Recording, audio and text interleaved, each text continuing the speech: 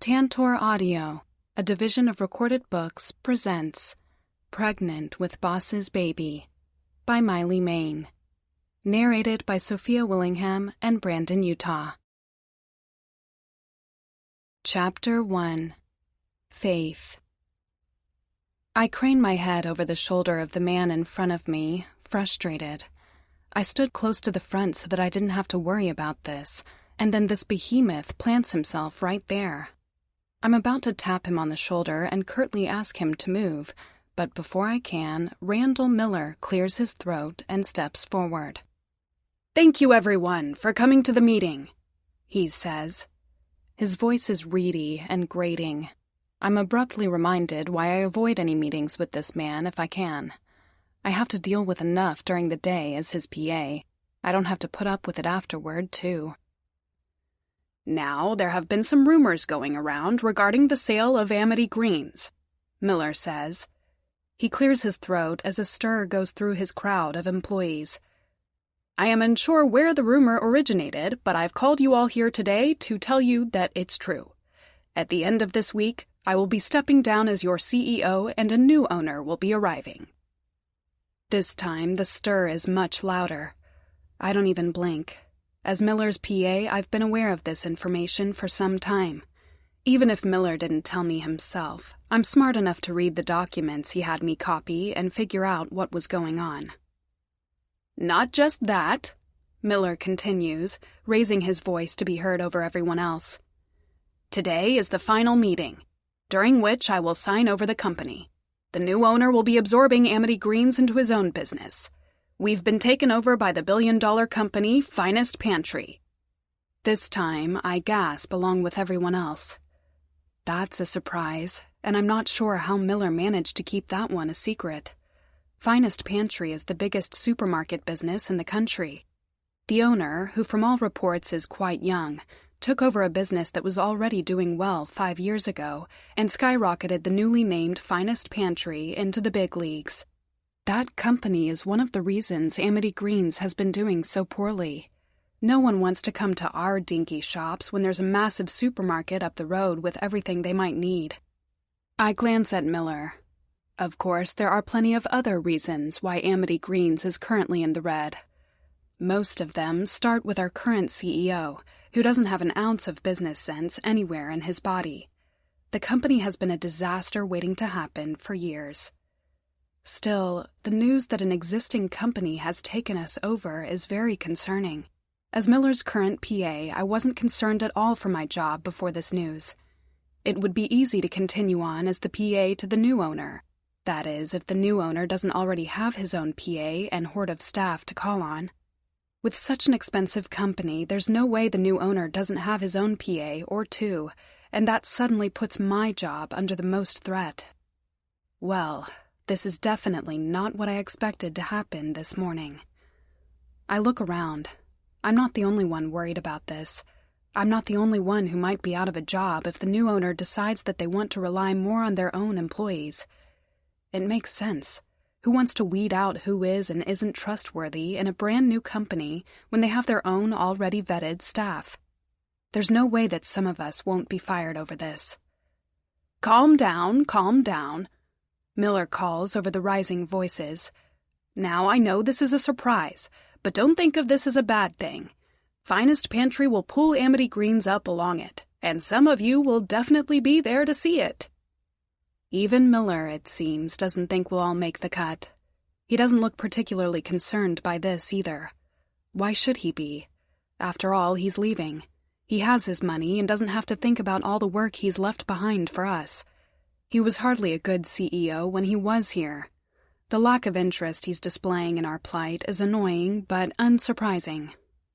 The meeting doesn't go on for much longer as Miller waxes poetic about what Finest Pantry will do for us, intoning dryly about how much he's going to miss us all. In his original speech, he was going to mention specific people who had done well, but I subtly suggested that he cut that out. It wouldn't look good for him to talk about employees that he's never bothered to meet. The impression he's leaving us with isn't great as such. No need to make it worse. As soon as Miller dismisses us, I duck through the crowd and am one of the first to leave. My expression is calm, but my hand clutches my bag in a white-knuckled fist, the only thing that gives away how upset I am right now. It doesn't surprise me that Miller sold us out to a larger company. Amity Greens has always been, or at least was supposed to be, about small supermarkets with well-priced items and a friendly atmosphere, something that's different from big, shiny corporate supermarkets. Now we're part of that scene, and there's nothing we can do about it. Will the new CEO even listen to us? Or will he just fire everyone and replace us so he can do whatever he wants with the new company? Does he see Amity Greens as another company he can run differently? Or does he see it as a new extension of Finest Pantry? There are so many questions. My head is spinning from all the new information. I need coffee. I direct my feet up the street, heading toward a small coffee shop that's tucked into the corner between a bookshop and a fashion outlet. Palmer's Bakery has always been one of my favorite places to go, even before I started working at Amity Greens. I even worked there for a time while I was studying in college. I stop by every morning for coffee and occasionally even buy one of their delicious pastries. The staff is friendly, and I know everyone who works there. When Jason Green, the shop's owner, is working there, he'll sometimes even sit down for a coffee with me. As I enter the shop, the first thing I notice is that Jason isn't around. That's a little disappointing because I could really use an ear to listen to my woes right now. There aren't that many people here. A couple sits in the corner while a man stands at the counter, surveying the pastries. As I approach, he looks up. I blink and almost miss a step. He is good looking. He has pitch-black hair that's tied into a ponytail at the nape of his neck and the brightest blue eyes I've ever seen, framed by long lashes. As he glances at me, he brushes his fringe aside. He's dressed in smart, casual clothes, jeans with a button-down shirt. The look suits him. "Sorry," he says, standing aside. His voice is deep and sends a thrill down my spine. "I'm still looking. You can go first." "Good-looking and a gentleman?" "Thanks," I say, stepping forward and moving toward the counter, smiling at the girl standing there. She's one of the 2 new employees, so I don't know her that well yet. "Can I help you?" she asks pleasantly. "Just a cappuccino," I tell her. "Large with 2 sugars, please." "I'll get that for you now," the girl says, pressing a few buttons on her machine. I hand over a few bills and accept the change before stepping aside again. I glance at the guy looking over the pastries. He's still frowning at the window, trying to figure out what he wants. The intense concentration on his face over the baked goods is both amusing and endearing, driving me to lean forward. "If you're having trouble, I recommend the jam croissant," I advise. Startled, he blinks and looks up, obviously not having expected me to say anything more. Then he grins. The expression transforms his face, making him even hotter. I swear I melt a little. This man is incredibly attractive in every way. "Thanks," he says. "I'll trust a personal review." The girl returns with a steaming mug of coffee. I accept it, smiling at the man once more before carrying it away carefully. I head toward my usual booth by the window, settling myself on the comfortable chair. The fragrance of the lilies on the table is soothing, and I draw in a deep breath. I finally feel myself calming. Does it really matter what happens next? It's really out of my hands. If I get fired, then I'll just find another job. It might be a little harder since I doubt Miller will give me a reference given that he's so determined to cut all ties with the company, but I'll make do. I'm resourceful. I'm sure I can find a way around this. "Now you're the one deep in thought," says an amused voice. I look up in surprise. The attractive man has come to my booth and is smiling down at me, a jam croissant on a plate in his hand. "Mind if I join you?" he asks. There's no way I can say no to that smile, nor do I want to. "Go ahead," I say, waving to the empty seat in front of me. The man settles into the seat I'm gesturing to and puts his plate on the table. "Do you come here often?" he asks curiously. "I used to work here," I say with a laugh. A long time ago. Now I'm one of their most loyal customers. So you can make a good coffee then? He asks teasingly. I wink at him, feeling flirtatious. The best. He laughs. It's a deep, smooth sound that makes my heart skip a beat. I try to remember the last time I felt this attracted to someone. I've been so busy the last few years that I haven't made much time for romance. Now that I'm facing the possibility of losing my job, I'm not really caring much about work. I'd love to try it. He returns with a wink. Well, I can't exactly make coffee for someone when I don't know their name. I hint. He laughs again. My name is Jace, he says. And yours? Faith, I say with a smile. Faith, he repeats, rolling my name around his tongue in such a way that I feel a blush creeping up my cheeks. That's a pretty name. Thanks, I say with a grin. He opens his mouth to speak when something beeps. It takes me a moment to realize that it's his watch. He looks down at it, irritation and then resignation crossing his face. Duty calls, unfortunately, he sighs. He pauses and then slides a notebook out of his pocket, ripping a page out of it. He scribbles a few numbers down. It was nice talking to you, Faith. He just gave me his phone number. I stare at it for a moment before dragging myself out of my trance enough to rip the paper in half and scrawl my own number on it, sliding it toward him. Likewise, I say. He grins at me, slipping my number into his pocket. Then he's gone, croissant in hand, whirling out the door. I'm feeling a little stunned about what just happened, but I also feel giddy. Encountering a hot guy like that hadn't been on my schedule for the day, but I'm certainly not going to complain. I smile and slip the number in my purse. It seems today wasn't all bad after all. Chapter 2. Jace. I lean forward in my comfortable chair and look over the stark white documents in front of me, scanning the black letters typed neatly on them. 3 people stand around me, watching intently as I look over the words. Finally, I reach the bottom and look up. Randall Miller immediately stops fidgeting and straightens. This is everything? I ask. Yes, Miller says with a nod. It's clear how much he wants this. Ever since we first started talking about the sale of the company, Miller has made it very clear that he wants nothing more than to sell the business and be rid of it completely. Desperate, even.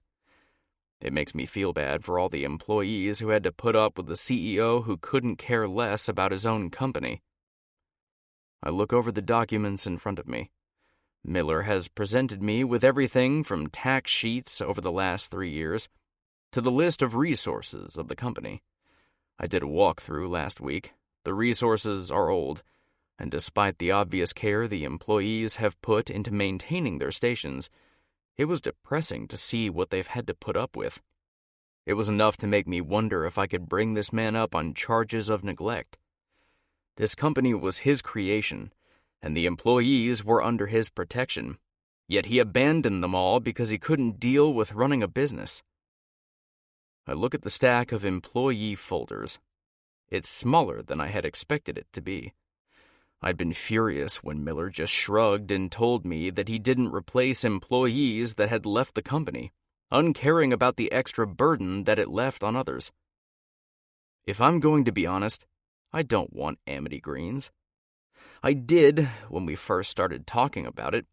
It seemed like an excellent opportunity to expand my own shopping centers and perhaps merge into the more niche market of friendly grocers.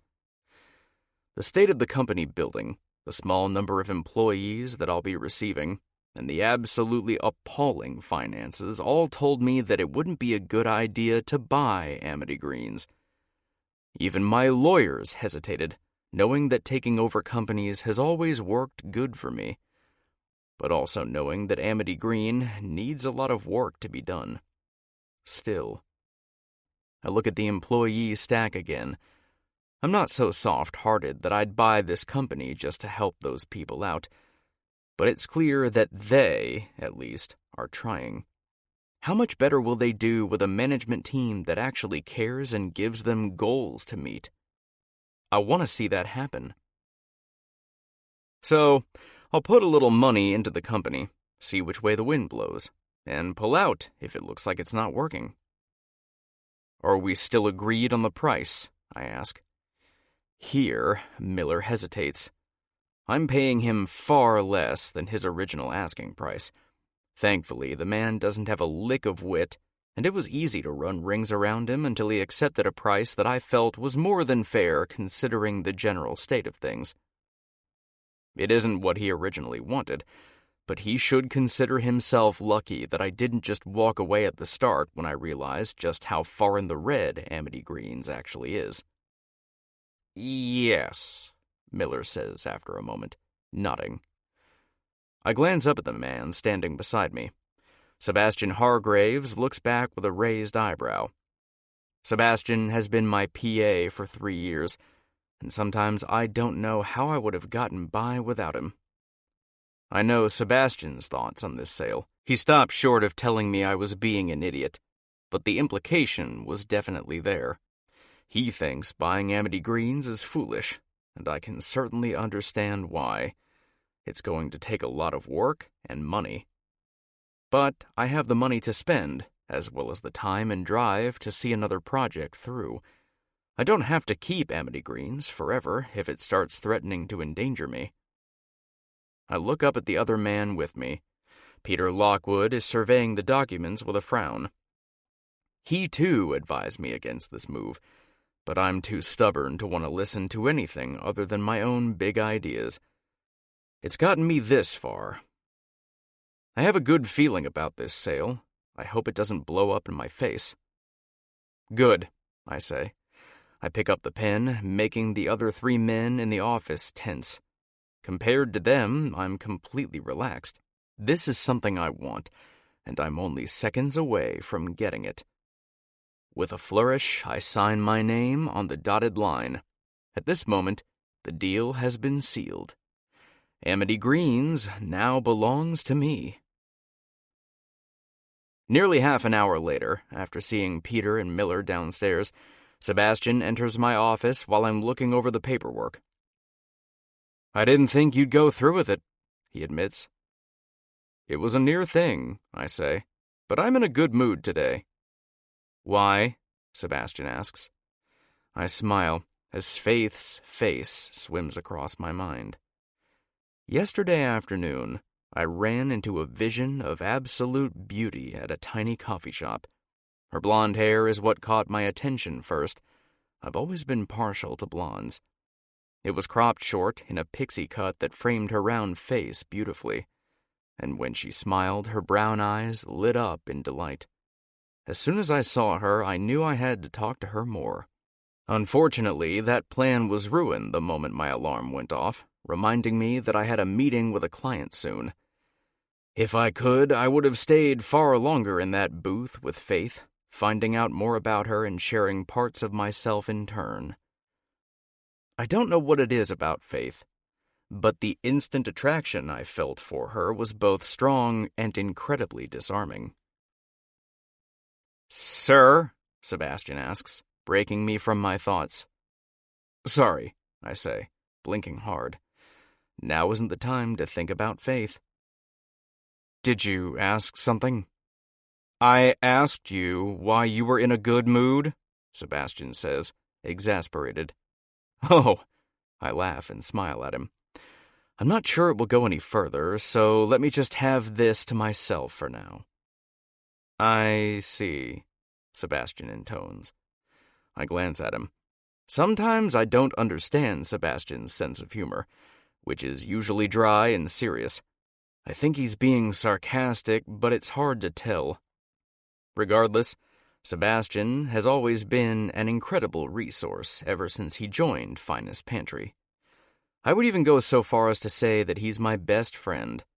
It's rare that I find friends who aren't only interested in my money and what I can provide for them financially. Anyway, I say with a shrug, maybe it doesn't seem like the smartest move, but I want to give it a go. It seems like it will be an interesting project. Ah, Sebastian says with the air of someone who has only just understood something. You're bored. I don't deny it. Sometimes it's boring sitting at the top of a billion-dollar company. I'm only 32, but it sometimes feels like I've hit the ceiling. There isn't much further up I can go with Finest Pantry. Amity Greens might mean starting at rock bottom, but that's kind of what I want. Making excuses about the hard workers was just a way to make my lawyer agree with my decision. In the end, though, it does come down to some selfish desire. I want Amity Greens because building it up will keep me busy for now. Well, if you were looking for a project that's going to take you a few years, you've chosen the right business, Sebastian says with a sigh. He was not impressed during the walkthrough last week. Like me, he feels that Miller's poor employees shouldn't be working in those sorts of conditions, especially with the evidence of how hard they've been trying to keep everything afloat everywhere we looked. He once commented that he was surprised that Miller's secretary, or PA, hadn't quit long ago. That reminds me, I want to meet Miller's PA. I haven't looked through the employee files yet, but Miller himself mentioned his personal assistant.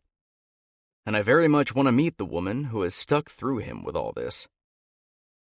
It means that she's resourceful, determined, and persistent. Exactly the type of person I want on board while I struggle to make Amity Greens into the sort of company that will turn a profit instead of losing money. Remind me to look through the employee files later, I say to Sebastian, before I present myself to the company. We'll be doing that tomorrow, sir, Sebastian says, glancing down at my desk calendar. Do you have your speech ready? I grimace. I don't. I've been so busy with Finest Pantry since we're currently rushing through promotions for the upcoming Halloween, and with making deals with Miller that I've barely had any time to spend on wondering what to say to my new employees. I wonder if I should start with, "You'll all keep your jobs," I say with a sigh. That's what they're all going to be the most anxious about, right? If I were them, yes, Sebastian says with a nod. One thing to remember is that your first impression is very important. These people have been putting up with Miller for a very long time. They're going to be wary. Treat them well, and I think you'll have a functioning company in no time. I nod, dragging a blank piece of paper toward me. I speak in meetings and in front of my employees all the time, but none of these speeches felt as high stakes as this one. This meeting is going to determine whether my new employees will work for me, or if I've spent countless dollars for no reason. I'm really hoping they'll work for me. Any suggestions? I ask Sebastian. Tell them they're not getting fired, Sebastian says. Not right away, I say, but close. I think of Faith. What would I say to her right now if she was in front of me, with her ruby red lips, long lashes slowly falling over brown eyes, clothes fitting in all the right places? All right, maybe I shouldn't think about what I would say to Faith. I cough and write a few more notes down. I definitely want to talk to them about the appalling management and indicate that I will be electing people from among them as first priority to help manage each division. Miller did have managers, but he ended up deciding that he didn't need management help and slashed the positions. Most of the previous managers left, while only a few stuck around to help their fellow employees as much as possible in a bad situation. The only management position kept was his PA, and I have a sneaking suspicion it was because he could make her do as much of his work as she was able to. I know how I will start my speech. These people were going to be wary, and rightfully so. So I need to make sure they know that I'm not going to step into the CEO position and usurp everything they've tried so hard to achieve. I need them to know that they can always come to me if they need help. I grin at Sebastian and lean over the paper, scribbling out some words as I craft my strategy. This is going to go well. I'm determined it will. Chapter 3. Faith. I'd hoped to meet Jace again at the little coffee shop today, but he isn't there. Instead, I just get a coffee and complain about my troubles to Jason, who is working today. After all, Miller and the new CEO are meeting in a few hours. The outcome of that meeting will determine the fate of Amity Greens. Jason frowns as he listens while I lean against the counter. There are no other customers in the shop, but he's busy drying mugs from earlier groups. I don't mind too much. It's enough for me that he's willing to listen. "Do you think you'll lose your job?" he asks. Some of my righteous indignation fades, and I slump, cupping my mug in both hands. Regardless of how furious I am about the changeover and what it might mean for me and the rest of the employees at Amity Greens, I'm also incredibly worried.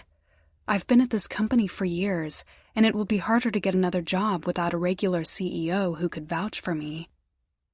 I don't know, I admit. But what will the new owner do with 2 PAs? It will depend on what the owner does with Amity Greens.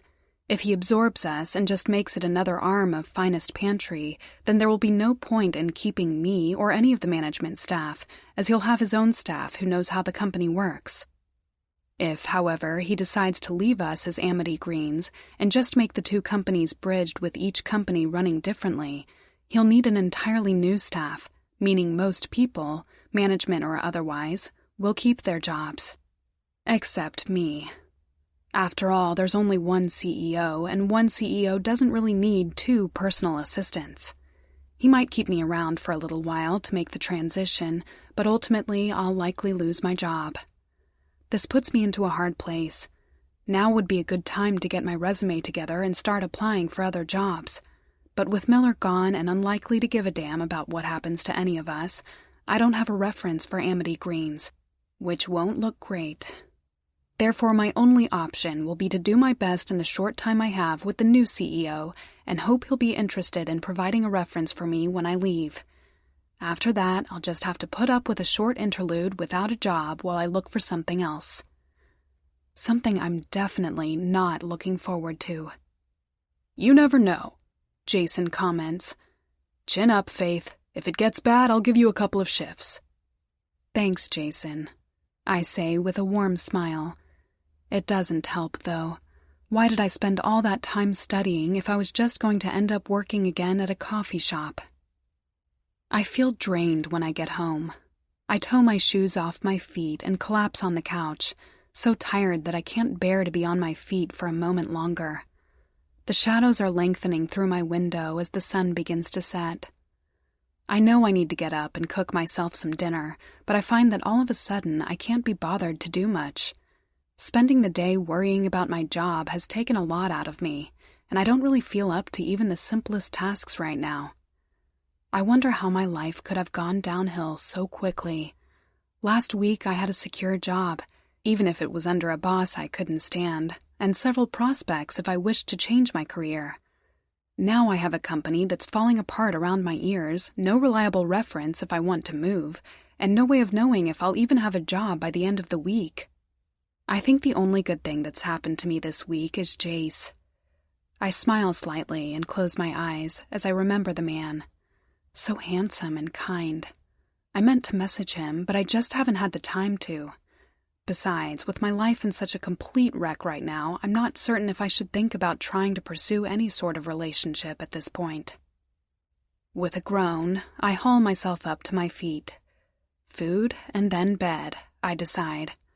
I don't actually want to sit here all night and think about everything that has gone wrong so far.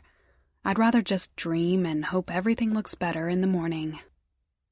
When I dream, it's of Jace. Since he'd been so predominantly on my mind before I went to bed, my mind automatically skips to the handsome stranger. He's sitting in front of me at my small dining table, a cup of coffee warming between his hands. When he smiles at me, warm butterflies erupt in my stomach. It doesn't feel strange that he's there. It feels like he belongs here. "Are you all right, Faith?" he asks. Yeah, I say with a smile. I'm good. And I am. All the worries that I had had earlier have faded away, as though they no longer exist. There's only me and Jace in this tiny circle of the world that we've carved out for ourselves. Slowly, I reach out with my foot and touch his ankle with my toes. He isn't wearing socks or shoes, and the contact sends a fissure of shock through me. He doesn't jerk or tell me to stop. Instead, he slides his foot forward to maintain the contact, his eyes never leaving mine. The warm feeling from before starts to heat up, making my breath catch in my throat. I've never had much time for relationships, not really. I've always ended the few relationships I've had before they could get too serious, needing the time to focus on my work. I hadn't wanted to take anything further with those men who were jealous of my success and annoyed that I couldn't focus solely on them. But I've had desires. I know what I've wanted even in the moments when a spark has ignited in me.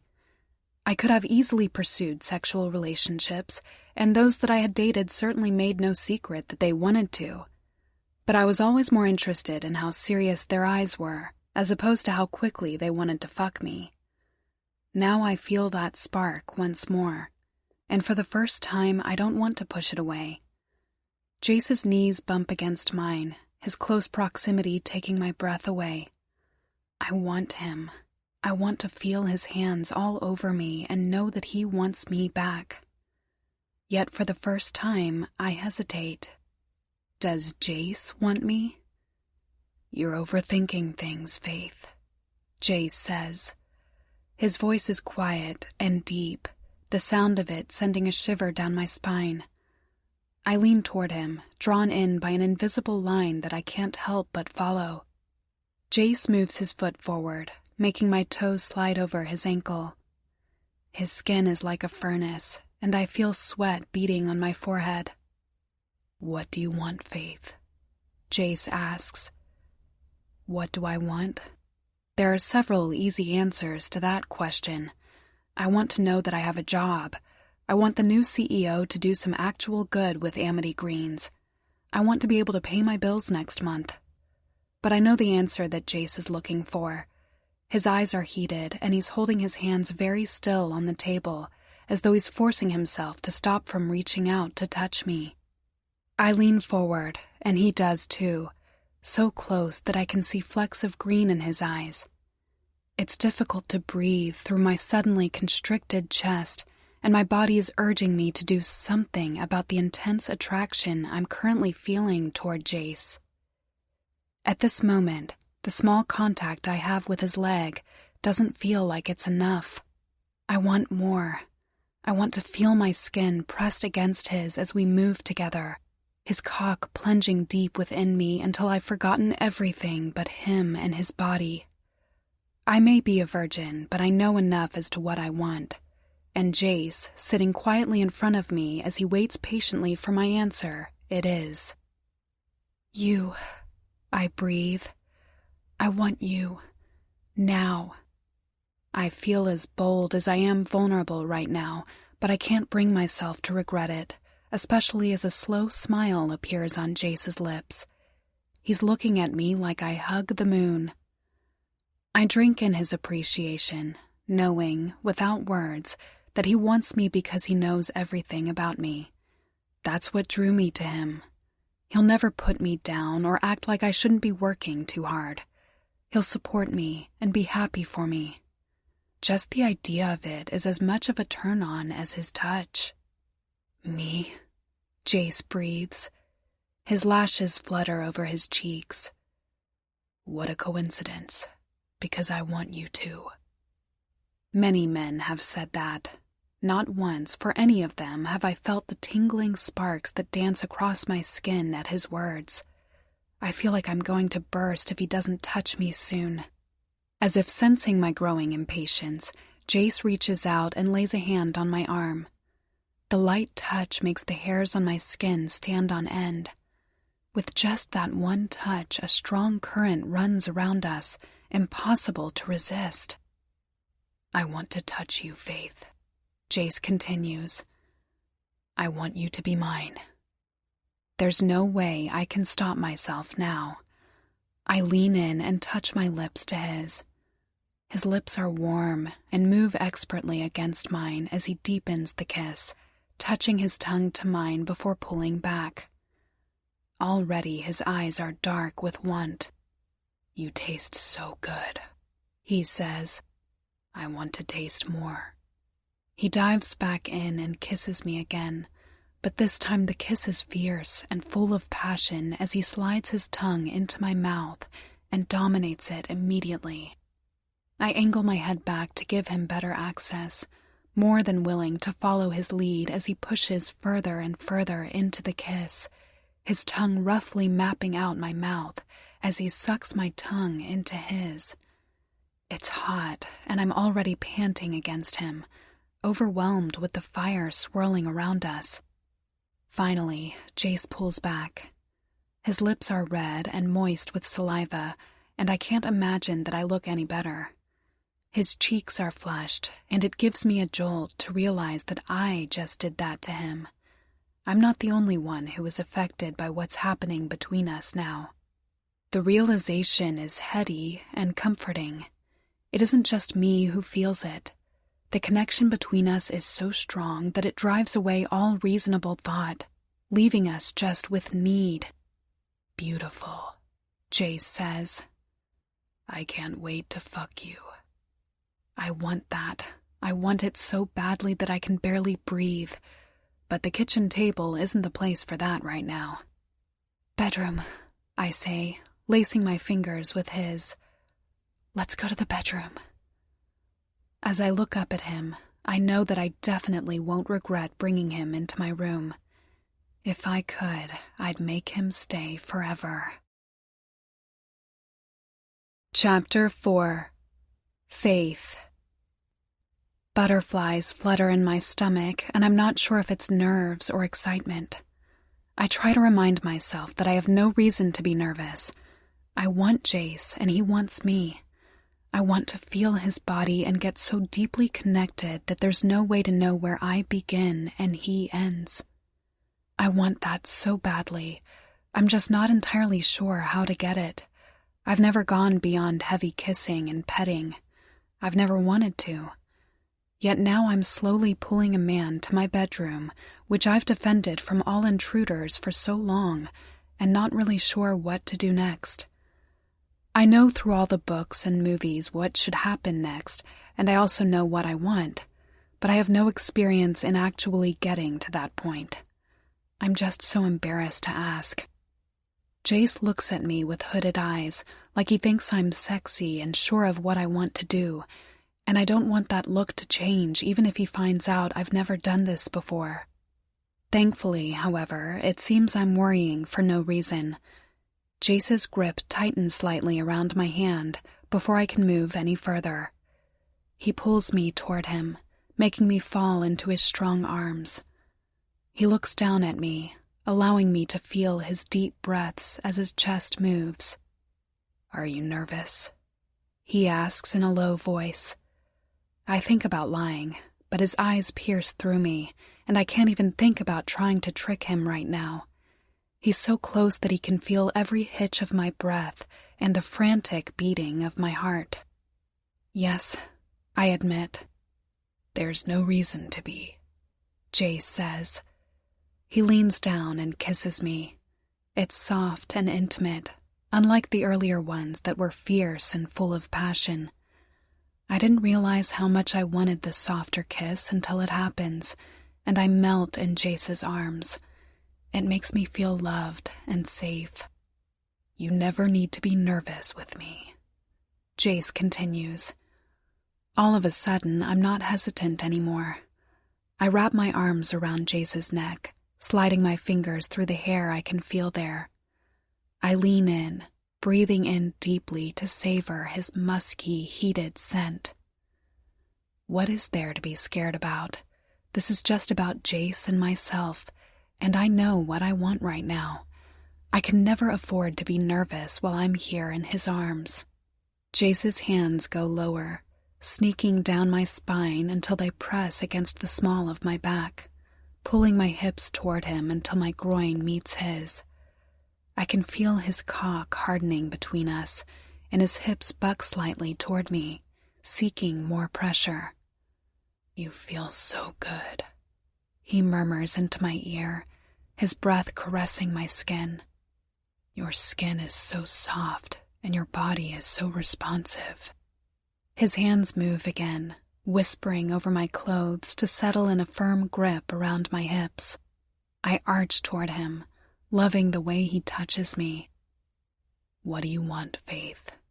Jace asks. My mind takes a moment to catch up, straining to come up with an answer that's good enough. In a flash, I know what to say. "Fuck me," I breathe. The air between us is still, full of tension as our bodies ache for one another. I look up into Jace's eyes and can feel the heat radiating through them. It suddenly feels like a heater has been turned on in the room. My heart starts to beat faster again, and I draw in deep breaths that hitch in my throat. "Yes," he says, dipping his head down to press kisses along my jaw, his light stubble scratching my skin. "I'm going to fuck you hard." My stomach clenches and my arms tighten around him. This is all I want. Then, abruptly, I pull away and catch his hand, tugging him toward me as I lead him through the door of my bedroom. There's no room for nerves or doubt any longer. I want Jace in my room, in my life, and right now, inside my body. I won't hesitate any longer. I kick aside some clothes as I drag him in, Jace willingly following my lead. He somehow looks like he belongs to my room, moving around pieces of furniture and things on the floor with casual ease, as though he's been here before.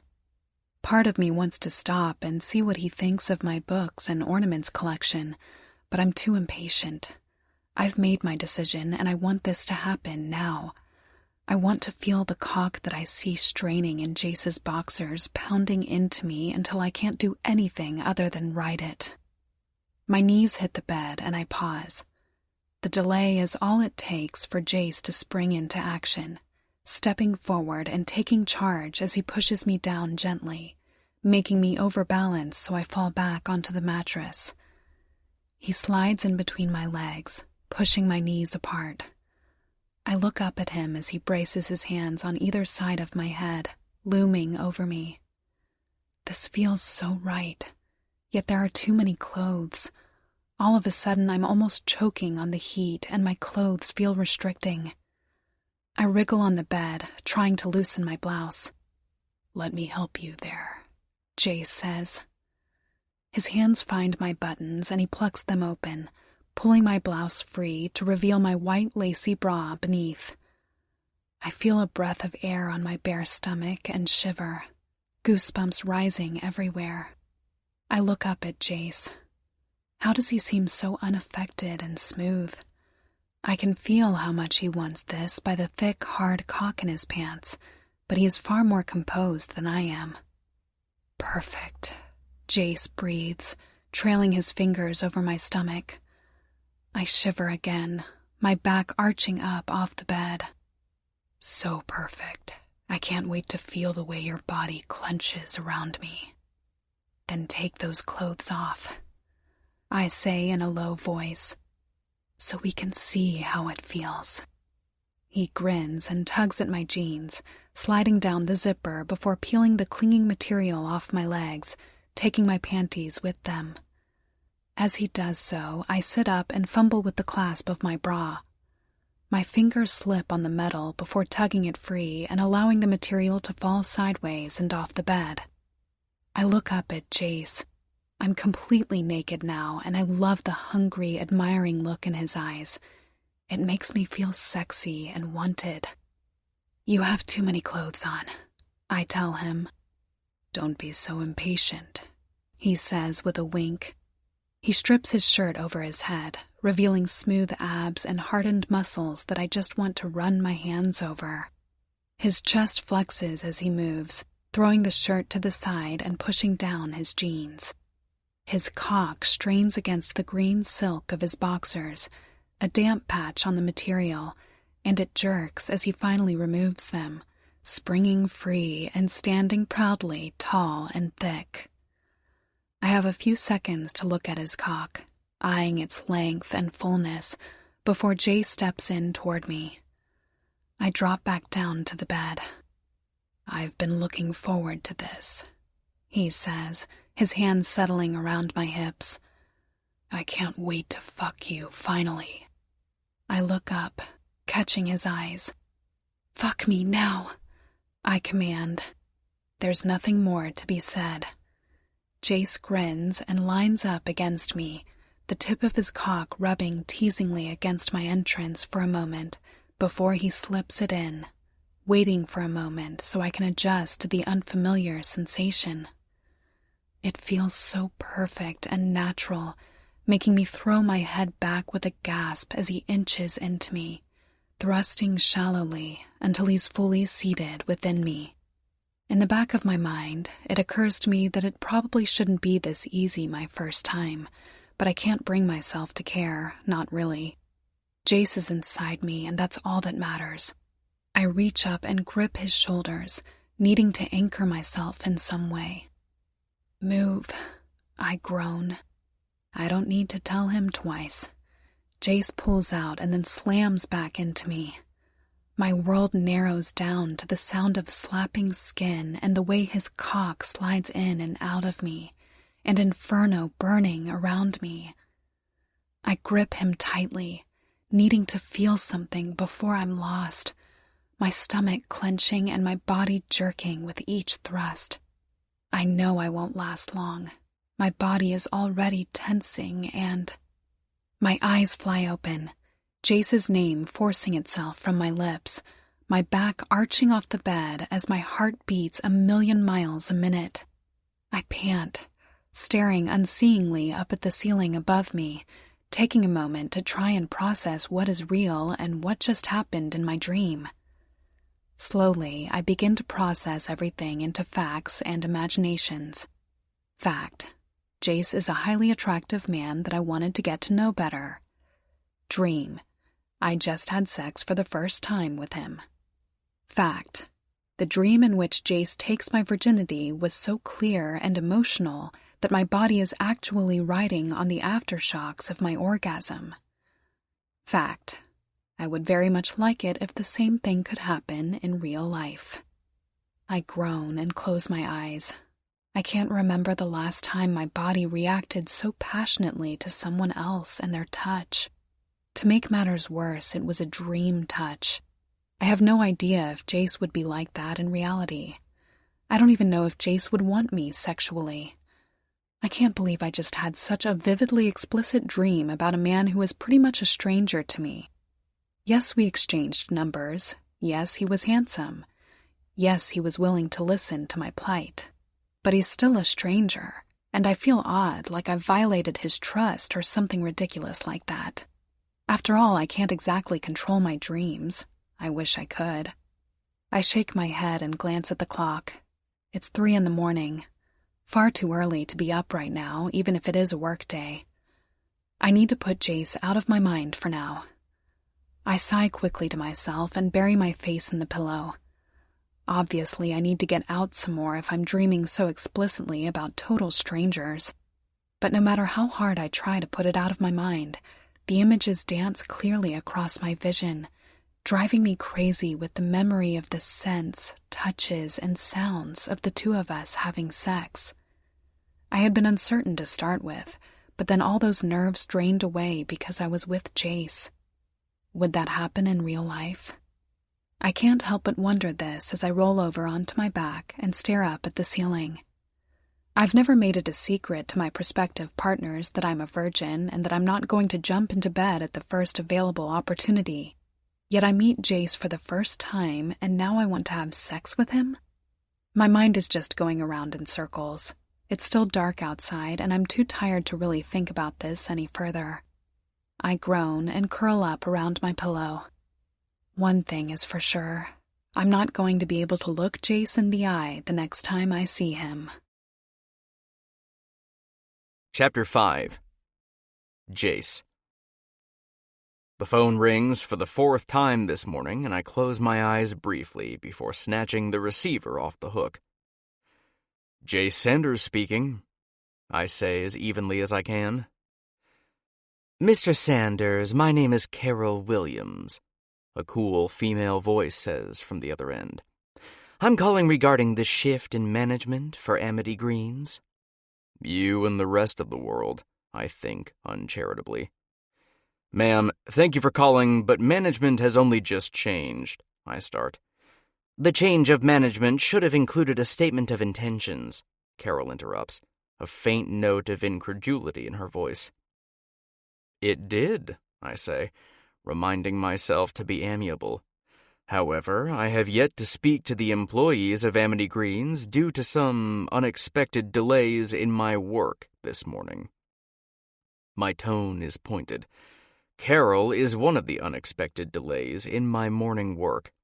How does anyone expect me to get anything done if they're constantly interrupting me? I do, of course, understand that everyone wants to know what's going to happen next, but I need some time to think about what I'm going to do and to get all the paperwork out of the way before I start making the announcements. I see, Carol says. She sounds unimpressed. Please let us know as soon as you have made your announcements. After all, many other companies are riding on the decision you make. I know that. That fact is exactly what I'm sitting here agonizing over. I will keep you informed, I say, curtly, unable to suppress my irritation. Have a good day. I hang up the phone and huff in frustration. Movement in the corner of the room makes me look over. At his own desk, Sebastian quickly wipes an amused smile off his face. Something funny? I ask, raising an eyebrow. I find it hilarious that the world wants to know your decision, yet refuses to give you the time to make it, Sebastian says dryly. I don't think it's that funny, I sigh. I look down at the pile of papers on my desk. There are so many here to go through and sign that it doesn't feel like I'll ever get through it all. Meanwhile, I have an entire company of people waiting on tenterhooks to meet me and hear what I've decided. You've already made your decision, Sebastian points out, almost like he's read my mind. Why second-guess yourself now? I groan and lean back in my chair. Mark said something about it, I grumble. Mark is only thinking about the money, Sebastian says without missing a beat. Something I remember you saying you didn't care about right now. He was right. When I first declared my intentions for Amity Greens, I did so with the full awareness that it wouldn't be as profitable as others would probably like. It would make more sense to enfold Amity Greens into Finest Pantry and completely combine them. However, I've found that I don't want to do that. The more I thought about it, the more I liked the idea of expanding into a new market. Finest Pantry is full of high-market goods, expensive foods, and snooty customers. Amity Greens has a more local base, with loyal patrons that do their daily or weekly shops there, and a lot more goodwill. I don't want to expand Amity Greens. I bought it because I liked the idea of it, an idea that the previous CEO apparently didn't know how to handle very well. Of course, when I told Mark Baker, my lawyer, about my plans, he was horrified. He declared that it was a horrible idea and that I would be better off just combining the two companies into one. It was enough to make me doubt that I was doing the right thing. Amity Greens is not going to make a large amount of money, yet, Sebastian reminds me. But you'll still be turning a profit, and you don't need any more money. Well, Sebastian isn't wrong about that, either.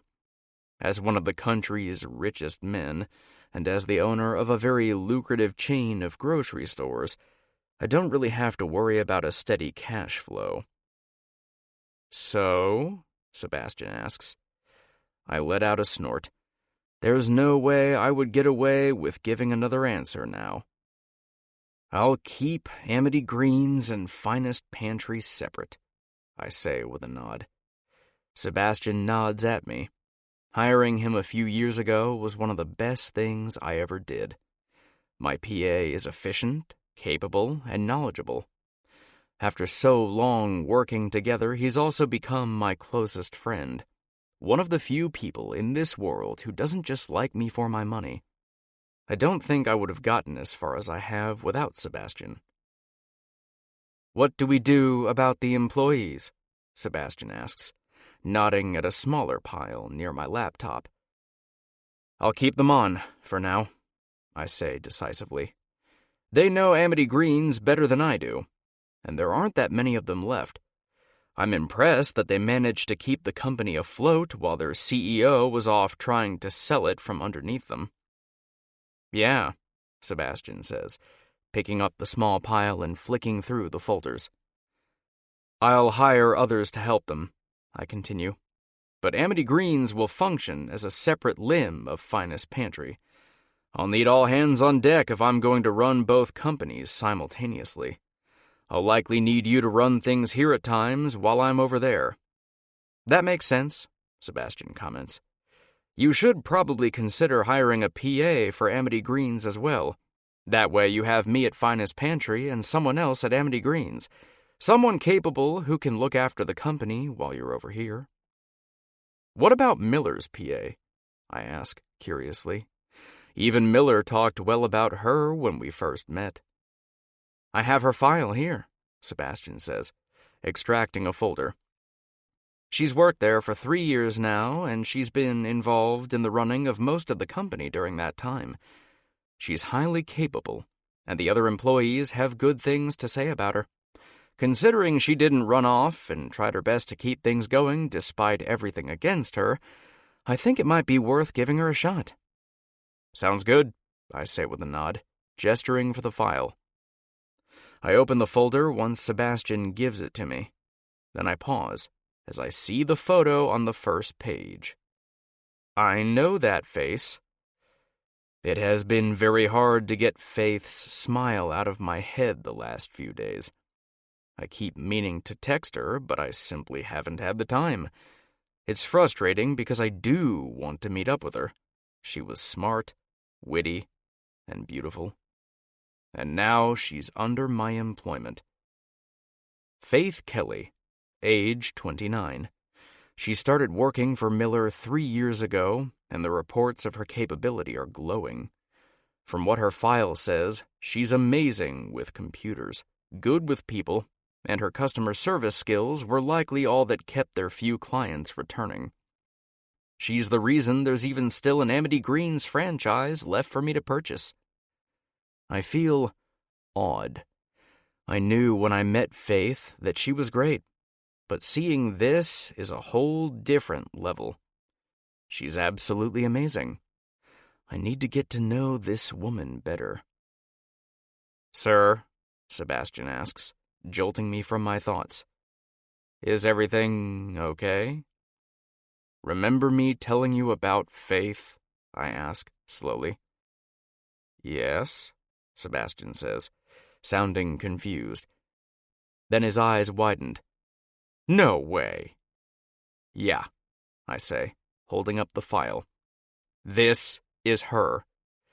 Sebastian takes the file and flicks it open. He whistles. She's gorgeous, he says. I glance at the photo again. With her blonde hair cut short and a pixie cut that feathers around her face and large brown eyes, Faith is beautiful.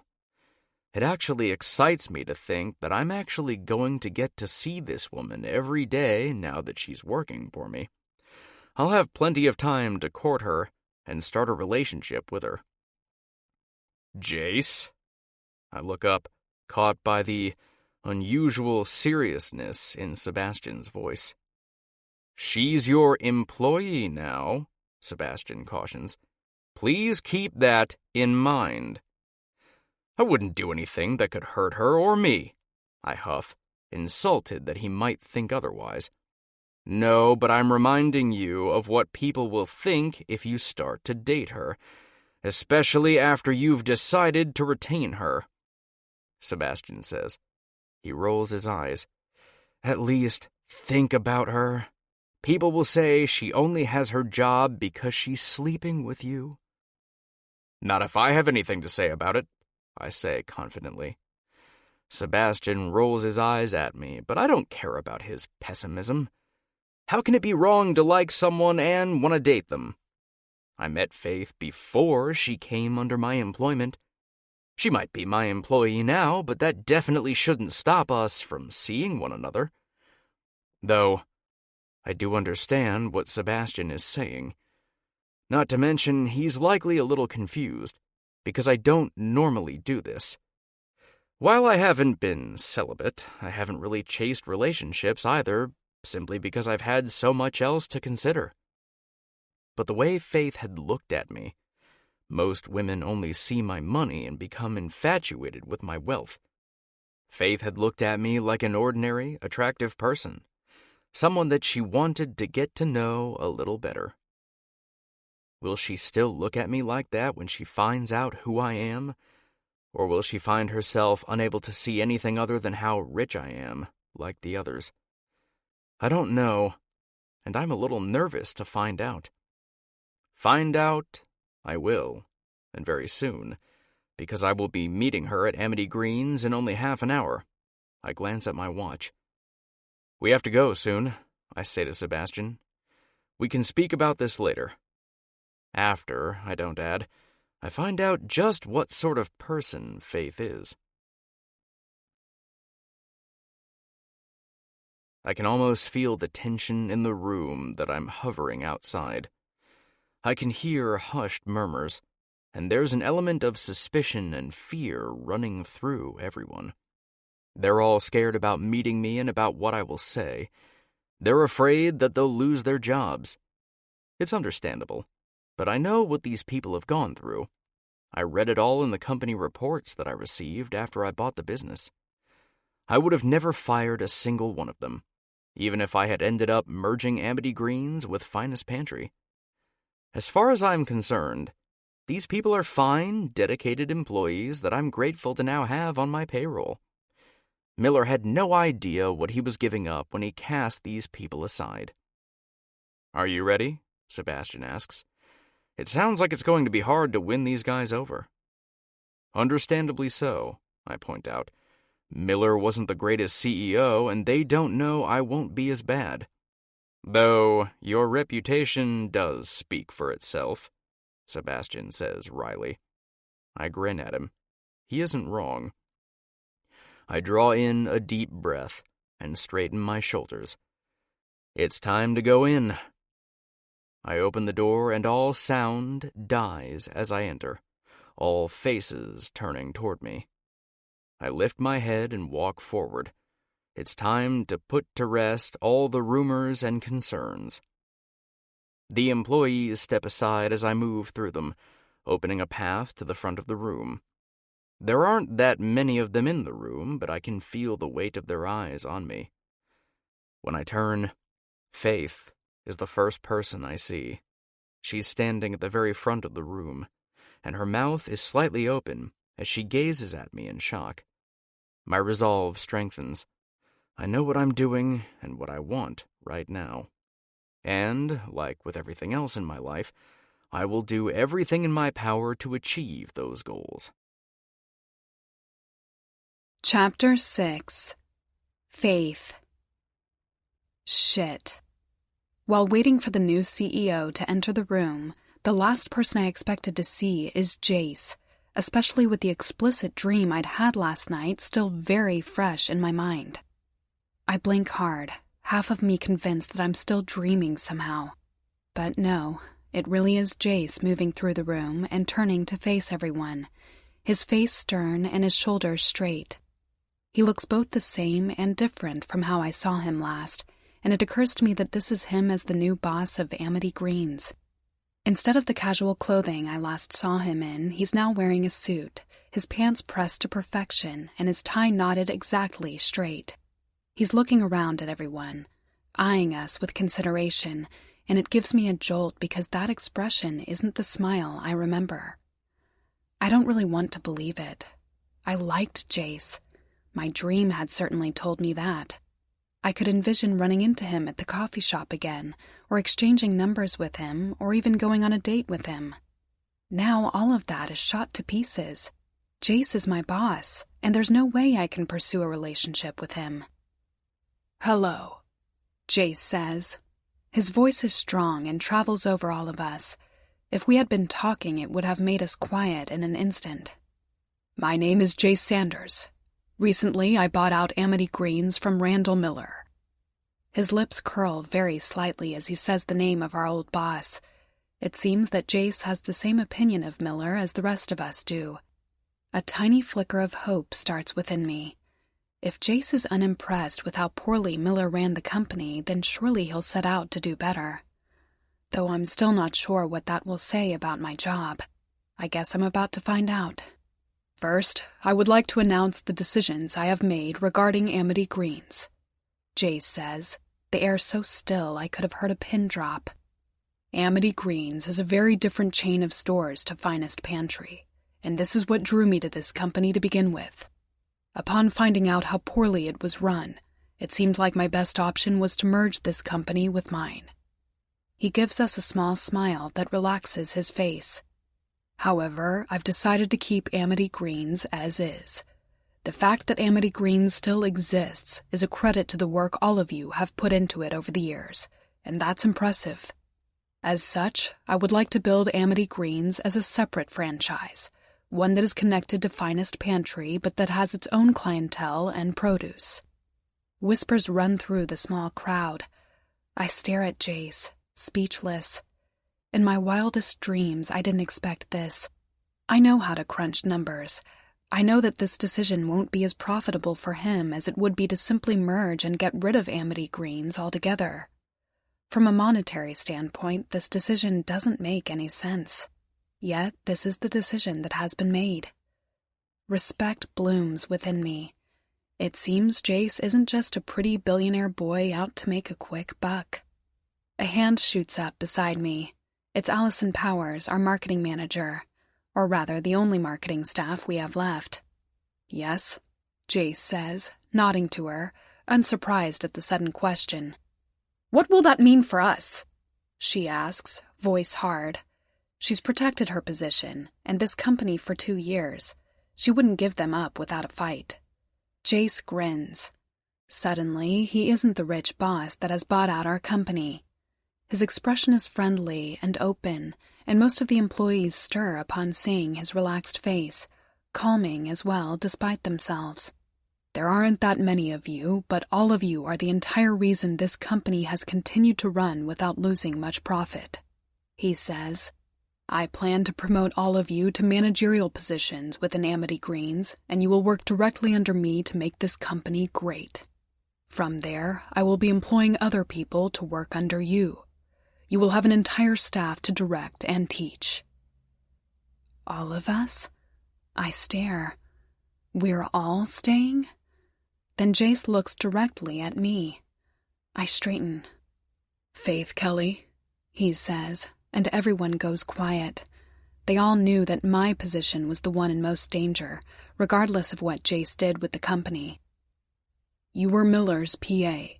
Naturally, I have my own PA, but I can't be in 2 places at the same time. My own PA, Sebastian, will continue on in that role for me at Finest Pantry. You will remain in your role here, but under me, at Amity Greens. The 2 of you will be the next port of call when I am not present. As such, when I am not here overseeing things, you will be the one in charge, Faith." He smiles at me. "Your work has been astounding. You kept everyone together and made sure to run this company. I would be a fool to let your talents go." For a moment, I'm not sure I heard right. I still have a job? I stare at Jace as he turns to answer another question, but I'm not paying attention anymore. I've been worrying about what I will do from the moment I discovered that Miller was selling the company and abandoning us. There should have been no way that I would be able to keep my job. And even if I did still have a job at Amity Greens, I was certain that I wouldn't be a PA anymore. which would mean learning a whole different skill set very quickly. Yet, that hasn't happened. Jace has found a way to not only keep everyone in their position, including me, but also to promote growth in the company. It's almost overwhelming. I don't know what I should say about it all. I'm half convinced that this is actually still a dream. Things don't usually fall so perfectly into place for me. People start moving around me and I jump, realizing that Jace has dismissed us. Flustered, I realize that I've missed the end of his announcement, and I have no idea what important things I should have listened to. I panic for a moment, looking around, wondering if I can catch one of my workmates to tell me what I just missed. Then I swing around, and Jace is standing right in front of me. Surprised, I jerk back, heart skipping a beat at his proximity. I can't help but remember the way our limbs entwined within my dream, and the way his heated body moved against mine. Well, fuck. I tried desperately to cast the memories out of my head, but I can smell his musky cologne, and it's making my head spin. Jace, I say, a small wobble in my voice. You're our new boss? That's right, Jace says. He grins at me. Now that he isn't standing in front of the crowd making announcements, his shoulders are relaxed and he feels far more approachable. Surprised? I was pretty shocked too when I saw your profile. I stare at him. The question bubbles up to my lips before I can stop it. I shouldn't look a gift horse in the mouth, but I need to know. Did you only keep me on because we were attracted to one another? I blurt out. Jace blinks, obviously taken aback. What? No, not at all, he says, shaking his head and frowning at me. Sebastian actually read your profile first and recommended that we keep you on as a PA here for Amity Greens due to your track record. I agreed with him even before I saw it was you. Rest assured, you're remaining in your position because you're good. Despite myself, I feel flattered. His objection to my concerns feels genuine, and there's a hard look in his eyes as he tries to convince me that he didn't just keep me on because I was pretty. I'm still in this position because of my own merits. That feels good. Thanks, I say, finally unwinding slightly. So, how did you end up coming to buy Amity Greens? Miller put it out for sale, and I was interested, Jace says with a shrug. When I looked further into it, it didn't seem worth it. But I was curious about how you weren't so far in the red that it would be impossible to pull you out. That's when I discovered that only a handful of employees were desperately trying to keep this place ticking over, led by Miller's highly capable PA. He winks at me, and I flush, coughing. His compliments are a little thick, but I can't say I don't appreciate them. It's been too long since a boss has even said good job. That reminds me. I'll likely need you for the hiring process, Jace says to me, switching back to the boss mode. In the next few days, you and I will be sitting down to discuss where we want to go. I would really appreciate your input. After all, you know this company and its employees far better than me, and you'll be the one in charge during the times that I'm not here. The only person you'll answer directly to is me. If you tell someone to do something while I'm absent, that will be as good as it coming from me. He gives me a teasing side glance. I can trust you not to abuse this power? Jace, this is a step down for me, I say dryly. I was basically acting as a CEO for a dying company. Being the second in charge is going to be a relief after that. He chuckles. I remind myself that it's not a good idea to get too close to him. He's my boss. Now that I'm keeping my position, the last thing I need is for anyone to try and tell me that I only got it because I was close to Jace. Which I'm not. We've literally had one meeting before now. Anyway, now that the business stuff is out of the way, are you free tonight? Jace asks. I stare at him incredulously. Surely he isn't asking what I am thinking. You wanted to go over some work? I ask pointedly. He doesn't get the hint. I was hoping you and I could have dinner. Get to know each other a little better, Jace says with a smile. More personally. I really want that. I want that so bad it almost hurts. I don't think that's a good idea, I say evenly. He seems surprised that I'm refusing. He doesn't seem to see the logic in what I'm saying. Why? He asks, confused. I like you, and I want to see where a relationship with you could go. That's probably about the most perfect thing he could say, but it doesn't get rid of the fact that Jace is now my boss. That's really sweet of you, I say, but I'm afraid to say that isn't something I want. I've got a lot of work to do. I don't have time for a relationship right now. I'm sorry if I led you on. I was in a bad place when we met. He seems speechless.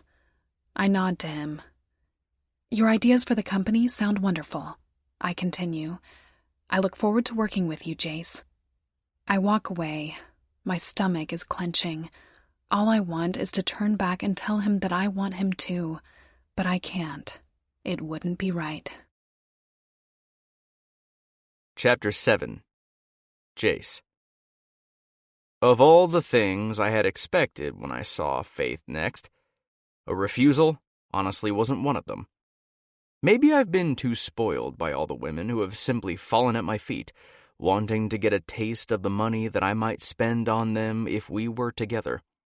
Yet Faith has just walked away from that, citing that she's too busy for a relationship. But I'm not an idiot. She was definitely as attracted to me as I was to her. I remember what Sebastian said. He wanted me to be careful because of the repercussions to Faith should we start a relationship so soon. It hadn't occurred to me that Faith, too, would be aware of those repercussions. The question is, what do I do about it now? I slide into my car deep in thought, and startle when a stack of paper lands on my lap. "Where was your mind?" Sebastian asks with a raised eyebrow. "I called you twice and you didn't answer." "Sorry," I say. "I ran into Faith after the meeting." "All right," Sebastian says slowly. "Let's start with the meeting. How'd it go?" I grin. There was something that had gone right today. "Pretty well," I say confidently. I announced my intentions to not only keep Amity Greens as is, but also to promote them all to managerial positions. They seem happy. Now I just need to make sure I hire quality staff to help them. "Great," Sebastian says, pleased. "Mark is going to have kittens." "Let him," I say dismissively. "This was my decision, not his." Sebastian grins at me. "So, Faith." All at once, my cheer fades. I slump with a sigh. She told me she was too busy to enter into a relationship. "Ouch," Sebastian says. "Classic letdown. Do you think she's just not interested, or that she's been scared off because you're now her boss?" "I like to think it's because I'm her boss," I say. Or, I hope it's the case. All I can do now is try and convince her that it will be okay. Sebastian glances at me and I scowl, knowing what he's thinking. Within reason. I know Faith is someone that I want. I've never wanted someone quite like this before. It isn't even just that she's beautiful. It's that she's smart and funny, and my opinion of her rocketed up several notches upon finding out that she single-handedly kept an entire company afloat while it was in danger of going bankrupt. She more than deserves a break and to continue working for me. How can I let someone like her go? She's exactly what I want. All I need to do is remind her that she's just as attracted to me. We can deal with everything else as it comes. Right now, the most important thing is being together. Amity Greens is where I'll be for the next few days, so I leave Sebastian in charge at Finest Pantry and head over to the smaller company. The air in the building is a lot better today. There's a charge of excitement and anticipation in the air. Several of the employees even give me hesitant smiles as I pass. I've spent all night writing up their new positions, and I have every intention of setting the ball in motion today. "Sir," Faith says, as I reach the office on the 3rd floor, looking up from her desk. There's no elevator, and the stairs squeak underfoot. One of my first orders of business will be to either renovate the place or find somewhere new. No one should work like this. How are you this morning? I let the distant greeting go for now. Good, I reply, setting my bag down on the cleared desk nearby. My office here is much smaller than I'm used to. First thing in the morning, I need these passed out to all staff. I hand her a file of papers, and she glances inside before smiling. Everyone will be excited, she says. I hope so, I say. As I said to everyone yesterday, it will take a few days to get everyone settled into their new positions, so we'll use that time to put out advertisements for staff and decide what we want to do. I would also like input on this building, if you could pass the word around. Do we renovate, or do we sell it and move on? I'll ask, Faith says with a nod. Maybe I can get them to write their ideas down and put them in a box? They're still a little hesitant. With good reason, I say. I wink at her. Fantastic idea, Faith. She goes slightly red and coughs lightly. I'll go hand these out, she says. Then she's gone, whirling through the door. Once she's gone, I clap my hands together and look over my desk. The wood is old, the chair is rickety, and the computer is outdated. Equipment upgrade definitely needs to be on my list as well. I sigh. There's so much to do that I need to start writing a list. When Faith returns, I'm balancing on the chair and scribbling in a notebook, listing everything that needs replacing, which, it turns out, is in fact all the things. I need to do a complete overhaul of not just the building itself, but also everything inside it. My computer isn't the only one that's outdated. I noticed everyone was using their personal laptops, which is terrible. They should be able to access company assets. I'm starting to realize, though, why Mark thought Amity Greens was a bad idea. There's so much money that I need to put into it even before we reopen as a new reborn company. Updating the technology alone is going to cost me thousands, and that's not even counting all the furniture and stationery we need, along with the cost of either renovations or buying a new building. I suddenly feel eyes on me, and I look up. Faith is staring at me.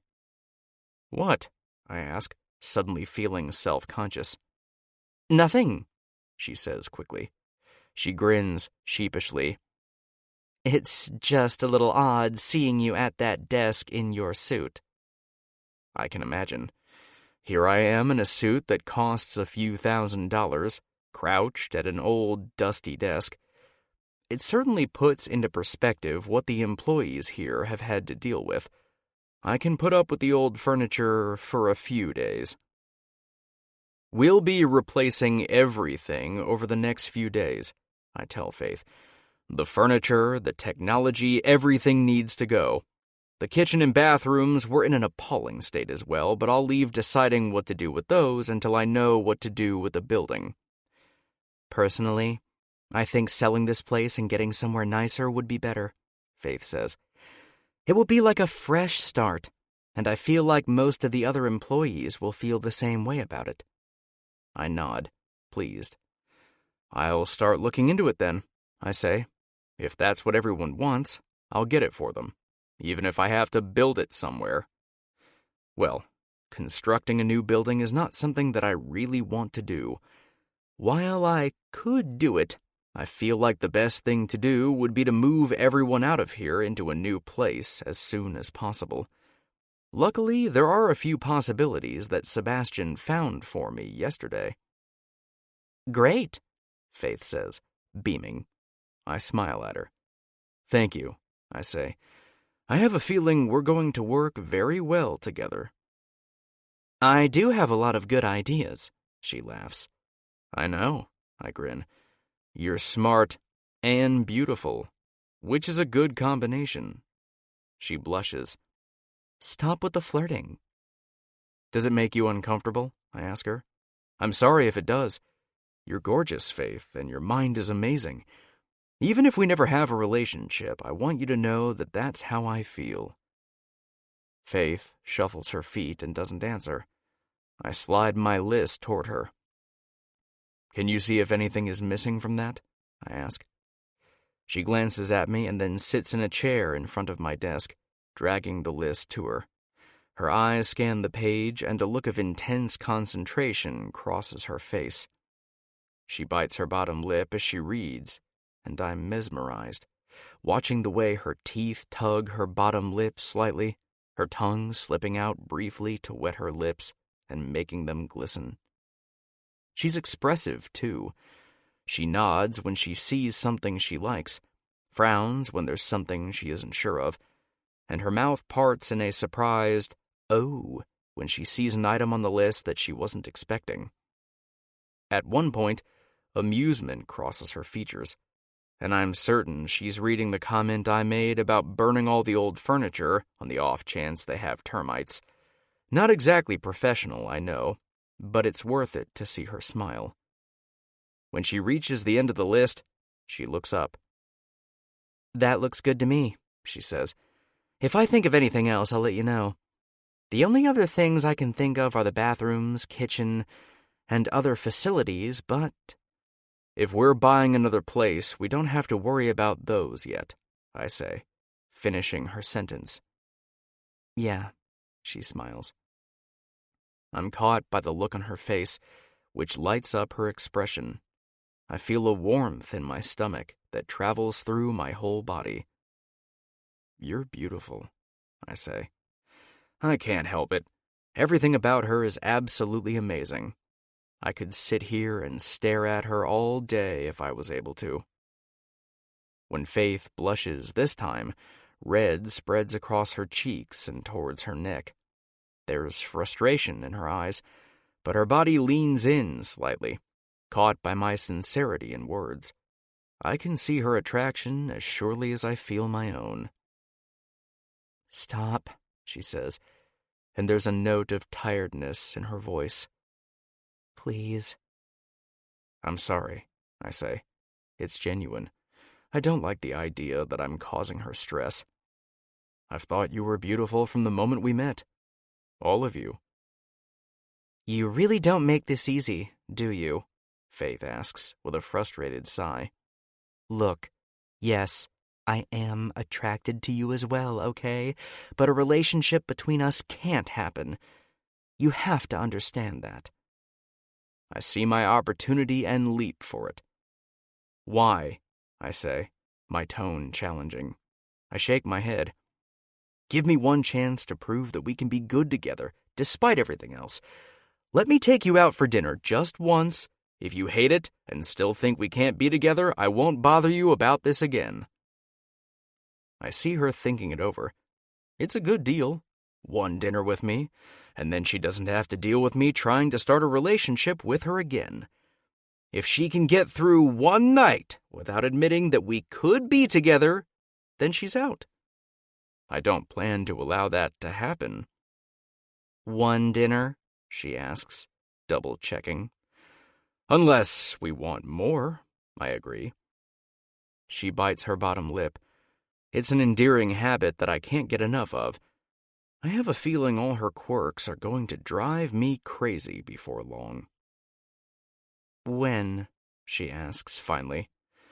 I'm absolutely not going to let this chance pass us by, or give her a chance to second-guess it.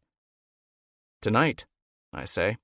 "I'll pick you up around 7 and we'll go to dinner." She still looks unsure, glancing at the door as if making sure no one can hear. Then she draws in a deep breath. "Okay," she says. "Tonight, then." I want to tell her that she's gorgeous and that she shouldn't be worrying about what others think, that I'm going to want her no matter what happens after this, but I don't. I can see that she's uncomfortable and worried. So I drag my laptop toward me and open up a document. "Can you help me run through the finances for the last year?" I ask. "I need to know what we have to spend through the company." Relief fills her gaze and she nods, scooting forward. I force my mind away from thoughts of tonight. For now, I need to concentrate on work. I can focus on Faith later. Chapter 8. Jace. Despite my confidence when I set up this date, I feel nervous as the time approaches. I end up pacing around my study, completely ignoring all the work that I brought home with me. I need to go through all the finances and determine what I need to spend for the company. Between Faith and I, we came up with some nice pieces of furniture that the staff will definitely appreciate. Some new company computers and laptops, and some other furnishings like lamps, cutlery, and kitchen appliances. We also managed to draft an advertisement for staff, which I'm supposed to be finalizing now. I just can't concentrate. The closer it gets to the time to pick up Faith, the more anxious I become. I know exactly what is riding on this date. If I can't get Faith to agree that we can be together, then that will be it. As promised, I won't bother her about it again unless she brings it up first. Sebastian, at least, had seemed impressed. "It's a good thing," he had said to me over the phone when I told him my dilemma. "Just sit back and see what happens. You're working with her now anyway. Even if a relationship doesn't start now, there's no telling what the future will hold." As I remember these words, I take a deep breath, forcing myself to calm. Sebastian was right. At this point, there's no rush. If Faith decides that she doesn't want a relationship with me right now, then that will be okay. We'll work together to make Amity Greens great, and I won't make any more passes at her. And if something grows from there, then we can bring it up again. I don't need this dinner to know that Faith and I are compatible.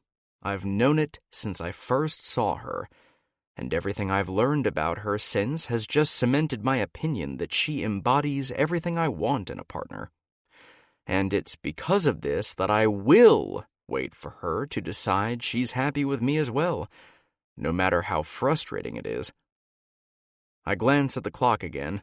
It's just after 6.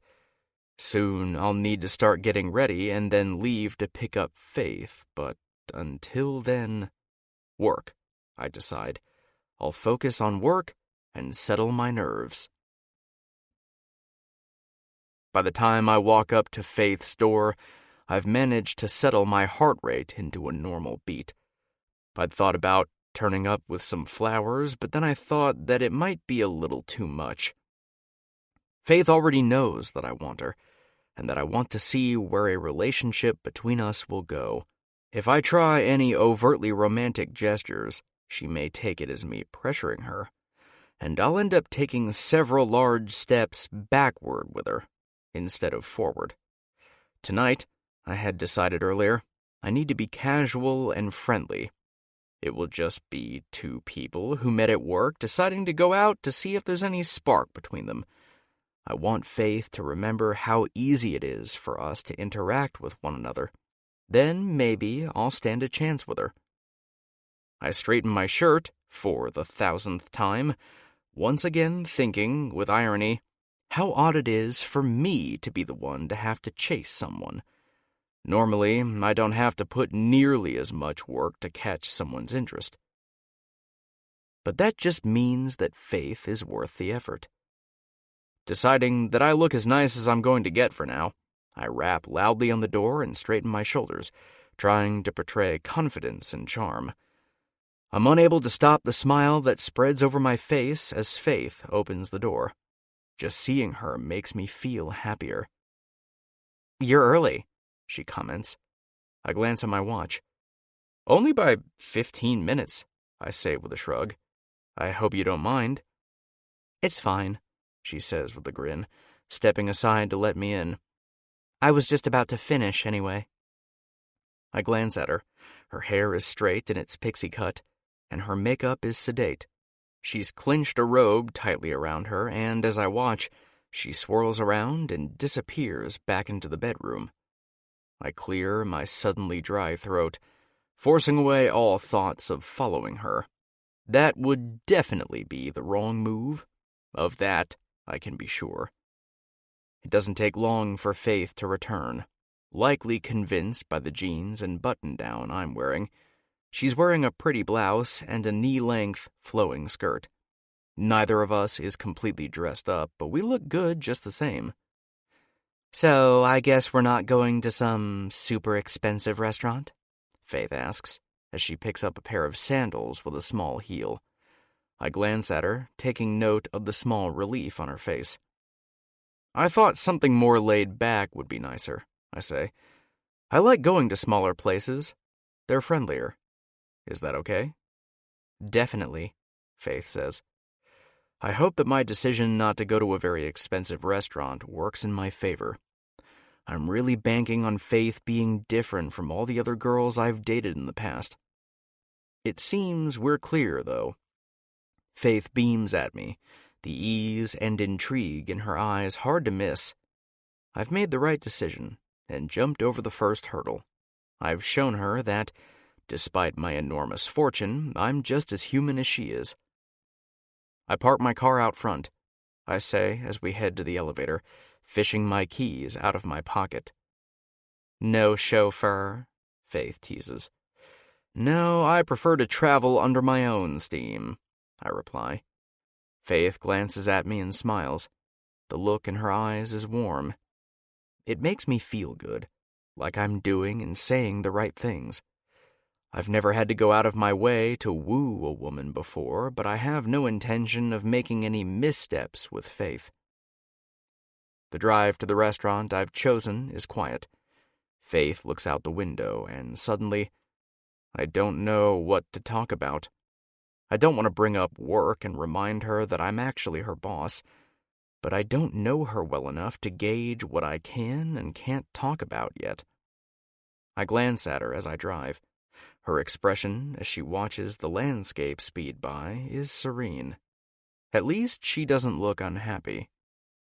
She's the one that breaks the silence first as we park the car, eyeing the restaurant curiously. I've brought her to a local burger joint, one that has bright lights, grinning staff, and a warm atmosphere. As we open the doors, a burst of laughter greets our ears. "Do you come here often?" she asks. "As much as I can," I reply. It's one of my favorite places to be. It isn't stuffy and formal. I can sit here and eat and read without having to worry about all the other wealthy patrons who stare and judge. "Is it okay?" I ask her. "It's great," she says warmly. I wonder what's going through her mind right now. What does she think of me at this moment? Of the choices that I've made? I chose to bring her here, wanting her to see a side of me that isn't just the rich entrepreneur that has control of 2 businesses.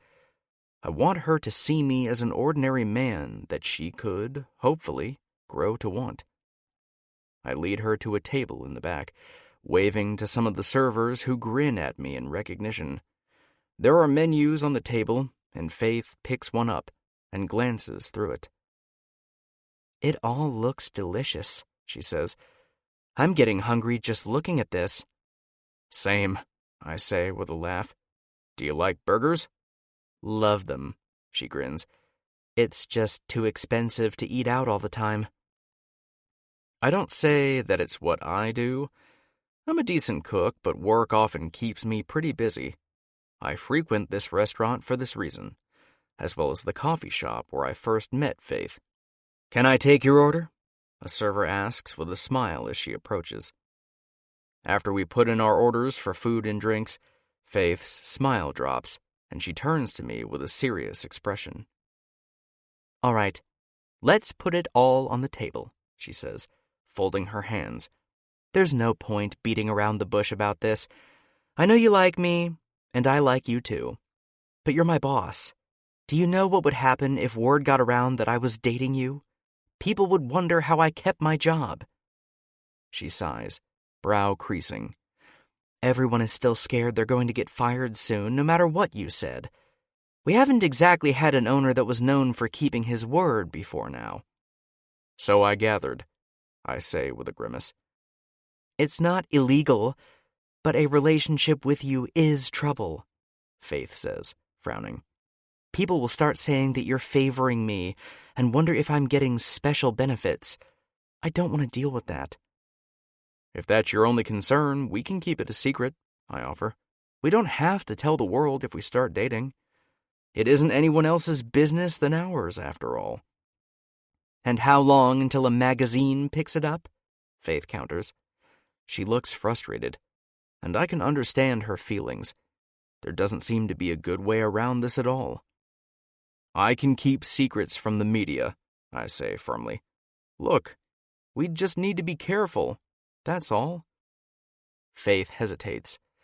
There's a thoughtful look in her eyes, which means she's thinking about it. It isn't a bad option, though I can understand her hesitance. Starting a relationship and keeping it a secret at the same time is a lot of pressure on both of us. No, she says finally. I don't think it'll work. Yet, she doesn't stop looking thoughtful. She's still thinking it over. In the end, it's the best option we have right now, and if it's the only way we can be together, then I'm willing to give it a go. I can only hope that I can convince her to try it as well. Chapter 9. Faith. It's ironic that I wanted so badly for this date to end in a terrible way. Normally, it's the other way around. The other day, when I met Jace, I would have loved for the date to go wonderfully with the possibility of having more in the future. But the date did go well, and as we leave the restaurant, I'm in two minds about it. Part of me is happy because I do really like Jace, and in ordinary circumstances, I would have loved to come out of the date feeling like something had gone right. The rest of me is frustrated. I'm losing all of my reasons to refuse Jace. Now that he's put the possibility of having a secret relationship on the table, it's becoming harder and harder to deny what I truthfully want. Would a secret relationship work? The idea of it is a little thrilling. On the other hand, surely that won't make for a very strong bond. If we have to spend all our efforts on keeping our real connection a secret, when will we get the time to work on having a meaningful relationship with one another? No, it definitely wouldn't work. But still, if it's the only option available to us, I can't believe I'm even sitting here considering this. I know that it wouldn't work. The idea of having a relationship with my boss is not one I should even be thinking about. There's far too much on the line to want to risk it all for a man I've only just met. A very good-looking man, yes, and one who is kind and considerate and interesting. I shut my thoughts down again. If I'm not careful, I really could just end up talking myself into it. Jace pulls up outside my apartment building and cuts the engine. For a moment, I sit there awkwardly. Are we supposed to talk about this now? Thanks for coming out with me tonight, Jace says finally with a smile at me. I really appreciate it. I hope you had a good night. I did, I say. Jace beams at me and leans in. For one frantic moment, I think he's going to kiss me properly, and I'm not sure if I'm ready to accept that. However, instead, he presses a chaste, warm kiss to my cheek and pulls back. I'll see you on Monday, he asks. He isn't going to pressure me. He isn't going to ask me to make a decision right now. He's going to drop me off and leave. Maybe it's because I can't help but love his attitude, but the words are out of my mouth before I can stop them. Would you like to come up for some coffee? I blurt out. Jace looks startled. Are you sure? Am I? No, I'm not. But Jace and I really should talk about this now. I'm sure I can control myself for an hour or so. Yeah, I say. Let's go in and talk. Jace nods with a small smile, getting out of the car at the same time as I do. As we approach the door, I rummage in my bag, trying to find my apartment keys. Can you put in the door code? I say distractedly. I did pick them up, right? 3572. As soon as the words are out of my mouth, I pause. Jace is pretty much still a stranger. What am I doing giving him access to my apartment building? I don't know exactly what sort of person he is. Then again, he's worth billions. I doubt he needs to go robbing middle-class earners like me. As the door opens, I finally pull my keys from the bottom of the bag, relieved. I've locked myself out of my own apartment more than once, and I certainly don't want Jace to witness my grumpy landlord having to come and bail me out again. Jace follows me quietly into the elevator. I'm starting to feel nervous. I've seen where this goes in the movies. I hope he doesn't think I've invited him up for ulterior motives. When we reach the apartment, however, he sits down at the dining table as I make my way to the kitchen, making no moves on me. I'm both relieved and a little disappointed, if I'm honest with myself. "How do you take your coffee?" I ask. "2 spoons, 1 sugar, and a dash of milk," Jace says. I make a mental note to remember that. After all, when Jace is at Amity Greens, I'll be his PA. I'm pretty sure that role includes coffee runs. Miller hated the stuff, so at least I didn't have to run around after him all the time. I make the coffee quietly, wondering what's going through Jace's head right now. Is he trying to think of some way to convince me to change my mind? I glance at the table. Jace is looking at it too, seemingly very deep in thought. I carry the hot mugs over to the table and carefully place Jace's in front of him. "Thanks," Jace says. He takes a sip and smiles. "That's a good coffee." I can't help but grin. It's a small compliment, but considering Miller never offered praise for anything, it feels nice to be appreciated for even such a small job. "So," Jace says after a moment. I cup my hands around my coffee and look down into the dark liquid. It swirls back at me, offering no easy answers. I sigh. "You're my boss," I say simply. Jace takes a sip of his coffee. "I know. I understand why it's a problem. But," I prompt when he trails off. "I like you," he says bluntly. "A lot. I want to be with you as much as I can. I hate that the fact that I'm your boss can have such an effect on this. I know I want you. I know I don't care what anyone else thinks." It sounds so easy when you say it like that. I sigh. I wish it was that easy. I'm not the only one who would face stigma if Jace and I began to date publicly, after all. But Jace has a billion-dollar company, and he's just bought out another company. He can afford to not care what other people think. I can't. Look, I'm not going to lie. There's definitely something here between us. I admit. No matter how I think about it, I can't get away from that. But interest and attraction aren't enough to stop people from getting out of hand when they see us together. "Then why can't we try keeping it a secret?" Jace asks. His voice is even, but I can hear a hint of carefully concealed frustration. "It's too complicated, isn't it?" I say, tired. I'm startled when Jace leans across the table and seizes my hands. His eyes bore into me. "The way I feel about you is important right now," he says quietly. "There shouldn't be anything more complicated than that." How can he make it all sound so worth it? All the fuss and condemnation and suspicion if people were to find out that I was dating my boss. It all feels so far away when he speaks about his feelings. I lean toward his words like a flower to the sun. I want to hear them. I want to believe what he says. But I also know that there would be a reality check the moment I'm not in his presence, hearing the pretty words all wrapped up neatly for me. Jace sighs, perhaps seeing something cross my face, and leans back. "I'm sorry." I can't help but say. "Don't be," he says, shaking his head. He stands. "I should probably go."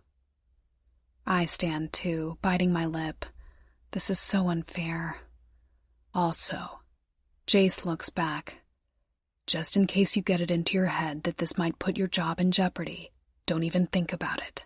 You're among my best staff. Whether we're dating or not, that's not going to change. I need you on my team if we want to pull Amity Greens off the ground." My eyes burn. Fuck, why is everything so difficult? Before I can stop myself, I reach out, needing to touch him for a moment, even if just as a farewell, since he isn't someone I can have. I press a soft kiss to his lips, and he leans into me. All at once, I know I've made a mistake. Sparks fly, sending electricity whizzing through my body and making the hairs on my arms stand on end. The feeling is so intense that I gasp against his mouth and jerk slightly back, feeling his breath on my lips. And then, before I can even think of what I'm doing, I surge forward. He leans in to meet me, apparently with the same idea, wrapping an arm around my waist and tugging me in close, pushing me back until we hit the table. I nudge his lips with my tongue, requesting entrance, and his mouth opens instantly, allowing me to map and explore the gums and teeth, fascinated with all the ridges as I suck on his tongue. Part of my mind is screaming at me, asking me what the hell I think I'm doing, especially after I just told Jace we couldn't be in a relationship. But I ignore it. I don't care. At this moment, the only important thing is the feeling of Jace's hands on me as they fly everywhere, sliding under my skirt and gripping my hips. Fuck, Faith. Jace groans. If I'd hoped that he might have the presence of mind to stop this, then I was sorely mistaken. He's as far gone as I am. And why shouldn't he be? I'm giving him what he wants, as if he's going to stop us. That responsibility is on me. But I don't want to stop. Just once, I tell myself. I can have Jace just once, and then afterward I'll walk away, satisfied in this at least. I shove all thoughts away about how stupid that is. I can think of them later. For now, I'll just content myself and hope for the best. Jace's hands are sliding up my bare skin, wriggling underneath my shirt and straining the buttons on it. His fingertips leave fiery trails that make me shiver and groan. I break the kiss with Jace to tilt my head back, trying to catch my breath. My heart is beating 1,000,000 miles a minute, and I feel like I'm burning from the inside out. I need Jace. I want him. I've wanted him from the start, and all the reasons why I can't have him are tucked away in a locked box where I can't reach them for the time being. God, Jace, I gasp, jerking as he slides his blunt nails under the wire of my bra, skimming the sensitive skin of my breast. Do that again. This? Jace asks teasingly, doing it again. My body jerks. I had no idea I was so responsive there. The way your body moves. Show me again and again and again.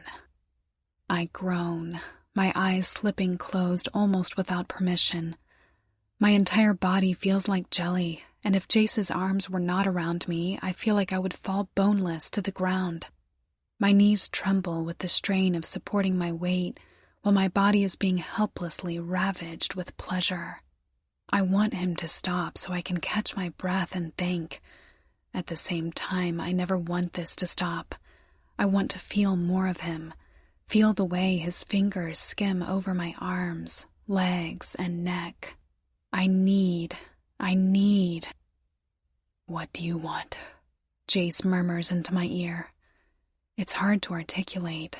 I know what I want, but it's hard to verbalize. I've never done this before. What am I supposed to ask for? What am I supposed to tell him? I open my eyes. Jace is watching me, waiting for an answer.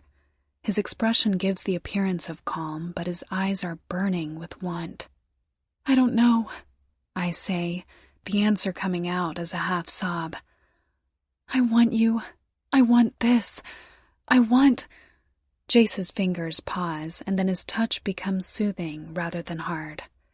The change is both startling and relieving, finally helping me sort my words out. I've never done this before. Something sparks in his eyes, but it's gone too quickly for me to see what it is.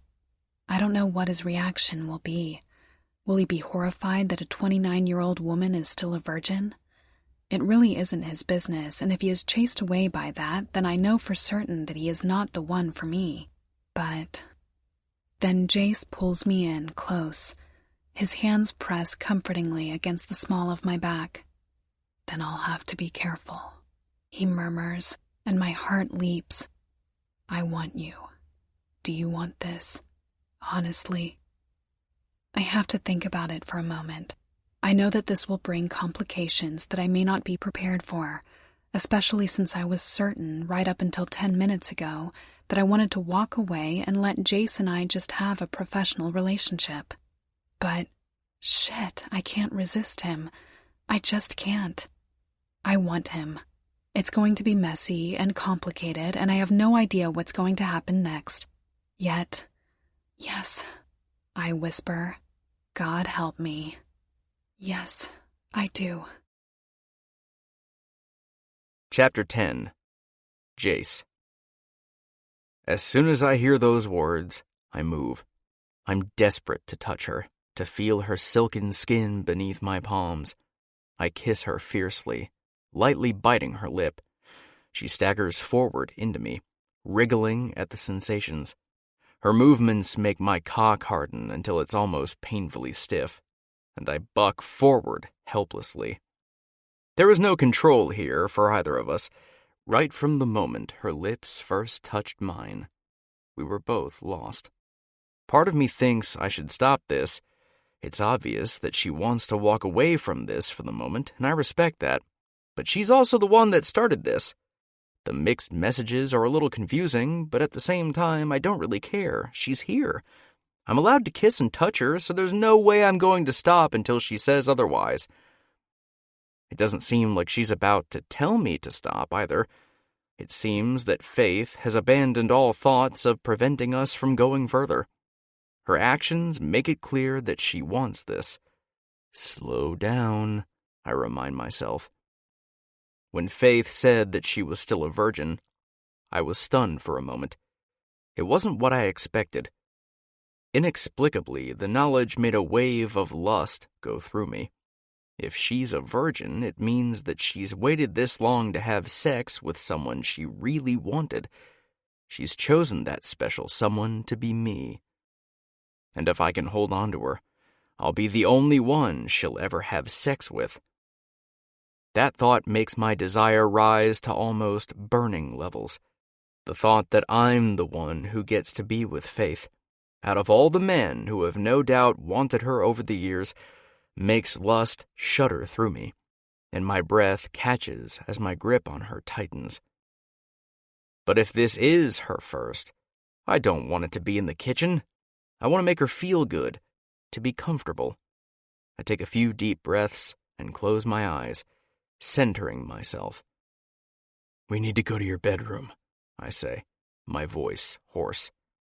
Faith pants, overwhelmed by all the sensations, but manages to pull away.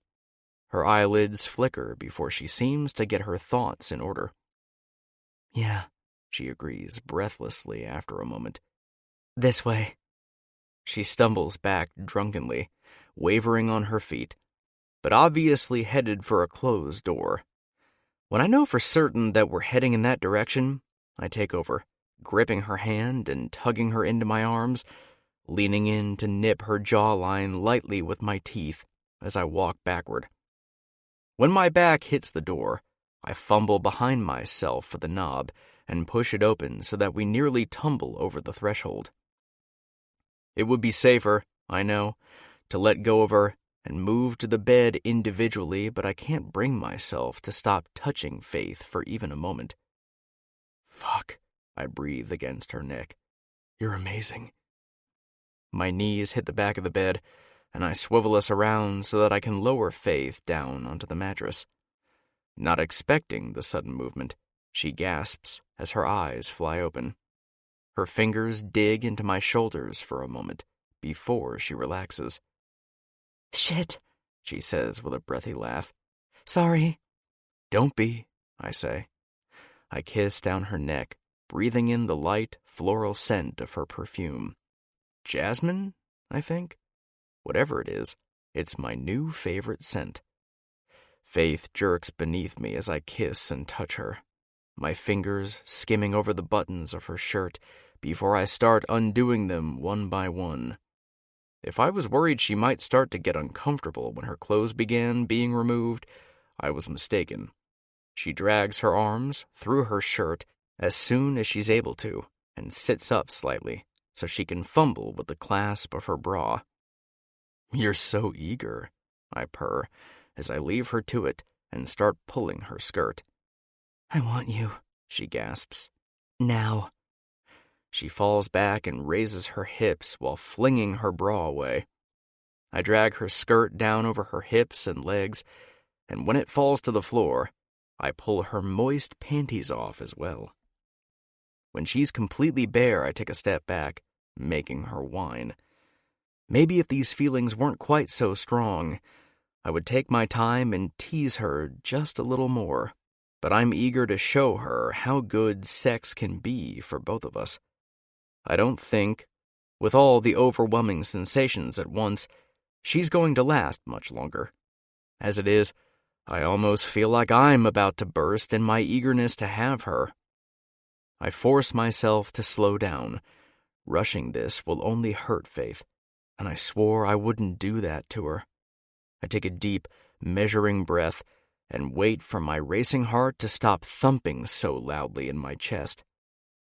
Then I take a step forward, gently nudging Faith's knees apart so I can slide between them, the skin-on-skin contact making a spark shoot through me that causes me to suck in a quiet breath as my entire body burns with need.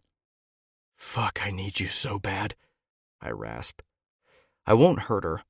I remind myself of this as I guide a trembling hand down to her entrance, stroking gently around the damp area. She groans deeply, and her legs fall apart wider as she throws her head back. Carefully, I slide one finger into Faith, wriggling it inside and swirling around. Faith's hands grip my arms with almost bruising force, clearly looking for an anchor, as she gasps and whines, words beyond her control right now.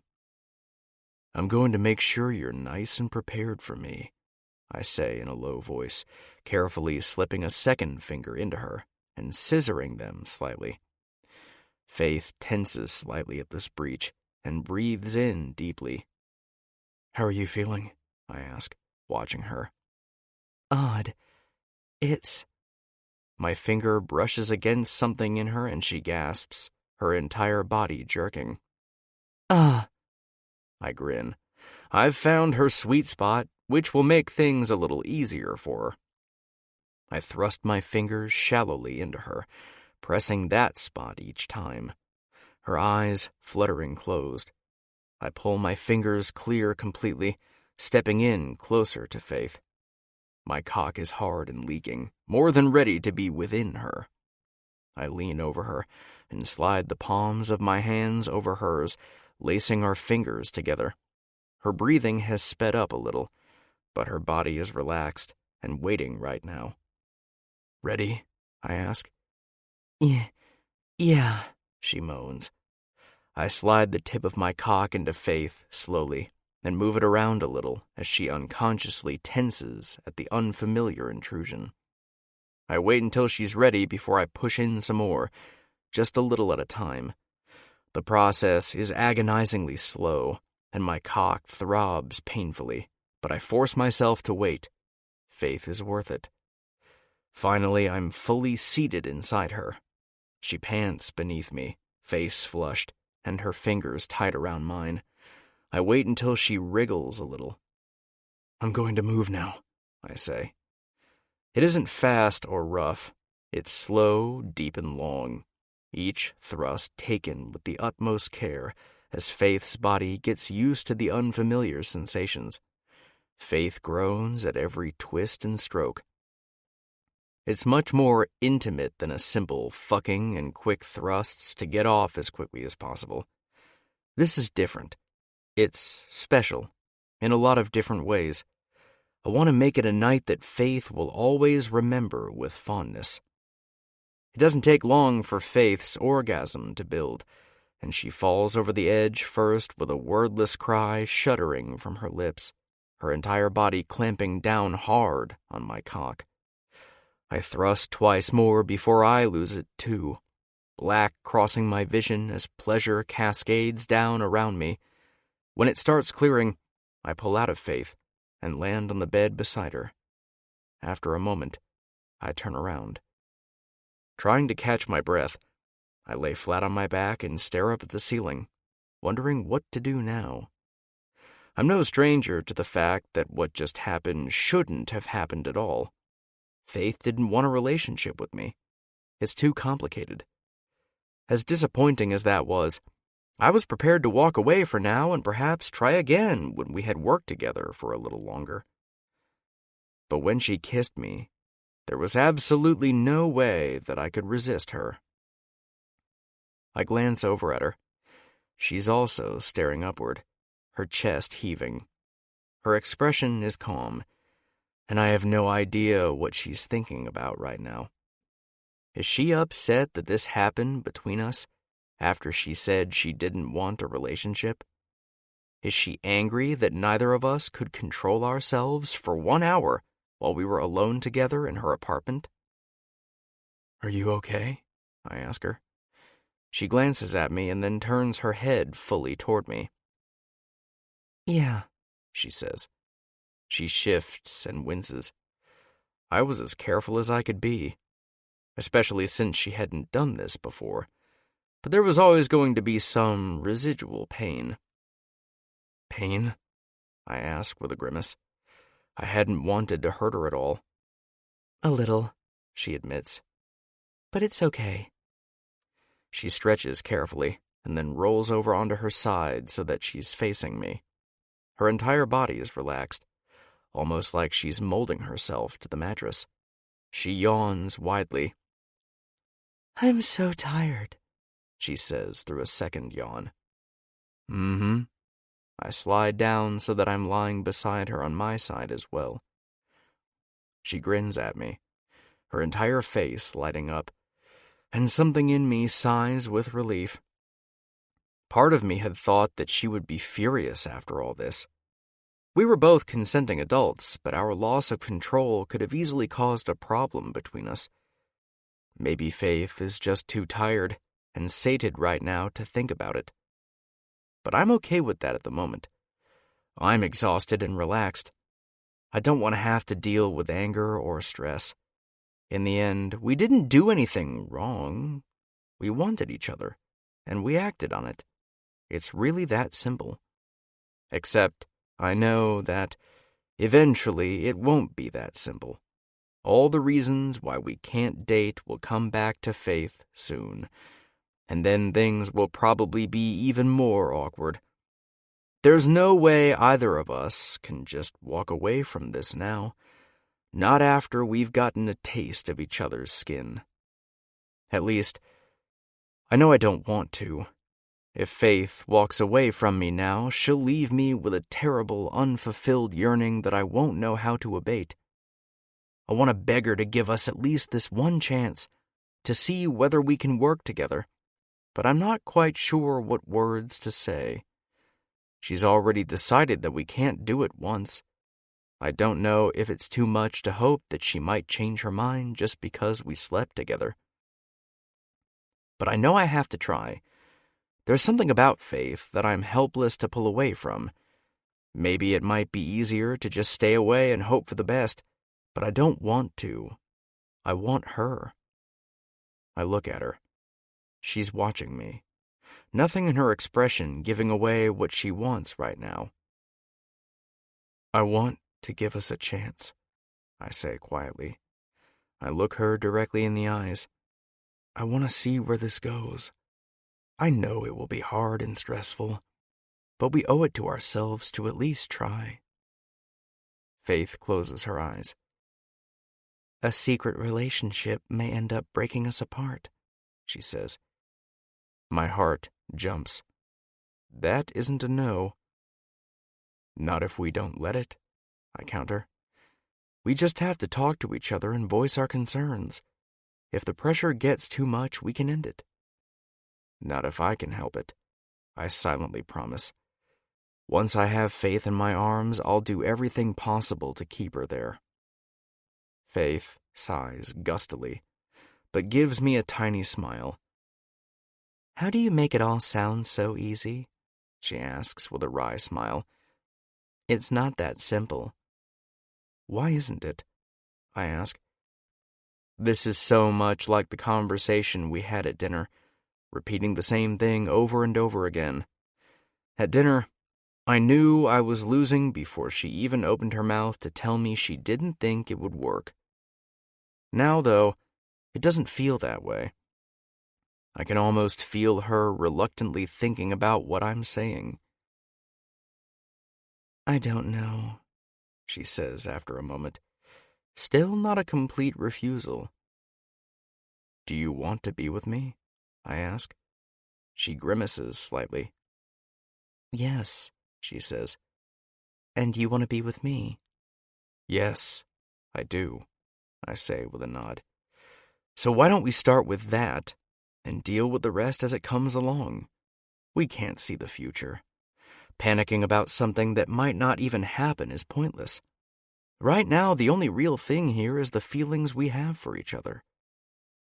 She leans toward me slightly, her eyes widening a little, caught by my words. I watch with bated breath as expressions flicker across her face. That was the last weapon I had in my repertoire. If she says no now, my only option will be to pack it in and watch for another opportunity later. I must be a fool, Faith finally sighs. All right, let's give it a go. My heart soars. Before I can stop myself, I cup her lips and kiss her. That's what I wanted to hear. I won't make her regret it. I swear it. Chapter 11. Faith. The morning starts quietly. Jace gets up first, stirring me to wakefulness. I watch him silently for a moment, wondering what he will do. I'm gratified when he turns around, his arms stretched out, obviously intending to shake me awake. It tells me that he had no plans to simply leave without telling me, which would have made everything very awkward. You're awake, Jace says, pulling his hand back. Just now, I say. Do you need to go? Yeah, I still have lots of work, Jace says with a grimace. There won't be any days off for me for a long time. Now that Jace is running 2 companies, one of which needs to be basically repaired from the ground up, it doesn't surprise me that he has a lot to do. I sit up with a yawn, gathering the sheets around my naked body, and watch him as he searches for his clothes, regrettably covering his bare skin. As he fastens his belt, he glances at me. Do you have any plans for the day? He asks. Not much, I say. I'm meeting a friend later. He shoots me a quick smile.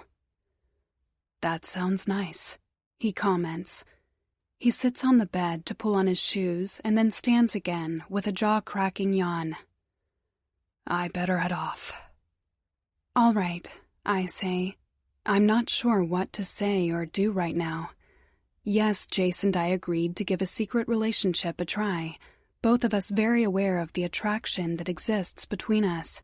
But where do we go from here?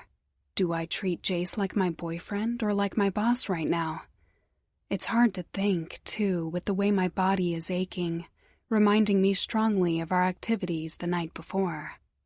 Jace, thankfully, solves the problem. He steps around to my side of the bed with a small, warm smile and presses a gentle kiss to my lips. It's soft and makes my heart flutter. I'll talk to you soon, he promises. Then he's gone before I can react. Stunned, I press a finger to my lips. I can still feel the tingle from the light touch of his mouth on mine. The care and happiness in his eyes every time he looks at me makes something pleasant and warm wriggle in my stomach, but it's hard to get too excited about the latest development in my life. Despite what I feel for Jace, despite how good I know we can be together, him being my boss is a mountain I'm not entirely sure I'll be able to climb. Frustrated, both at myself and the entire situation, I slip out of bed and find a robe. Thinking about any of this isn't getting me anywhere. I need a shower, and then I need to get out of my apartment before I drive myself crazy with my own thoughts. Faith! I turn at the sound of the voice calling my name and feel a wide smile spread across my lips at the sight of the short, frizzy-haired woman bustling her way toward me. She ducks around a crowd of shoppers with a bright red handbag swinging from her arm. Louise, I reply as she gets closer. Louise beams at me and throws her arms around me. Having already expected the exuberant hug, I squeeze her back with a laugh and step back. Gosh, it's been too long, Louise says loudly. How have you been? A little stressed with a lot of changes at once, but pretty good otherwise, I admit. How was your trip to Italy? I haven't seen Louise in 3 months due to a vacation that she and her fiancé took in Italy not long after their engagement. I got regular updates from Louise on the trip and tried my best not to inundate her with my complaints about work, but it wasn't the same as getting to see her once every few days. Italy seems to have been good for her, though. Her skin is lightly golden from the sun, and there's a healthy flush in her cheeks. It makes me feel a little jealous. I could use a vacation soon, too. It was amazing, Louise says dreamily. One day, I will definitely take you over there. I'll look forward to it, I laugh. Let's head in and grab some coffee. Normally, Louise and I meet at my favorite coffee shop. Today, however, it's closed due to the owners having a family occasion, and we were forced to come to the nearby mall. It's a lot busier than the little coffee shop we normally prefer, but we find a table in the corner after ordering our drinks. So, Louise says as she settles in, tell me about Jace. Startled, I try to remember when I told Louise about Jace. It dawns on me that I sent Louise a message when I met Jace the first time, telling her about the sale of the company and meeting a hot stranger who gave me his number while I was getting coffee. I have yet to tell her the other things I've discovered since. Right. I cough. Jace. Have you seen him again? Louise asks eagerly. Abruptly, an image of his naked body hovering over mine forces itself into my mind, and I flush. Louise watches the red spreading across my cheeks and grins wickedly. No way! She exclaims, delighted. Seriously? Well, he took me out to dinner last night, and then one thing led to another, I say, running a hand through my hair. And you'll see him again? Louise asks. It's not just a one-night stand. Yes, I will, I say with a sigh. Louise pauses and eyes me. No doubt her excitement has dulled enough for her to realize that something isn't quite right about all this. Faith, Louise asks, is everything okay? Not really, I say.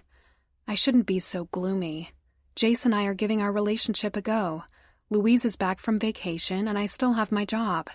There's no reason to be unhappy. Remember I told you that Miller decided to sell Amity Greens? No, Louise says, hushed, paling. You lost your job? Of course, that's the worst thing she could think of. I can't blame her.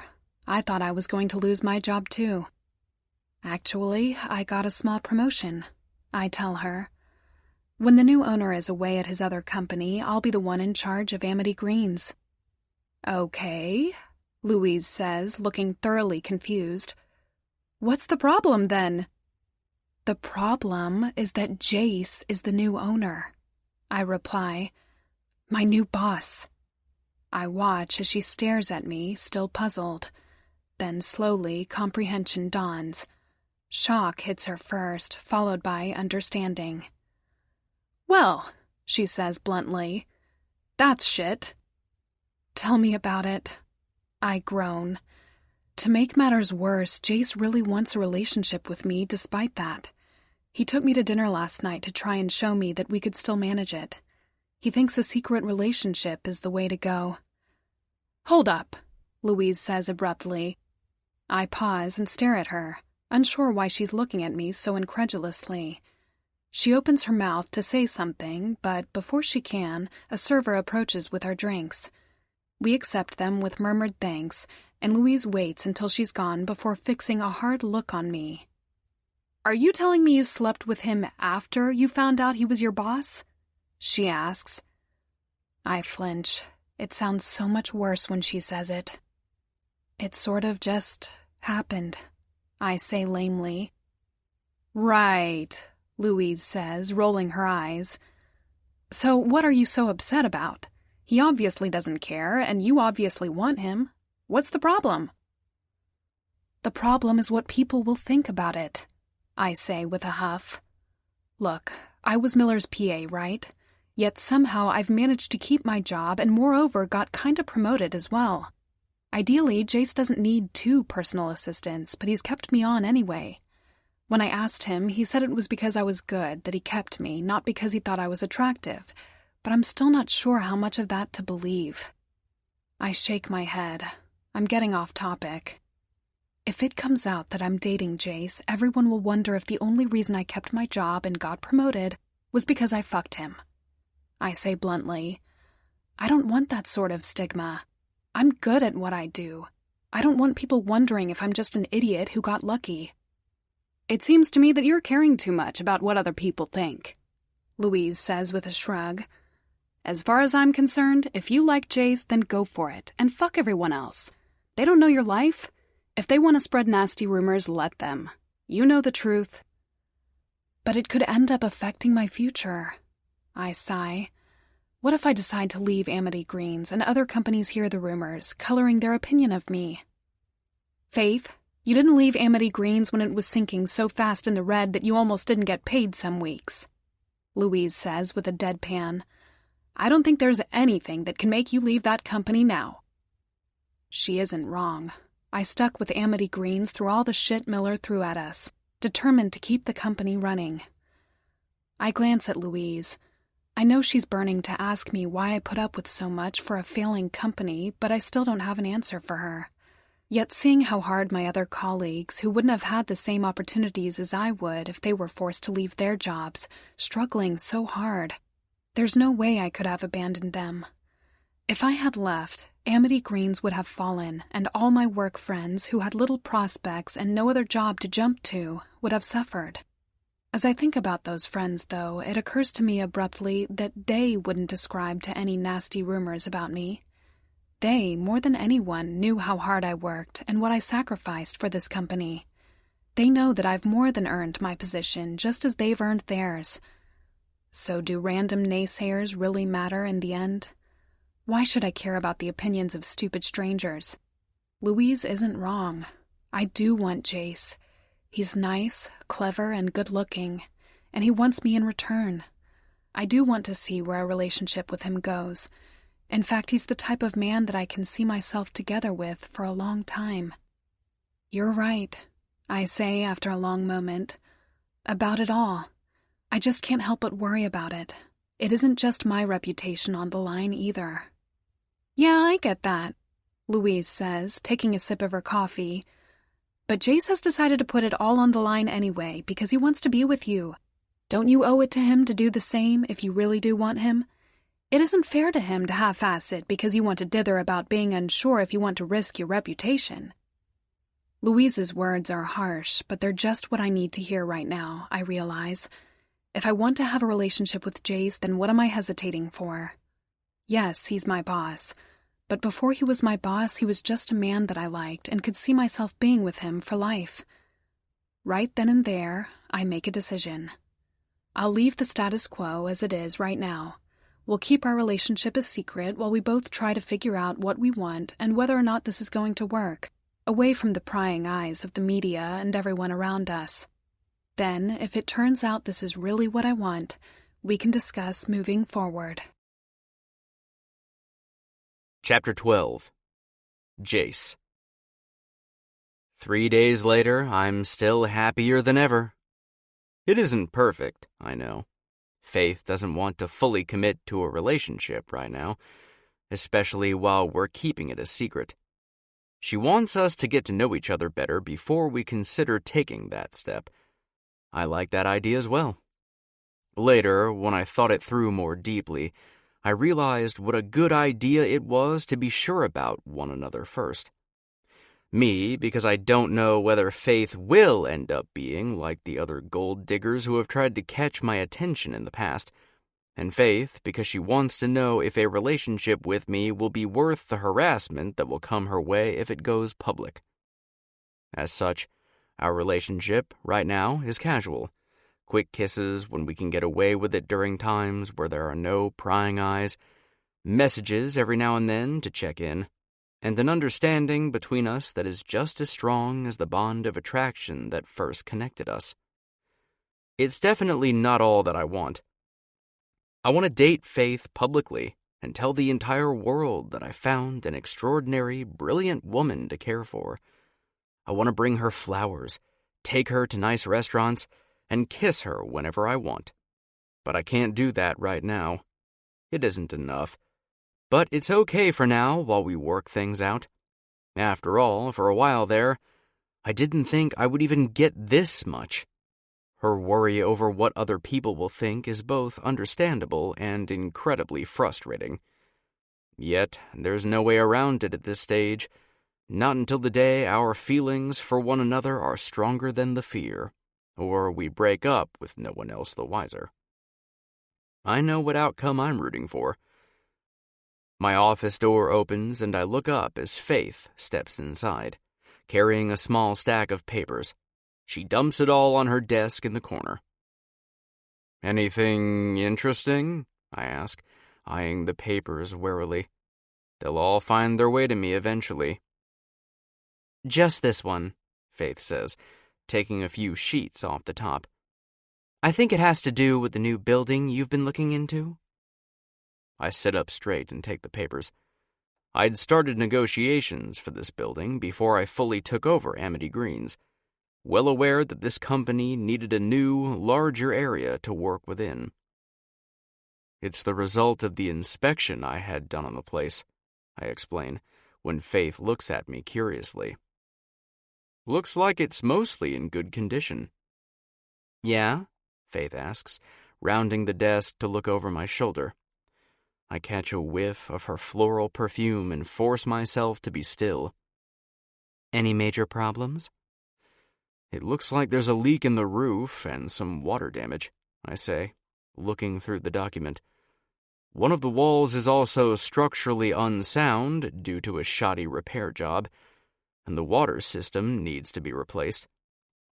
Everything else is minor, but can be fixed quickly."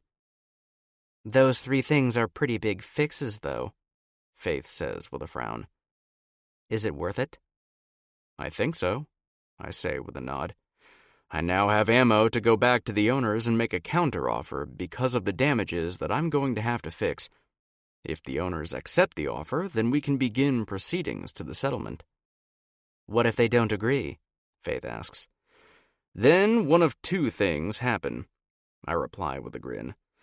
"I demand that they make the repairs themselves and lay out the costs, which will cost them far more than what they'll lose with my offer. Or they decide to reject my offer and I walk away, leaving them with little hope of selling a building that has already been on the market for months due to its need for a very specific buyer." It takes Faith a moment to understand what I'm actually saying. Her eyes widened. "One way or another, they'll have no choice but to accept your offer," she breathes.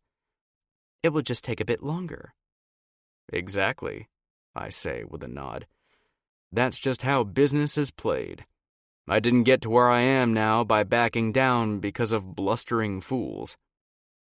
Faith giggles. "Well, here's hoping we'll have a new building soon," she says, stepping away. "There's not much we can do until we have a larger space." "I know," I assure her. "I'm certainly not going to recruit until we have somewhere to put everyone." "Speaking of recruitment, everyone has settled into the management roles for their new department," Faith says, steering the conversation away. "Having one person in each department isn't new, because that's how we've worked for ages, but everyone struggled a little with the assignment." "I can imagine it was a little different," I admit. "How did it go?" Everyone is done, Faith says with a warm smile, picking up a manila folder. And they're all very excited. I take the folder with a grin, glad to hear it. I asked each of my new management staff to come up with a job description for each department. Since we'll be needing a lot of new staff in many diverse roles, it will mean doing an advertisement for each department. After all, the finance department will have different responsibilities from the marketing division. Wanting to know what my new employees thought, I tasked them with the responsibility of coming up with a rough description of their individual jobs. It seems they've all managed to rise to the occasion. Thanks for organizing that, I say to Faith. How is everyone doing so far? They aren't as worried anymore about getting fired, Faith says dryly. They're mostly concerned with what direction you'll take the company. We've been working on our own with subpar management for so long that it's going to feel weird to have someone tell us what to do. Then take this back to them, I say, leaning forward with a serious expression, making Faith blink. I have no intention of micromanaging this company. The fact that you all pulled through under Miller's direction is enough to tell me that every person still here doesn't need me to be watching over their shoulders. What I want is direction from you. I wave a hand around, gesturing to the entire building. Where do all of you foresee this company going? What plans have you all discussed and even outlined? What are the ways to implement them? I want to know. I want everyone's input. You all know Amity Greens far better than I do, and I don't want to step on anyone's toes. Faith stares at me. There's a stunned look on her face that slowly transforms to shimmery gratitude. Before I can react or ask her if she's okay, she swoops toward me and presses a hard kiss to my lips. It's brief, but I can still feel the pressure of the touch long after she pulls away. What was that for?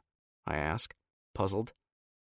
I felt like it, Faith says with a coy smile.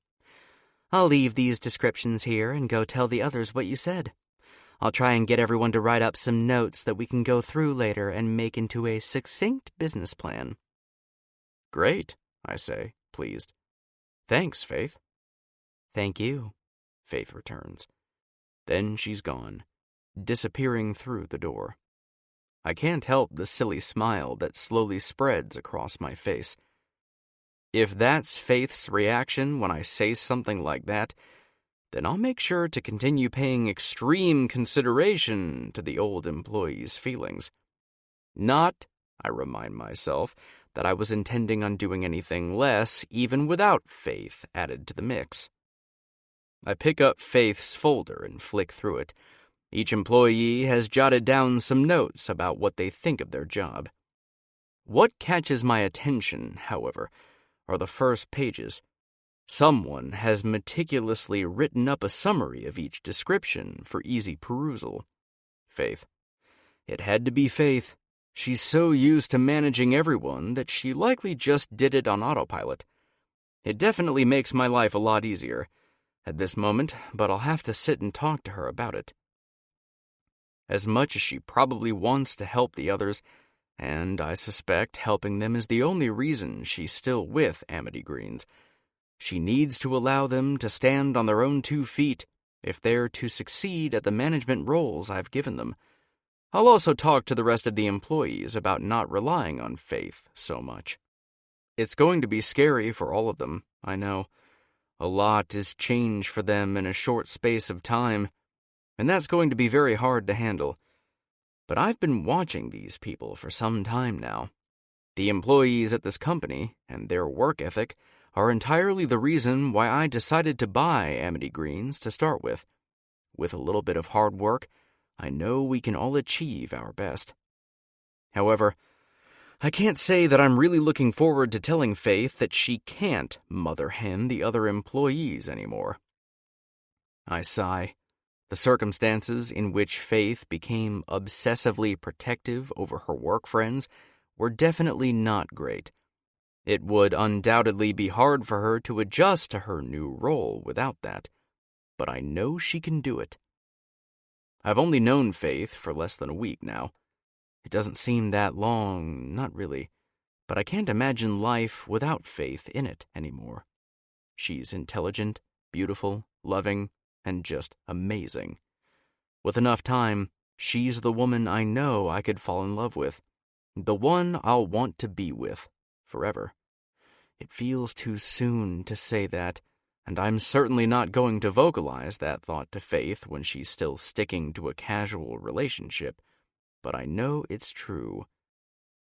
With Faith, regardless of what happens between us, I'm definitely in for the long haul. It's just hard to believe sometimes that things have just fallen into place so perfectly. For Finest Pantry, I had to scrimp and save, and there were times when I didn't think I would succeed. When it took off, I was the one most surprised. After all my struggles to get to that point, I deserved the success, but it was almost impossible to believe that I had actually managed it. Yet, Amity Greens has just fallen into my lap. I got it at a good price because Miller wanted to be rid of it.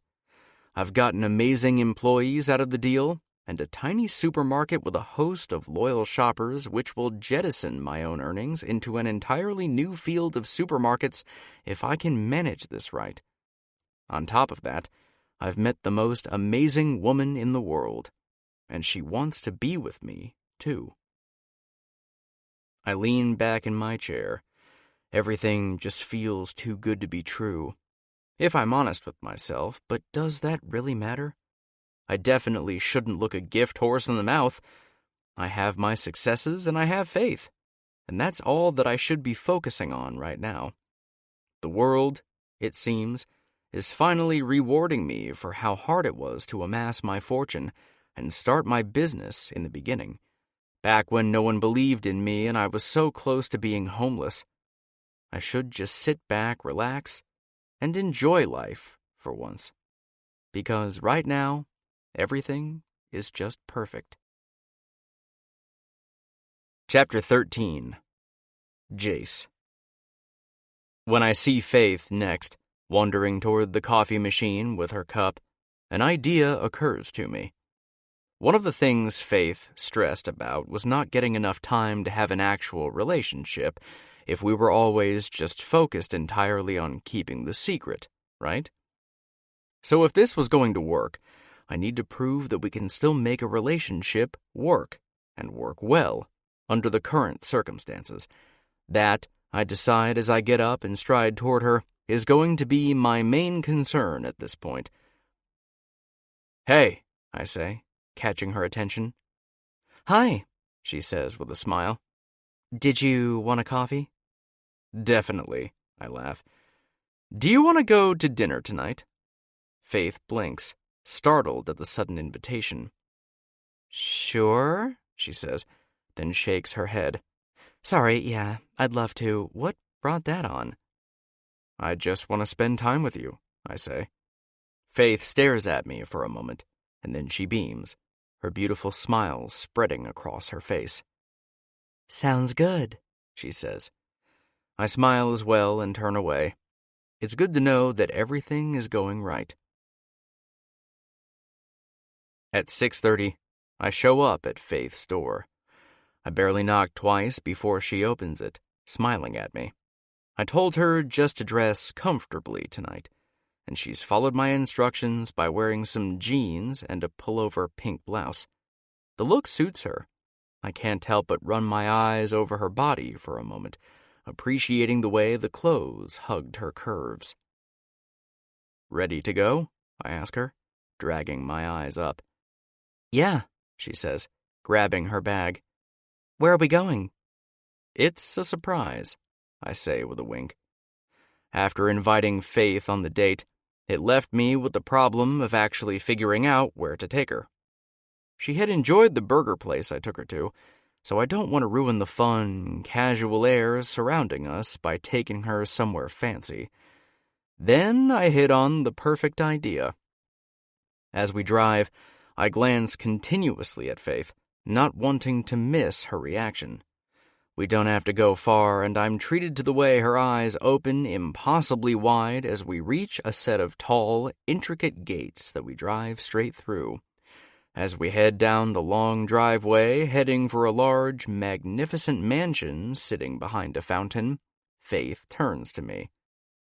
"You said to dress casually," she says, part hysteria and accusation in her voice.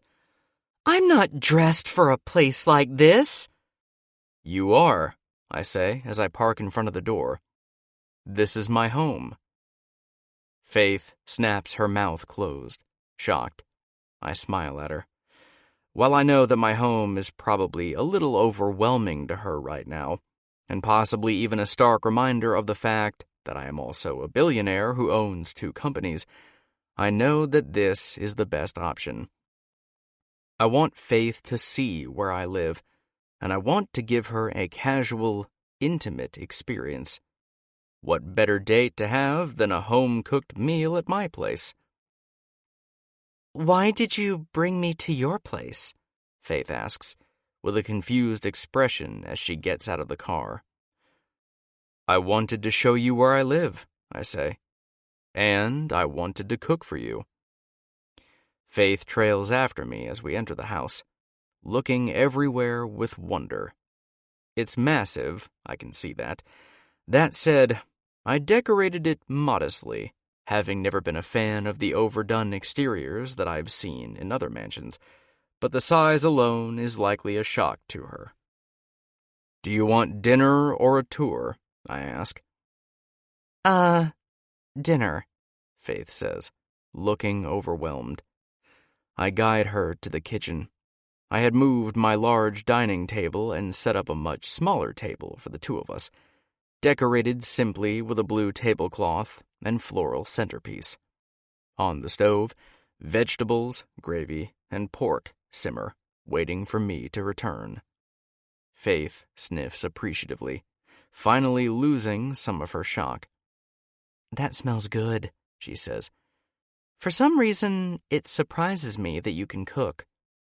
"When you think of rich people, you think they have people to cook for them?" I laugh. I used to think the same.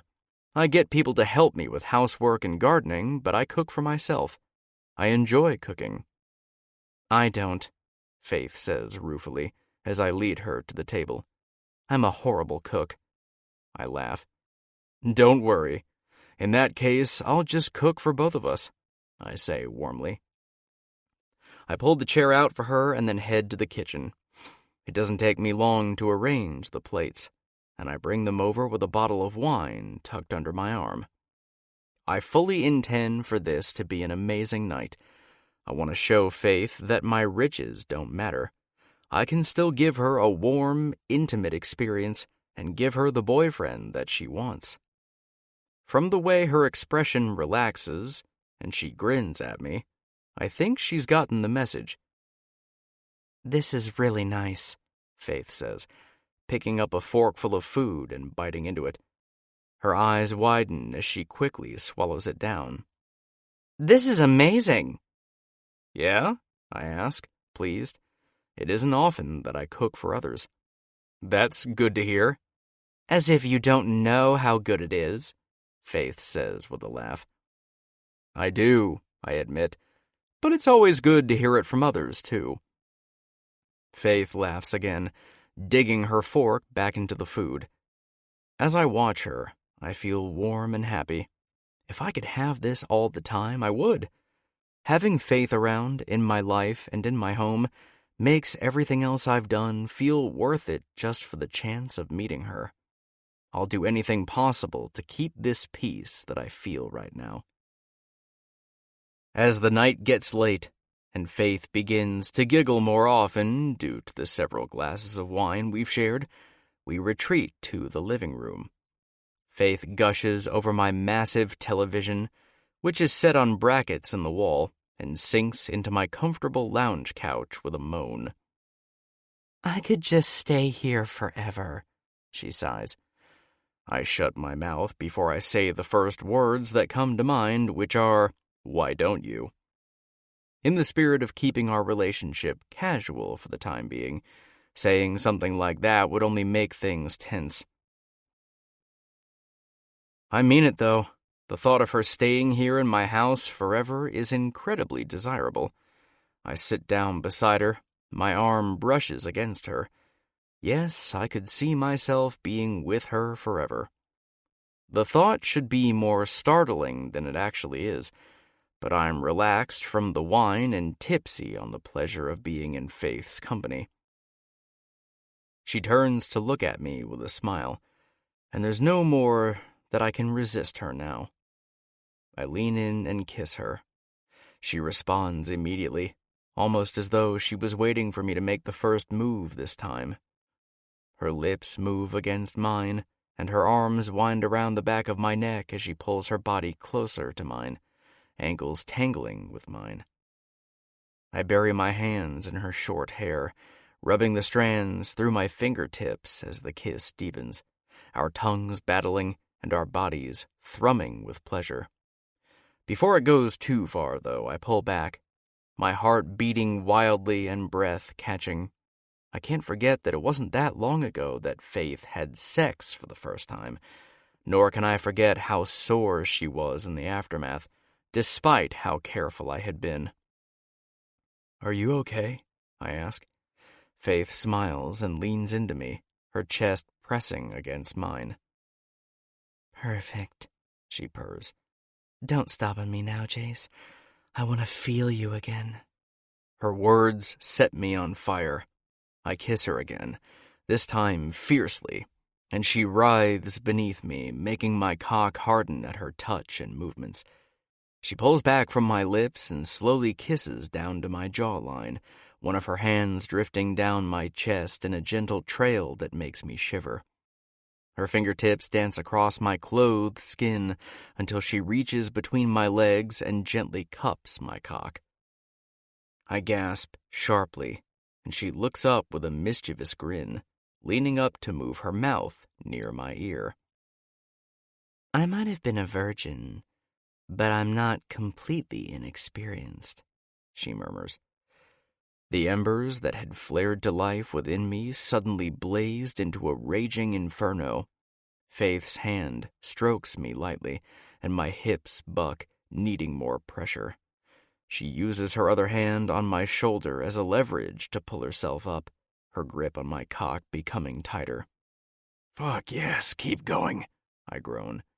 "Maybe," she purrs. "But wouldn't this feel so much better without all these clothes getting in the way?" I raise my hands immediately to the hem of my shirt, but she nudges them away. "Let me," she says.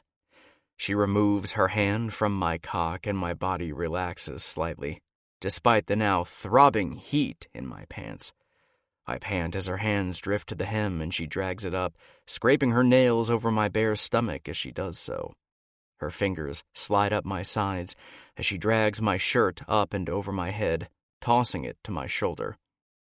Then she slides off the couch and moves in between my legs, pushing my knees apart.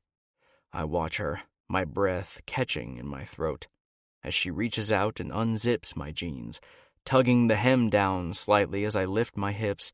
She drags my boxers down, and my hard, leaking cock springs free, standing tall and desperate. "Now who's needy?" she teases. She drags a fingernail down my member and my hips buck up.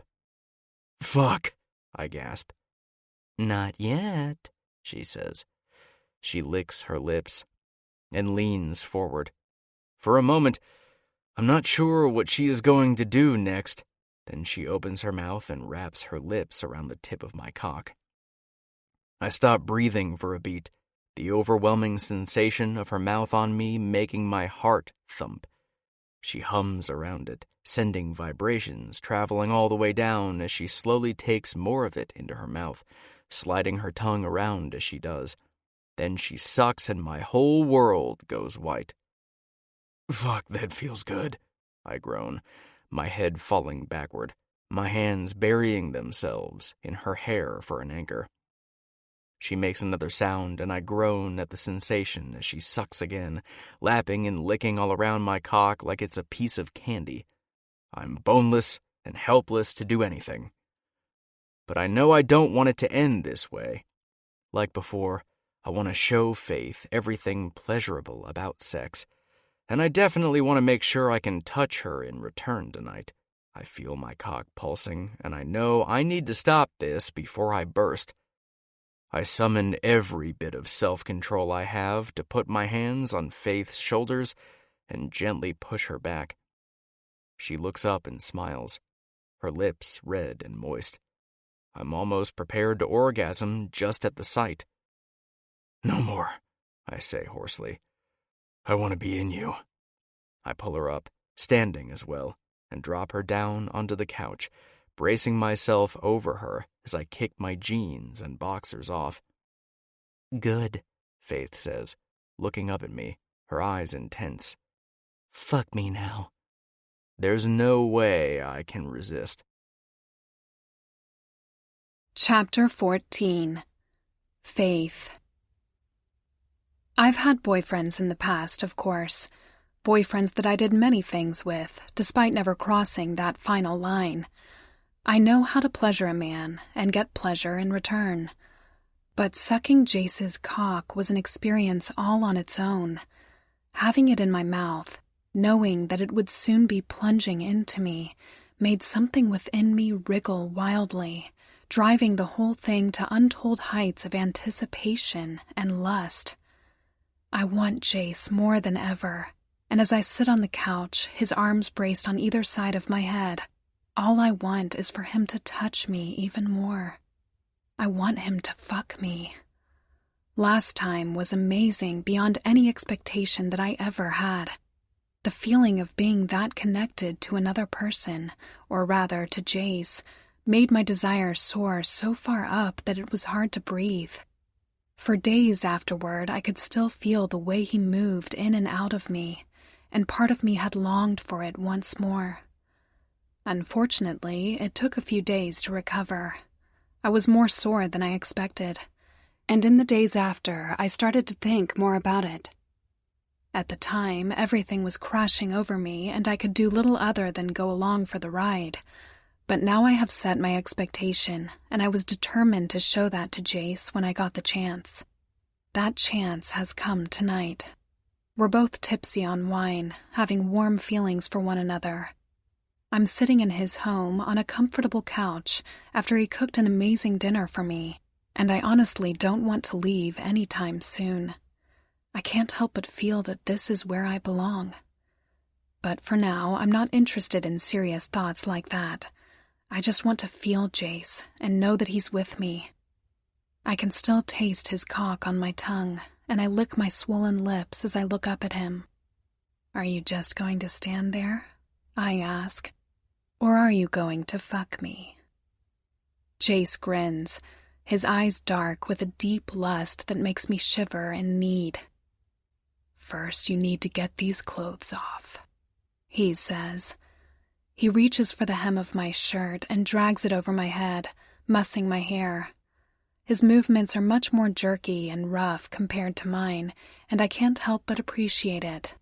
Last time, Jace treated me like some fragile glass. Tonight, I need more than that.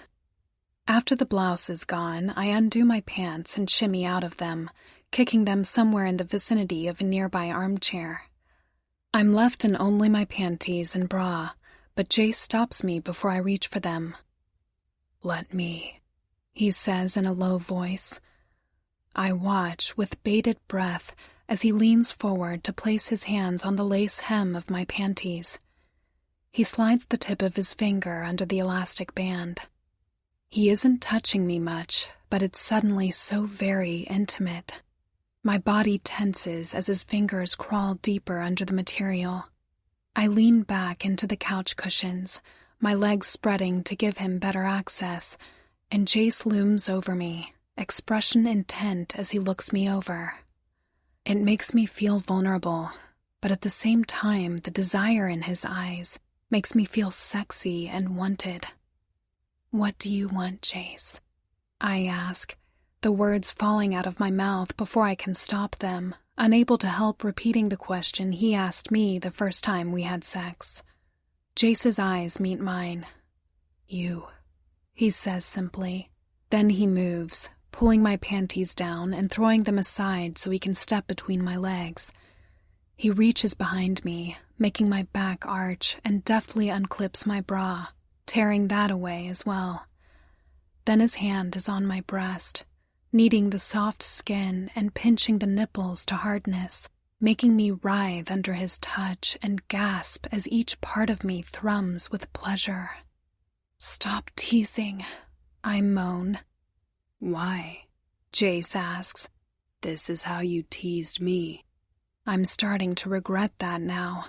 This pleasurable torture is almost too much. I'm so busy focusing on the way his hand moves that I miss the way he's lined up against me.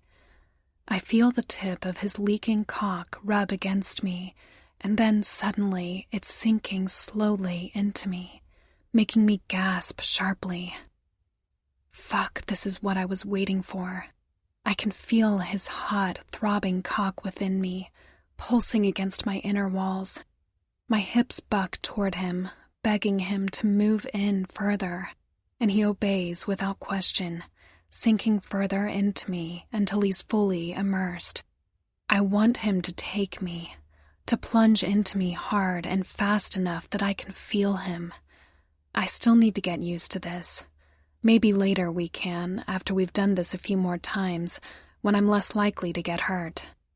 For now, I'll do it Jace's way and take it slow.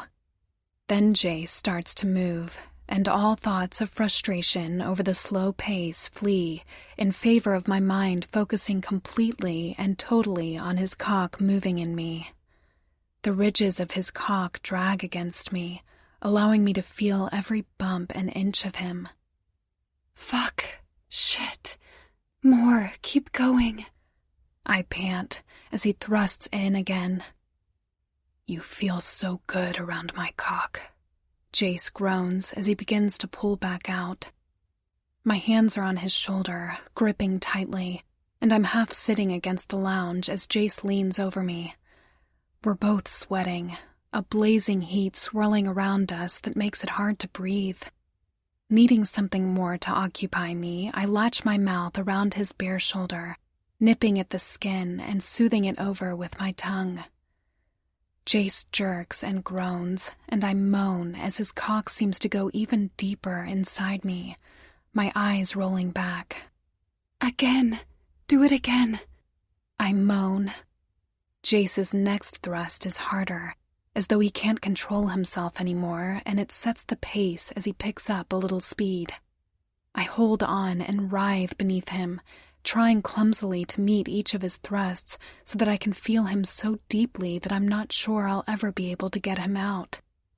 Right now, I don't want him anywhere else other than inside me.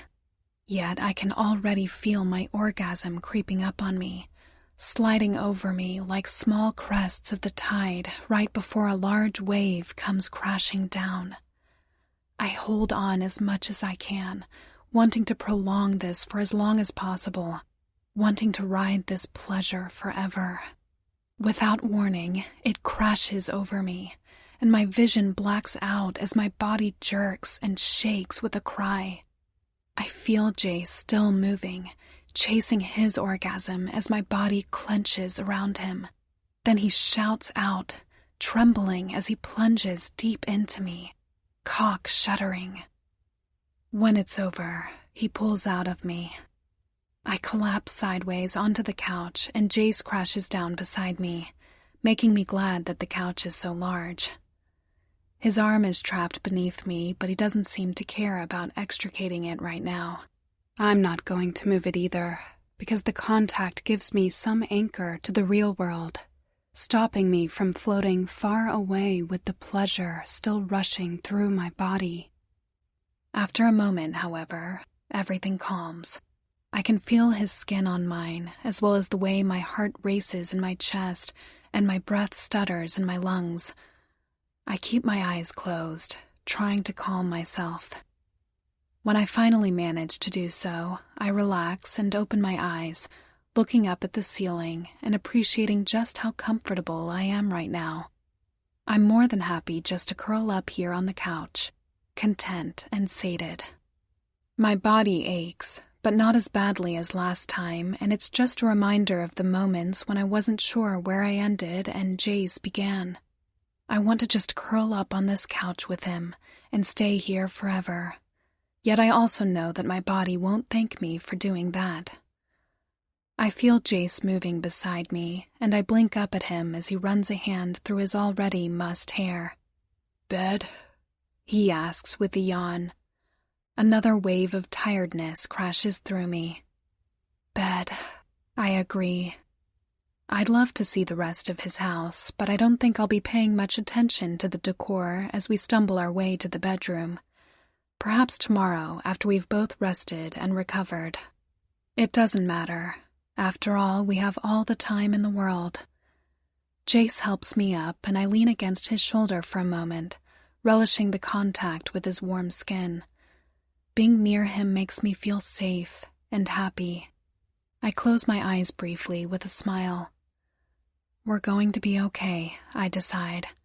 I'm still not sure what the future will bring, but for now, everything is perfect. Chapter 15. Faith.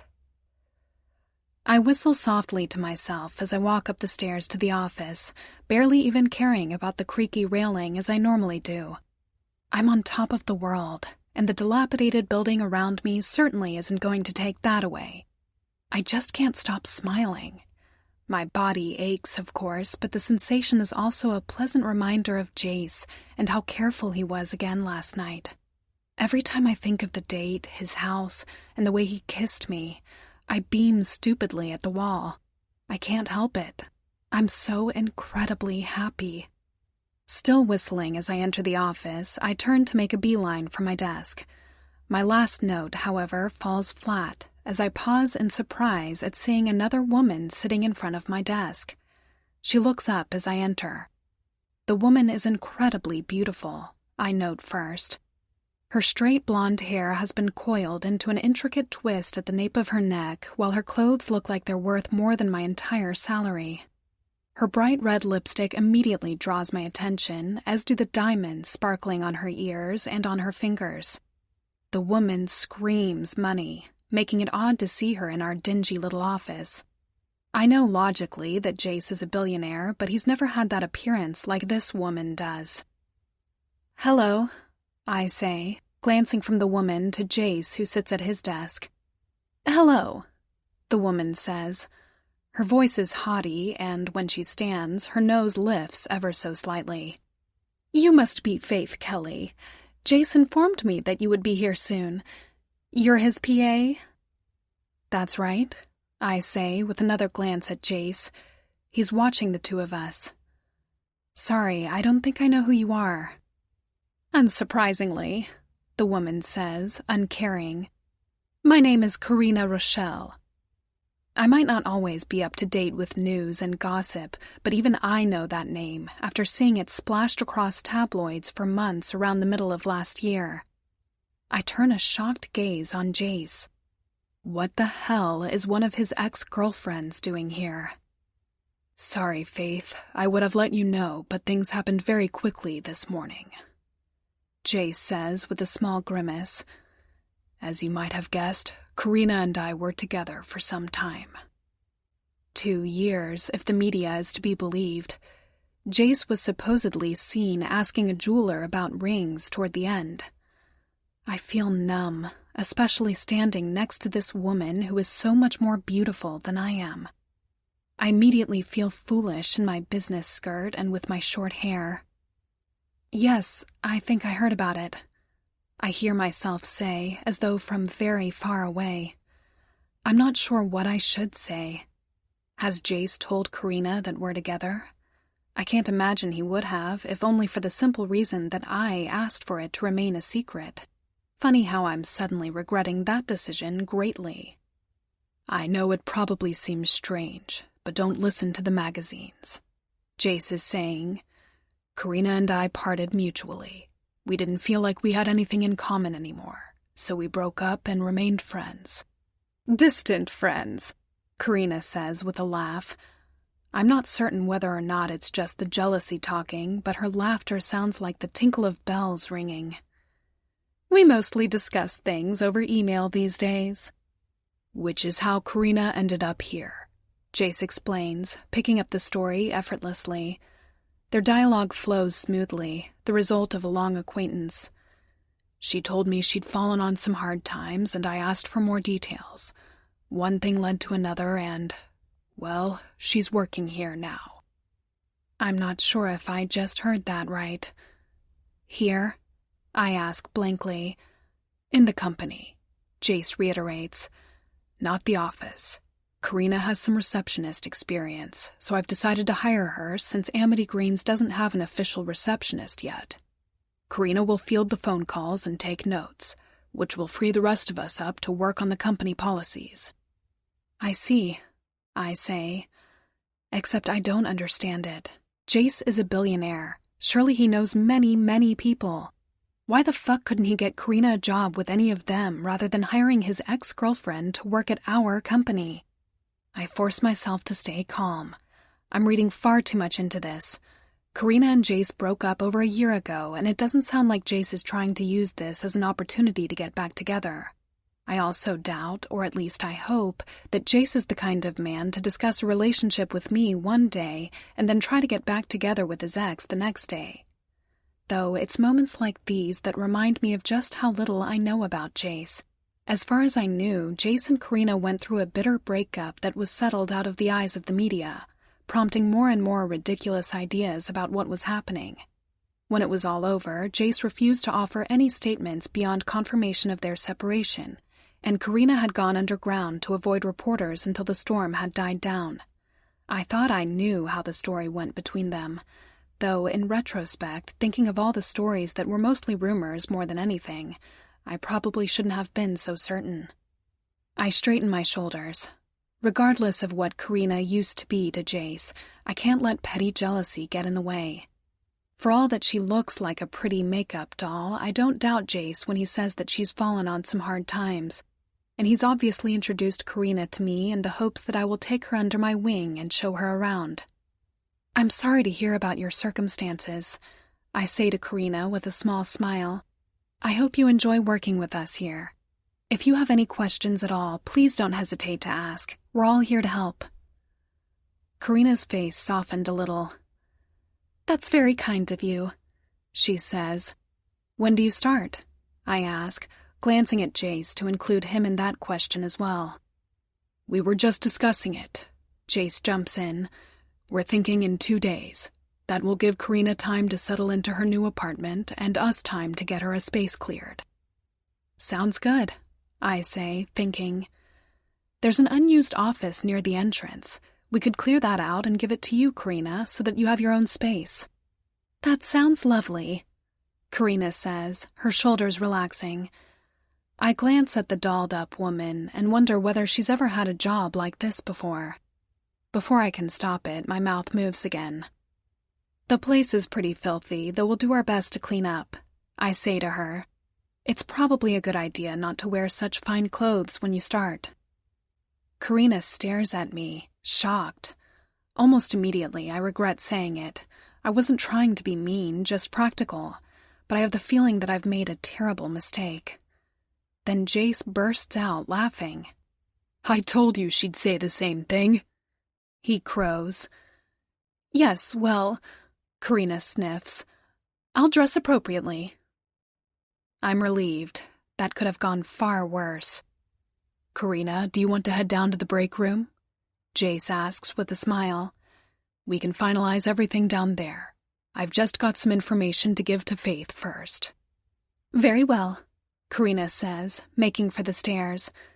We watch her go, and then Jace turns to me, catching my hands and pressing a gentle kiss to my knuckles. You are amazing, he says fervently. I blush. Why, what did I do? I ask. I know how hard it must have been to be introduced to Karina, he says, straightening. Let me assure you that I don't feel anything at all for her other than friendship. I just want to help her out. She has mostly lived on her family's fortune her entire life, but her father's company recently went bankrupt. Her parents really don't care what happens to Karina, so they cut her off for the most part, leaving her only a weekly allowance, and went overseas to try and rescue the business. She's never lived alone before, and she's never worked in a real company. I know it's a lot to ask, especially with all this, but can you please keep an eye on her? Yeah, I'll do my best, I say. I'm not sure I have too much sympathy for the obviously rich woman who has found that she has to live more commonly all of a sudden, but I can definitely understand someone who has lost everything that they normally know. In all honesty, if it wasn't for Jace's kindness, that could have been me when Miller left. She starts in 2 days? I ask.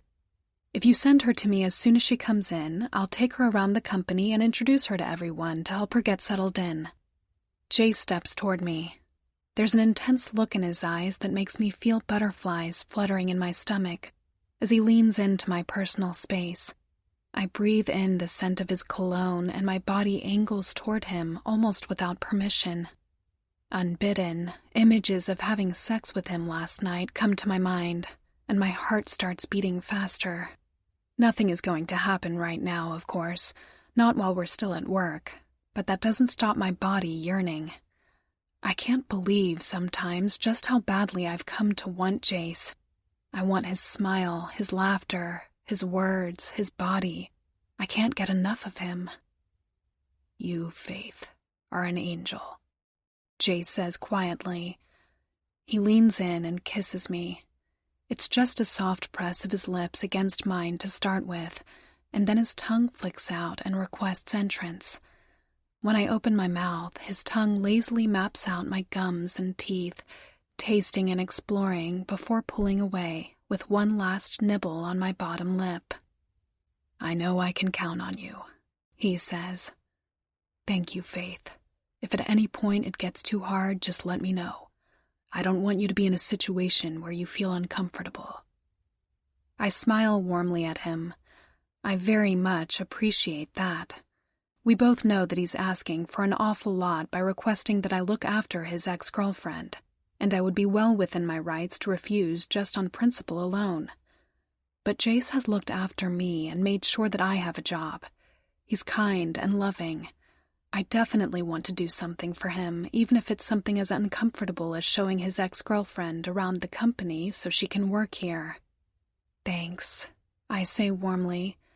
I'll grab some of the others and we'll clean out that office for her, though we might have to buy a new phone and computer for her.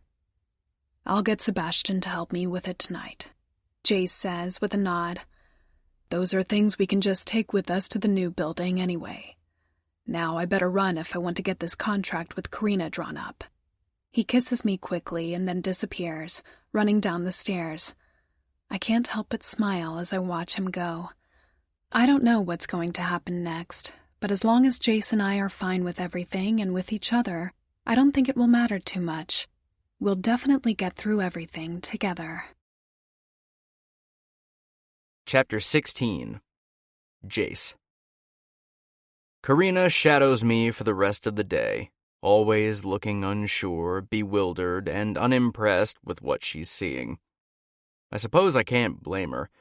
This building is definitely not fit for company habitation, but I'm working on that with a hopeful solution very soon.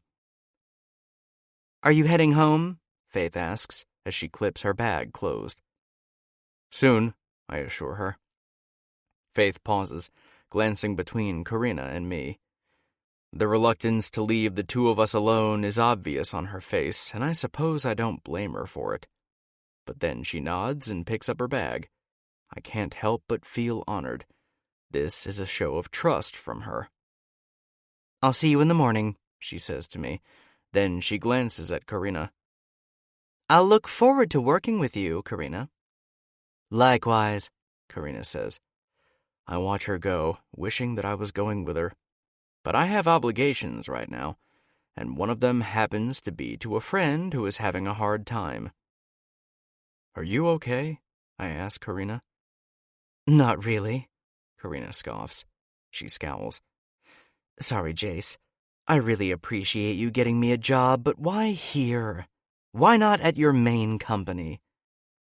Because there was no room for you there, I say patiently. I've explained 3 times already. I have too many receptionists as it is, and I need your skills here, don't worry. As I told you, we'll be moving soon, so you won't have to put up with it for very long, and we could use your design talents when we do. Flattery won't get you anywhere, Karina huffs. Then she gives me a reluctant smile. But it does help a little. Fine. So that girl, Faith, is going to be showing me around. Is she any good at her job, or did you just hire her because she's pretty? I frown at her.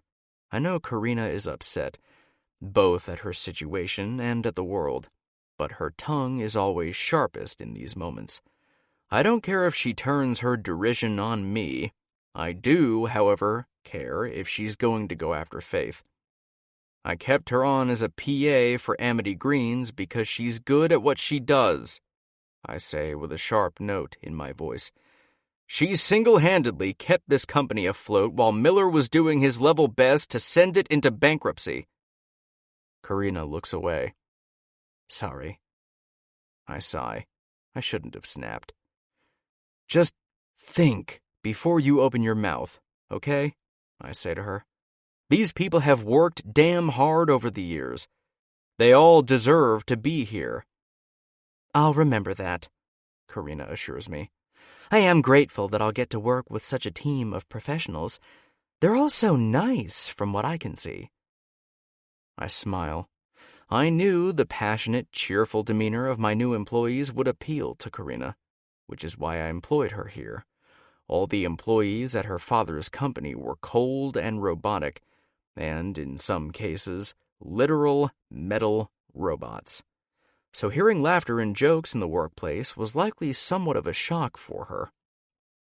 Though it will likely take her a little to get used to. I saw the way she looked at everything, as though it was beneath her. Yet, as galling as that was to see, I know that she knows nothing else.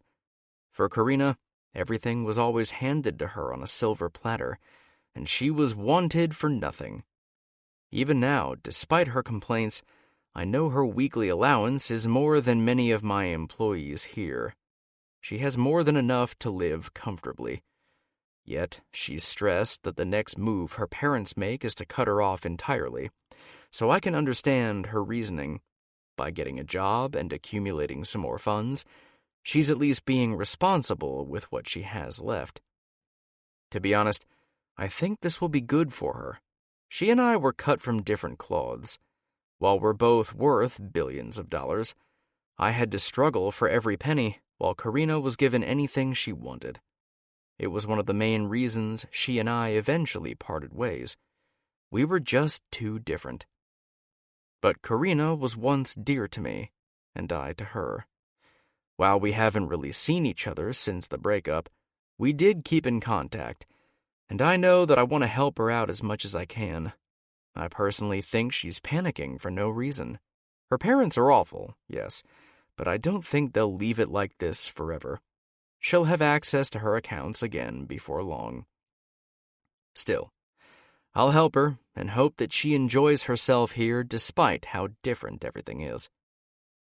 So, what's new in your life? Karina asks. You've got this brand new company. What are your plans going forward with it? Has anything else exciting happened?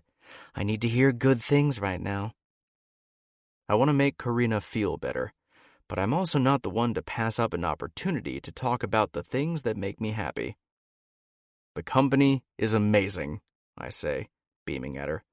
I know it doesn't look like much, but the only reason it even exists is because of the hard work of the few employees who were left. Faith organized them all, and they did their best to keep the whole thing from going bankrupt.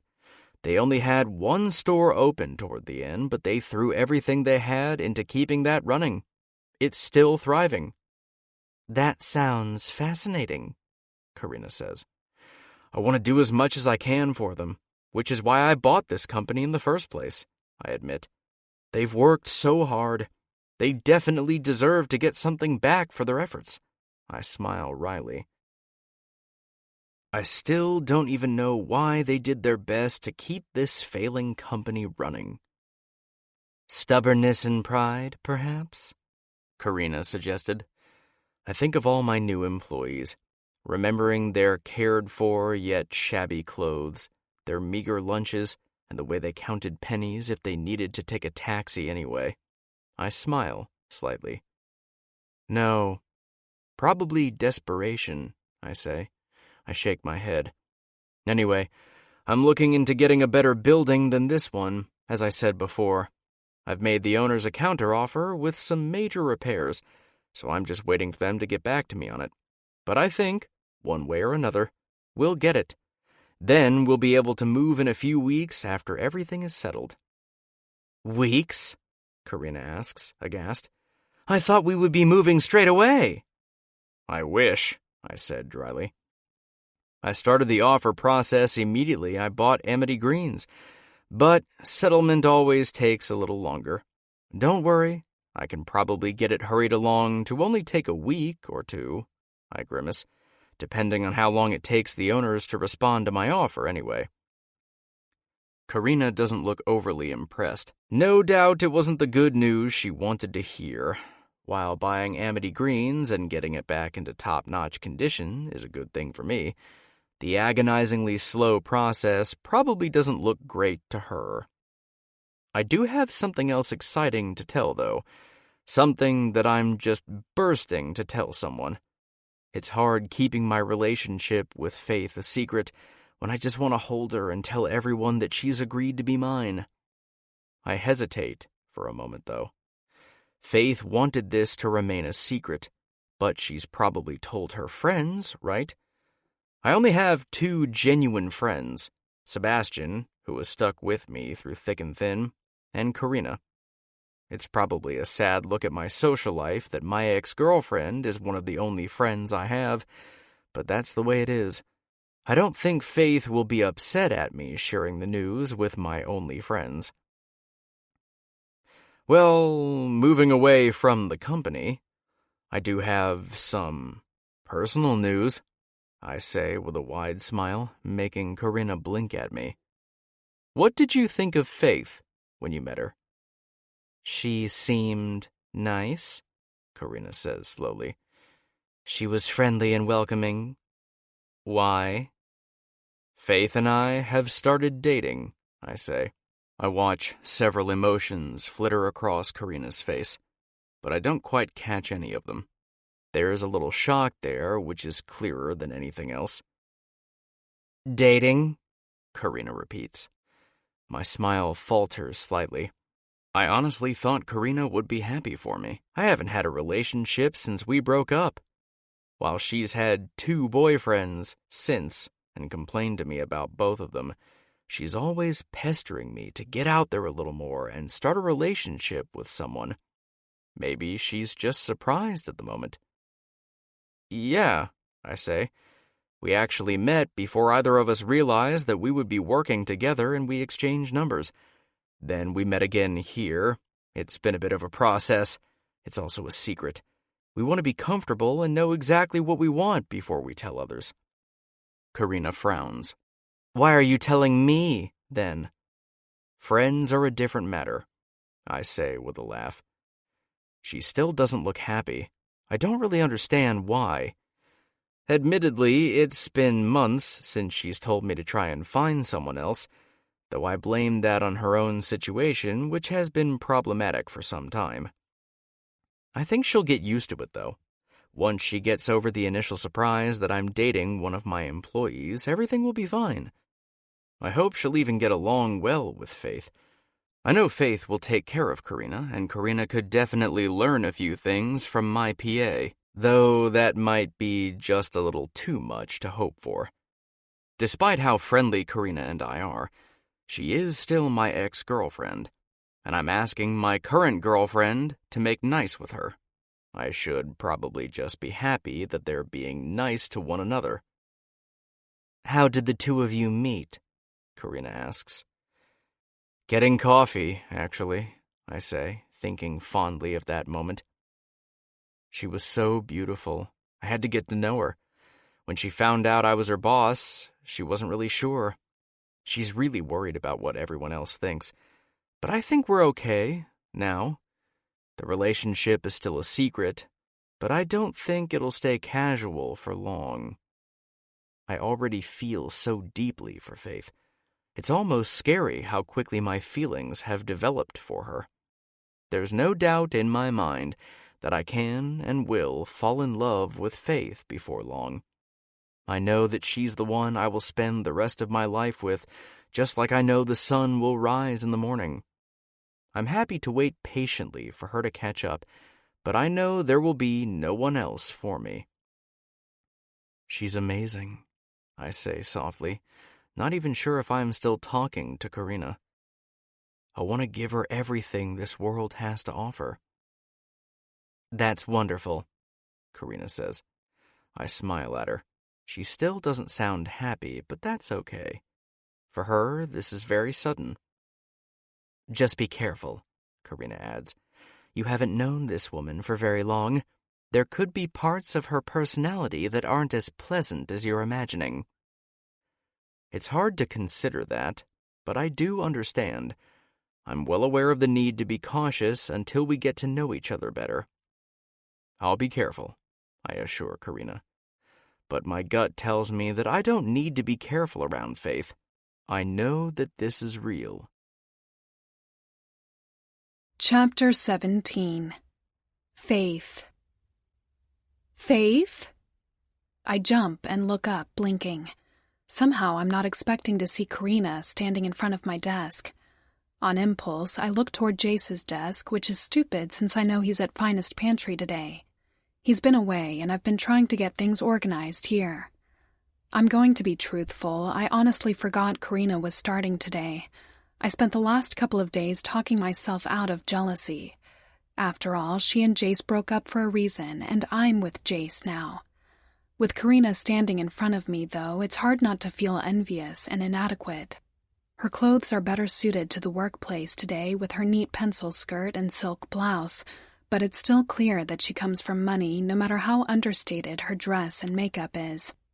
I cough. Karina is dazzling. I'll give her that, but I also need to remember that she's going through a tough time. Karina, it's good to see you, I say as warmly as I can manage, standing and holding out my hand. She shakes it limply before snatching her hand back. Are you excited to start? In a way, Karina says. I can't imagine a woman who has been given everything she ever wanted would even work a hard day in her entire life.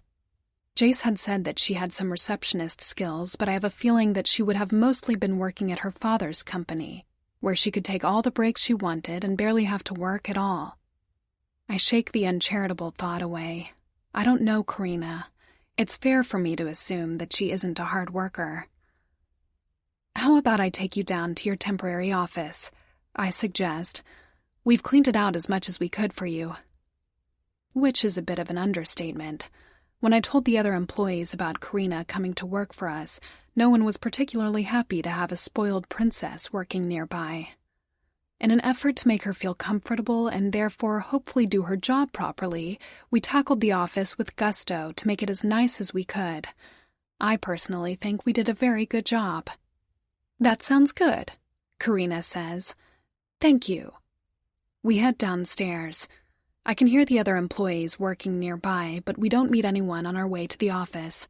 I'll have to introduce Karina to them at some point, but in order to give her a chance to settle in nicely, we should probably give her a few moments to herself. The office that we set up for Karina does look quite nice. Jace bought the materials that I asked him to get, and we set it up so that the small room looks quaint and warm. Long blue drapes cover the windows, the desk is firm and made of a light wood, and Jace helped us pick some pictures of flowers to hang on the walls for now, covering some of the larger cracks. The computer is also the most up-to-date system in the building, and will be the only one we have bought until we move. Wow, Karina says. You guys have done a good job. I glance at her. She isn't smiling, but I probably should have expected that. She definitely doesn't want to be here. I chalk it up to both her silver spoon upbringing, which makes her turn her nose up at the poor building, and the fact that she just doesn't want to work in general. I remind myself again not to jump to conclusions. Everyone here works hard, and I'm sure she will be an asset in time. Do I stay here? Karina asks. You don't have to, I say with a smile, swiping the new phone of the receiver. This cordless phone has a pretty large range, so you can just carry it with you. If you take it somewhere, just take a small notebook and pen with you so you can jot down any messages. There is stationery for you in the desk drawers. The computer is fully hooked up to our internet. I assume the internet is slow? Karina asks dryly. Actually, it's one of the only things that works properly here. I return. Jace updated the internet for us the other day so that we at least had enough internet speed to do our jobs. Karina smiled slightly. That's very kind of him, she says. He has been kind, I agree. Her attitude irks me, but she's likely just as conflicted about this new place as I am about her. I promised Jace I would do my best to make things easier for her, and I'll keep to that as much as I can. Karina rounds the desk and settles into her chair. It's a very comfortable chair that I had Jace buy specifically. He'd wanted to just give her an old desk and chair, but I told him that Karina would be more likely to stay if we made sure her surroundings were nice and new. How long have you worked here, Faith? Karina asks. A few years, I say. I worked under the old owner, who wasn't great. I know, Jace told me. Karina agrees. It must be wonderful to have Jace on board. He's an amazing businessman, and he makes everything easier. He does, yes, I say, wondering where she's going with this. Is he seeing anyone at the moment? Karina asks curiously. I pause. Why is she asking that? It seems like an odd question to ask me. Aren't they friends? Or maybe, due to their past history, she doesn't feel comfortable asking Jace. Then I wonder how to answer. If she's asking, it means that Jace hasn't told her about our relationship yet. Or maybe he doesn't intend to because I've asked for him to keep it a secret? I'm not sure, I say, feeling awkward. Karina's entire expression lights up at that, and I feel a sinking feeling in the pit of my stomach. There can only be one reason the other woman is happy at that answer. That's really good, she says with a soft smile. You know, I never quite got over losing Jace. I wasn't mature enough to be in a relationship with him at the time. I didn't know how to concede. We split mutually, but no one else was ever enough afterward. I see, I say, biting my lip. For months now, I've wanted to talk to him about getting back together. Karina confides. I definitely think we could connect again since I have a better chance than anyone. I know him so well after 2 years together, and we're still very good friends even after separating. A blank sort of horror comes over me. I'm hearing everything she's saying, and it all makes so much sense, but I don't want it to. And it's hard, because the soft, loving smile on Karina's face tells me that she's very serious about this. My stomach tightens. If she makes a sincere play for Jace, what will happen to me? Do I lose? Surely I would have to. I know Jace wants me, but he was with Karina for 2 years. She knows him better than anyone else does. Even while designing her office, he was able to pick out the decorations that she would love. He hasn't forgotten how connected the two of them once were any more than she apparently has. I clear my suddenly dry throat. Do you think a relationship between the two of you will go differently this time? I'm genuinely curious about her thoughts on this.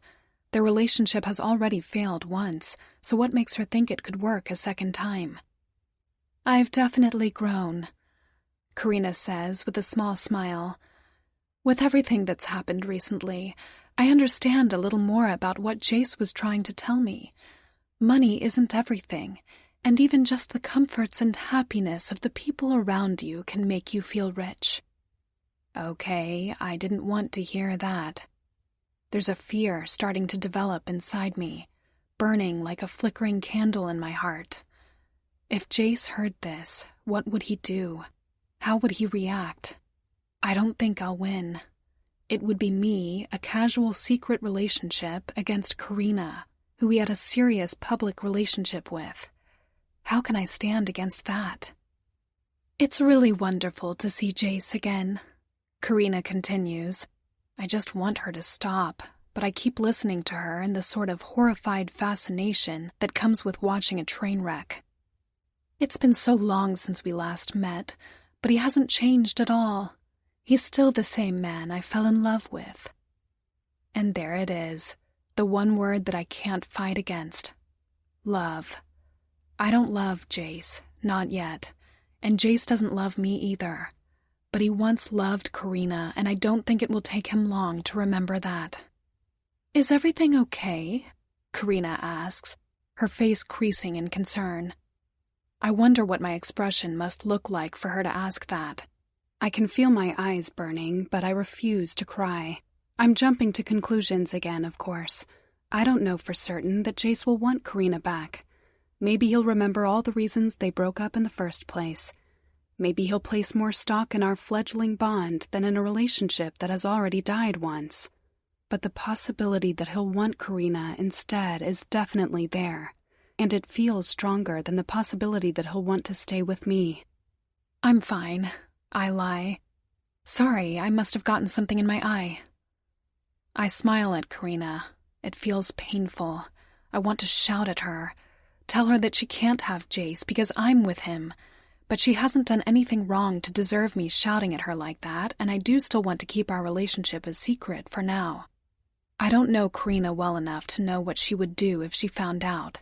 And if I were her, I would be very upset if the woman I had just told all my secrets to suddenly came back and said she was actually in a relationship with the man I loved. I just need to calm down. Nothing has happened yet. I just need to wait until something changes one way or another. Do you have a plan? I ask. I need to know what she's planning. I don't know whether I need to know so that I'm prepared to handle it or whether I need to know in order to try and stop her. One way or another, though, I do need to know. Just spend time with him, Karina says with a shrug. I know that I still love him. I think he might still love me too, but I don't know for sure until we spend more time together. She smiles softly again. However, I don't think I'm wrong in his feelings. It's the final nail in the coffin. I feel everything I've hoped for fading away. It's stupid. I shouldn't be this worked up about it. I haven't known Jace for that long. And yes, he is special to me because he's the first man I've had sex with, and I'll always remember that. But it's foolish to hang all my hopes on that. There will be other men out there, surely. Jace is just one man. He's taught me what it means to be treated kindly in a relationship, and he's taught me the pleasures of being with another person. If he decides to end the relationship, then I'll just take those lessons and use them when I find someone else. It's logical. So why does it hurt so badly? Chapter 18. Faith. If I had expected things to end quickly between Jace and me after Karina's confession, I was definitely wrong. 3 days later, I'm on tenterhooks, just waiting for the other shoe to drop. I'm forced to watch as Karina, the office phone on her hip and a pad of paper with a pen tucked into her pocket, spends most of her time in our office when Jace is there. I sincerely regret telling her that she could move around with the phone as long as she had it with her at all times. Jace has been here all 3 days. He returned the day after Karina started, saying that Finest Pantry will be fine without him for a little while. I'm happy that he's putting so much effort into Amity Greens. I just wish he'd sent Karina over to Finest Pantry. Though I can't stop the nasty thought that maybe he's staying over here so he can see Karina more. Admittedly, Jace doesn't go out of his way to seek Karina out. Karina is always the one to come up here. But Jace always seems happy to see her, and he never tells her to leave even when she interrupts him in the middle of work. It's irritating. I've long since gone from being miserable about it all to being angry. Not at Karina, she has no idea that she's stepping on my toes, but at Jace. How can he allow another woman to be all over him like that while I'm only a few feet away? Though, maybe I need to be fair. Jace does tell Karina not to get so close a few times because he needs to concentrate, and he doesn't try to touch her himself. He also does continue working while she's there, giving her non-committal answers more often than not. All right, so maybe I shouldn't be angry at Jace. He's not really trying to encourage Karina's behavior, but it's easy to see that he cares for her in the way that he looks at her and smiles at her. Does he look and smile at me like that? I can't really remember. And Karina is patient. She doesn't get irritated when Jace doesn't give her his full attention. She seems happy just to sit nearby and know he's there. I can see by watching them how their relationship once worked. It would have been one of contentment and pure happiness. I wonder how everything ended up going wrong between them. Both Karina and Jace said that they were far too different to stay together. But it's been over a year since they broke up, and they both would have grown as people during that time. While Karina is here, are they both remembering the calmer, happier times that they spent together? I look back at my work. I don't want to watch them anymore. During my lunch break, my phone message chimes. I almost don't want to look at it. I'm in a thoroughly bad mood because I left Karina in the office with Jace, talking and laughing like old friends. Which they are, I remind myself. They are old friends. After a moment, however, I look at the message, reluctant to ignore it. It's from Louise. I told her the other day that Karina had arrived, and of my worries regarding Jace. At the time, she told me I was being foolish, but I think she's become more worried over the last couple of days. "How's it going?" I sigh as I sit at a table. "Not well," I reply. "He's in the office with Karina." "Alone?" Louise returns. "Yeah, she wanted to have lunch with him." "You know, you should just tell everyone you're dating and get rid of this bitch." I snort and close my phone. Trust Louise to suggest that. I know she thinks I'm an idiot for keeping my relationship with Jace still a secret. She isn't wrong, though. If I told everyone I was dating Jace, then one way or another I would get an answer. "Hey, Faith, long time no see." I look up and smile. Michael, a man in his mid-40s who is now managing the finance department, sits across from me. Michael and I always work together to keep the company afloat, and his help has been invaluable. "How is everyone getting on?" I ask him. "Sorry I haven't been down much, but there's so much to do up in the office." "Don't worry about us, Faith," Michael says warmly. "We're all doing very well on our own." That should make me feel much better. Strangely, though, it doesn't. Instead, I feel an odd sense of loss, and tears burn behind my eyes. I blink them away quickly before Michael can notice. "That's good," I manage to say. "I'm glad everyone is settling in. Soon we're going to have an entire batch of new employees to look after, too." "I'm looking forward to it," Michael admits. "I can teach them all I've learned and actually get some proper help around here. You were amazing, Faith, but numbers are not your strong suit." I smile sheepishly. While I'm not bad at math, Michael often left me in the dust with his phenomenal understanding of how numbers work together. "So, what have you been up to?" Michael asks curiously. "Mostly just getting advertisements organized and emailing other companies to get some support for our comeback," I explain. "Jace has also been looking into that new building for us." "Any word on it?" Michael asks. "He's arguing about price with the owners right now." I laugh. "There are several things wrong with the building. Jace is happy to fix them, but he's trying to get the owners to lower the initial price because of how much it will cost." "Fair," Michael says with a nod. "I hope you haven't been stressing too much about us while you're up there." "You know me. I always stress," I tease. "I know," he says, and there's a serious note in his voice that makes the joking smile fall from my face. "But you can stop worrying about us now, Faith. We're doing okay." My heart clenches. I've been looking after these people for quite some time. This company was mine in everything but name. I'm so grateful to have Jace's help and to be able to manage the place while he's away. But things have inevitably changed. It's good to see that everyone else has found their own 2 feet. Michael, who was often frustrated by the poor technology, Janice, who had no need to market but still worked tirelessly on ideas, Robert, who was quiet and needed constant reassurance that his ideas were good. They don't need me anymore. It's a startling realization. I think in some way I already knew that, but it's only just hitting me now as I talk to Michael. It's another change in a world that has already changed so much. I'm losing Jace, and I've lost the people that have been under my care for longer than I remember. I've taught them to be independent, and they've used those skills so that they don't need me always. Maybe it's selfish, but I want them to reach out to me. Now I feel adrift and unsure. What exactly is my role if I'm not taking care of anyone? What am I supposed to do with myself while everyone else works around me? I don't even know what the regular role of a PA is. You know, maybe you should talk to Jace's other PA, Sebastian, Michael says, and it takes me a moment to realize that I made that last comment out loud. He's been doing the real job of a PA, not the semi-management thing you were forced into. He could probably help you out.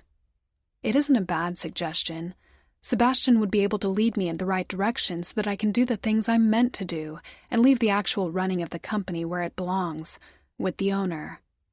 Sounds like a good plan, I say to Michael with a smile. Thank you. We all have to look out for each other. Michael beams back. I smile and curl my hands around my drink. It's going to take some getting used to with all these changes, but I think we'll be okay.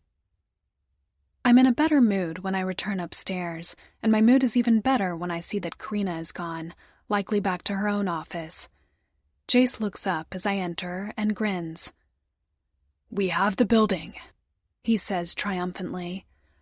They've accepted my offer and we're going to start the settlement process after the weekend. That's wonderful, I say, excited. Everyone is going to be really happy. Michael was just asking me about the building at lunch. Michael? Jace asks blankly. Head of finance, I say. Jace's expression clears and he nods. He hasn't quite learned everyone's names yet, but he's getting there. Great, he says. I'll make the announcement this afternoon. I smile.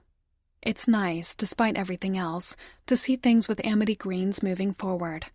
A new building is going to mean a lot to everyone.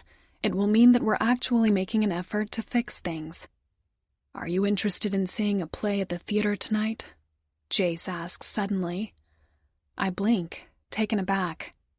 Like a date? I ask. He gives me an incredulous look. What else would it be? I'm not sure how to reply to that. He's just spent all morning with another woman, one that has made it plain that she wants something more with him, or at least made it plain to me, and now he's inviting me on a date? It doesn't really compute at the moment. I blink several times, trying to understand. He's been spending time with Karina, remembering how it was to be in a relationship with her, preparing to break up with me, and inviting me on a date? Sure? I say, thoroughly confused. What did you want to see? It's a new theater production doing a mashup of fairy tales. I've heard it has some amazing musical numbers. Jace explains. I'd love to see it with you. That sounds nice, I say. Is he going to use this date to break up with me? But why would he take me to the theater? Why not just a dinner? I can't work it out at all. Though maybe I should just take this. One last date with Jace would be nice. One last moment to have with him and remember after it's all over. What time? I ask. 7, Jace suggests. He looks at me closely. Are you okay? You look like you're about to cry. Shit, not again. What is wrong with me today? Something in my eye. I lie with a grin, swiping at my eyes in irritation. Sorry. All right, I'll be ready for you at 7 then. Do you want me to have dinner first? Dinner is included, Jace says, standing. Before I can move, he wraps his arms in a warm, gentle hug. I really am going to cry if he doesn't pull back soon. I'm looking forward to it, he says with a soft kiss on my lips. I smile at him. So am I say. But it's a lie. I already know what's coming, and it isn't going to be fun for me. I'll do my best to enjoy myself until that moment. And then, when it's all over, I'll return home to nurse my heart in solitude. Chapter 19. Jace. As far as I'm concerned, both Faith and me are in a great place right now. Things have been progressing very well lately with Faith and myself. She's more willing to touch or accept my touch outside of our homes, and I can see a look in her eyes that I know is being reflected in mine. There's very little doubt in my mind. I'm falling in love with Faith. Part of me thinks that she might be falling in love with me in return. So, why does she seem so off today? I can't put my finger on what it is. When I first asked Faith to come to the theater with me, I was excited to spend more time with her. Lately, Karina has been around a lot, which has made it hard to see much of Faith during the workday. In response, Faith has been staying away from our office in order to prevent any slip-ups. I'm fond of Karina in my own way. There were a lot of reasons why our relationship didn't work out, but she's good to have as a friend. Yet, spending all this time with her is just reminding me of all the reasons why I didn't want to be with her anymore. She's very self-centered, picky, and has no verbal filter. So, in a way, this date with Faith is also a reprieve for me. A way to say that everything is all right between us, and things would hopefully go back to normal soon. Except, I glance over at Faith. She's looking out the window silently. Normally, the silence between us is comfortable. Tonight, however, it feels awkward.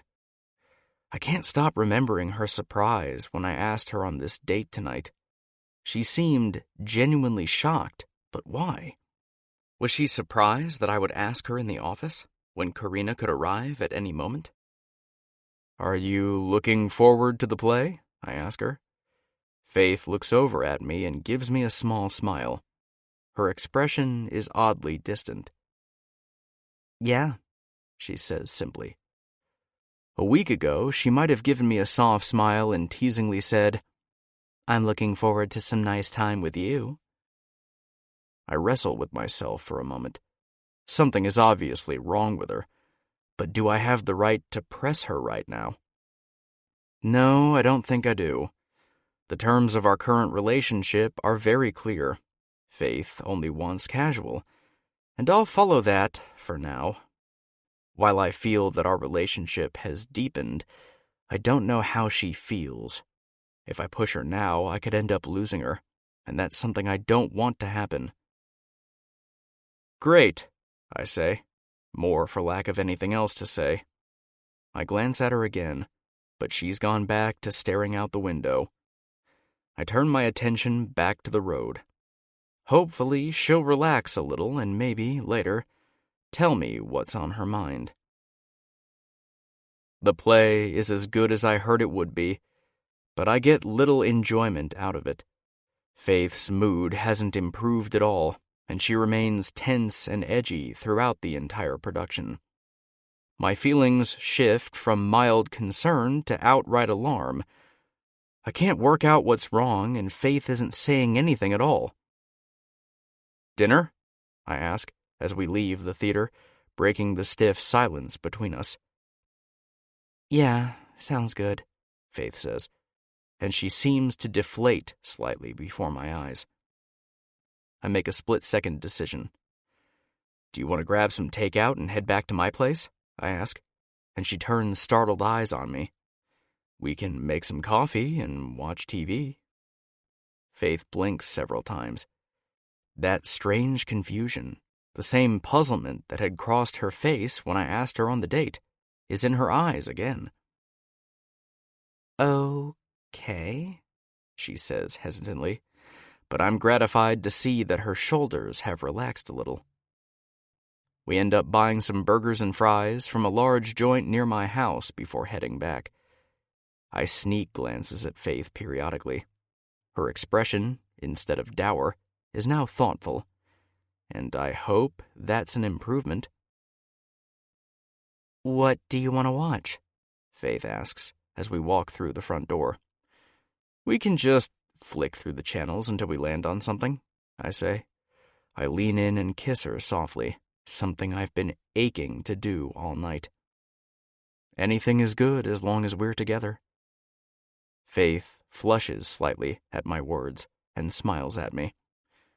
It's small, but it isn't as distant as before, so I count that as a win.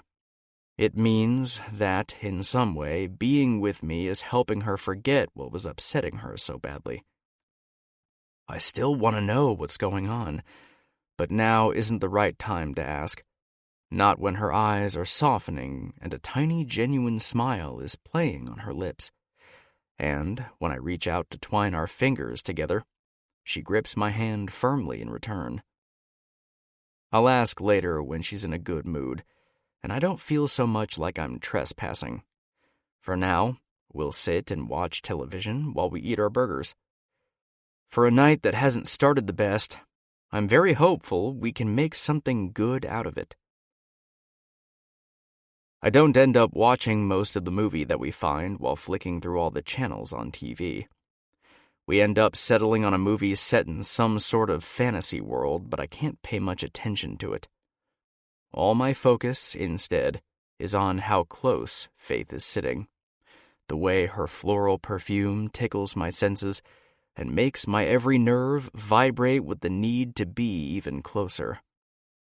I'm hyper-aware of how her bare arm brushes against mine, the hairs all over my body standing on end, and the way she shifts beside me, giggling at something she finds amusing or gasping when something shocking happens. Her reactions tell me that it's likely a good movie, but I'm more interested in watching the way her emotions play out across her face. Her hand is in mine again, sitting on our legs, which are pressed close together. I start to gently rub my thumb over the back of her hand. Faith blinks, startled, and looks down at our joined hands. I wonder if she will tell me to stop. She was in such a poor mood earlier, and I still can't get those odd expressions out of my mind. But then, Faith looks up at me before turning back to the television, content to allow me to do what I want. Well, if she's going to give me that sort of open invitation. I continue rubbing my thumb on her hand for a few moments, and then, when she leans forward to watch something on the screen with an eager expression, I untangle my fingers so that I can slide them slowly up her arm. Faith instantly stiffens with a sharp intake of breath, and she glances at me. I stare straight ahead at the television, pretending that my fingers aren't currently dancing over her elbow. "Jace," she breathes. I glance at her. "Yes?" I ask in affected curiosity, struggling to stop a smirk from spreading across my face. Faith stares at me, heat in her gaze. Earlier, I hadn't felt any warmth from her. Now I can feel the fire that has sparked to life within her. "If you keep doing that, I'm going to have to stop you," Faith says in a low voice. My fingers pause. It's a sensuous threat that makes a shiver run down my spine. Then I continue running my fingers up and down her arm. "Are you?" I ask, a hint of challenge in my voice. What will she do? I wonder as I watch her. As inexperienced in sex as she is, I've taken most of the control the last 2 times we've slept together. While I know she has her own set of talents, the blowjob that she gave me last time attested to that. She had previously drawn the line at sex. I'm curious to know how she will react this time. Is she going to want me to take control again, or... Then Faith moves. She twists away from my touch, and I feel a pang for only a moment before she shifts onto her knees and leans over me, throwing a leg over mine so that she's straddling me on her knees, her hands on my shoulders. She looms over me. "Yes," she says, her voice low with promise. "I will." My heart thumps loudly in my chest. "And what are you going to do about it?" I ask. Faith's hold on my shoulders turns firm, and she leans in, pressing her chest against mine. I can feel her soft breath against my cheek, and my cock is already starting to perk up in interest. "I'll ride you until you can't breathe," she promises. Sparks of heat shoot me, heading straight for my groin, and I can't help but groan out loud, my breath catching in my throat. It takes a moment for me to retain some semblance of control so that I can continue our banter. "Yeah?" I ask, feeling breathless, my hands settling on her hips in a loose hold. "Why don't you?" Faith grins at me, leaning in close. My tongue slips out to lick my lips, already anticipating the feel of hers on mine. But then, surprisingly, Faith pulls back completely, slipping off my lap. I blink, confused, and ignore the sounds of horses on the television. "What are you doing?" I ask, confused. My cock is half hard, and my mind is whirling with thoughts of her promise. "Patience, Jace," Faith says with a grin.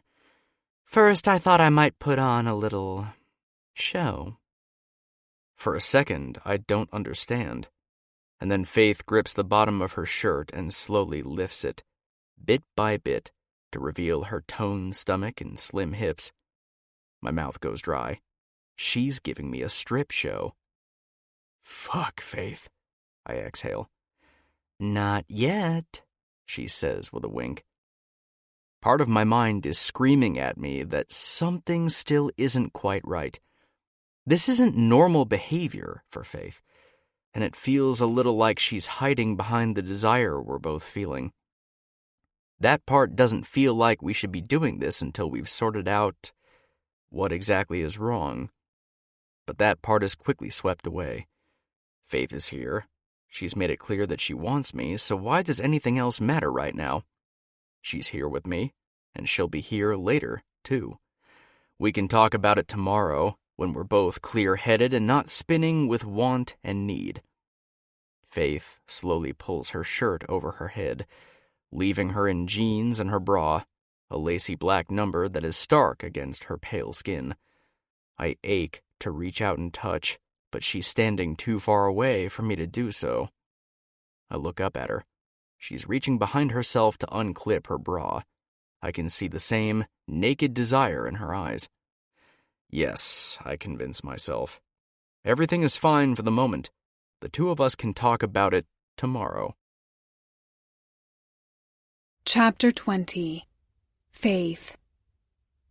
I can feel Jace's eyes on me, watching my every movement. It's thrilling. I can see his desire on his face, and for a brief moment I forget why I was upset with him and so certain he was about to break up with me. I was lost when he brought me home and sat down with me to watch television. There's no way I could resist his soft, seductive words. I might be unsure whether Jace still wants me, but I know that I want him. Once more, my mind tells me, I can have him just once more. My bra falls to the ground, and Jace's eyes are on my breasts. His body twitches as though he longs to reach out and touch me, but he isn't moving, allowing me to control the flow. Desire flows through me. I want this. I want him. Maybe, just maybe, it's all been in my head. Maybe I can trust Jace. I want to believe that. Fuck, Faith. I want you so bad right now, Jace says, his voice hoarse. Soon, I say, hooking my thumbs in my jeans. I wriggle them down over my hips, allowing them to slide down over my smooth legs and drop to the ground. I step out of them, feeling a raging fire in the bottom of my stomach as Jace watches me hungrily, his eyes roaming over my body. I slip my panties down over my hips as well and stand before him, completely bare. I thought I would feel more embarrassed to have Jace, still completely dressed, watching me, but it just makes me feel hot and flushed. "Now what?" Jace asks, and there's a hint of challenge in his voice. I rise to the bait. I have every intention of doing things my way this time. I step toward him, his legs falling open as I do, so that I can move between them. I grip his shoulders firmly and climb on top of him, straddling him once more. I can feel the strain at the front of his pants, and his hips buck up slightly. I lean in as close as I can, his clothes rubbing on my skin. "Now you let me take control." I breathe in his ear. I circle my hips slowly on his lap, feeling his erection as he rubs up against me, groaning at the friction, and I bite back a moan at the sensation. I try to calm my racing heart as I reach forward and start to unbutton his shirt. I want to take my time with it, but the heat within me is telling me to move, now, and take what I want to chase the inevitable rush of pleasure at the end. My fingers clumsily push his shirt back, but I don't care to push it completely off, more interested to lean in and latch my mouth around his shoulder, biting down. Jace shouts at the unexpected move and groans as I soothe the mark over with my tongue, sucking gently on his skin. His hips are bucking uncontrollably now, and I bounce slightly on his lap, teasingly not giving him exactly what he wants. "Faith, shit, please," Jace gasps out. His plea shoots straight through me. I'm in control now. He's given over the reins to me entirely, and I gasp against his skin at the spikes of pleasure that shoot through me at the thought. Fuck, I want this so badly. I lift myself onto my knees and scramble with the zipper on his pants, no longer caring about teasing him. I just want him. When I get it open, Jace knocks my hands away and drags his pants and boxers down, kicking them off to somewhere else in the room. His cock springs free, standing tall and hard, leaking at the tip. "God, I need you," he groans. "I'm going to ride you now," I murmur, and his breath catches. "I'm going to ride you so hard you won't even think about anyone else." The words slip out without permission, but Jace is too far gone to register them. I'll drive all thoughts of Karina out of his mind. She doesn't belong between us. I raise myself over him, feeling a spark of nerves. I've never done this before. But I want to do this with Jace. I want to trust him. I want him to feel me and to have him deep within me. I rub myself on the tip of his cock and meet his eyes. He's watching me, and when he sees me looking at him, he's smiling at me. There's no expectation or regret in his eyes. He wants me just as much. I draw in a deep breath. Slowly, I sink down onto his cock. The feeling of breaching myself on him is so unbelievable that I have to pause to gasp for breath. I can feel Jace trembling with the force of keeping himself still beneath me as he waits, his hands settling gently on my hips. Slowly, I inch myself down, bit by bit. When I'm fully seated on him, I groan, throwing my head back as I try to get myself under control. "Deep breaths," I hear Jace say. "Don't move until you're ready." I gulp in lungs full of air. Slowly, the world stops spinning, and I loosen my grip on Jace's shoulder, my pounding heart slowing ever so slightly. I feel Jace within me, pressed in so deep that I want him to stay there forever, so that I know he'll always be mine. I rise up, gently wriggling myself off his cock with the aid of his urging hands, before slipping back down again. Slowly, I get used to the feeling, and my movements become more sure, thrusting down harder as his hips buck up to meet me, trying to take in even more. The world narrows until it's just the two of us, the sound of our panting, gasping breaths, and the feel of our skin joined together. Nothing else in life matters right now. It's all so overwhelming, and I know I'm not going to last long. My hips start to move clumsily, my breath sobbing in my throat as I bounce in his lap. My movement is restricted because of how his hands grip my thighs. My legs are trembling and my body is shaking with need. Then Jace hits something in me and I cry out, vision going white. From there, I'm helpless, doing my best to move but otherwise trusting myself to Jace. Struck with pleasure, wave after wave after wave, as Jace continually strikes that spot, thrusting in hard and deep with each buck of his hips. And then a wave of pleasure crashes over me and my body tenses, clenching around Jace. I can feel him still moving for a moment, and then he too stills. I'm washed away in crashing desire, unable to do anything than drift away with it.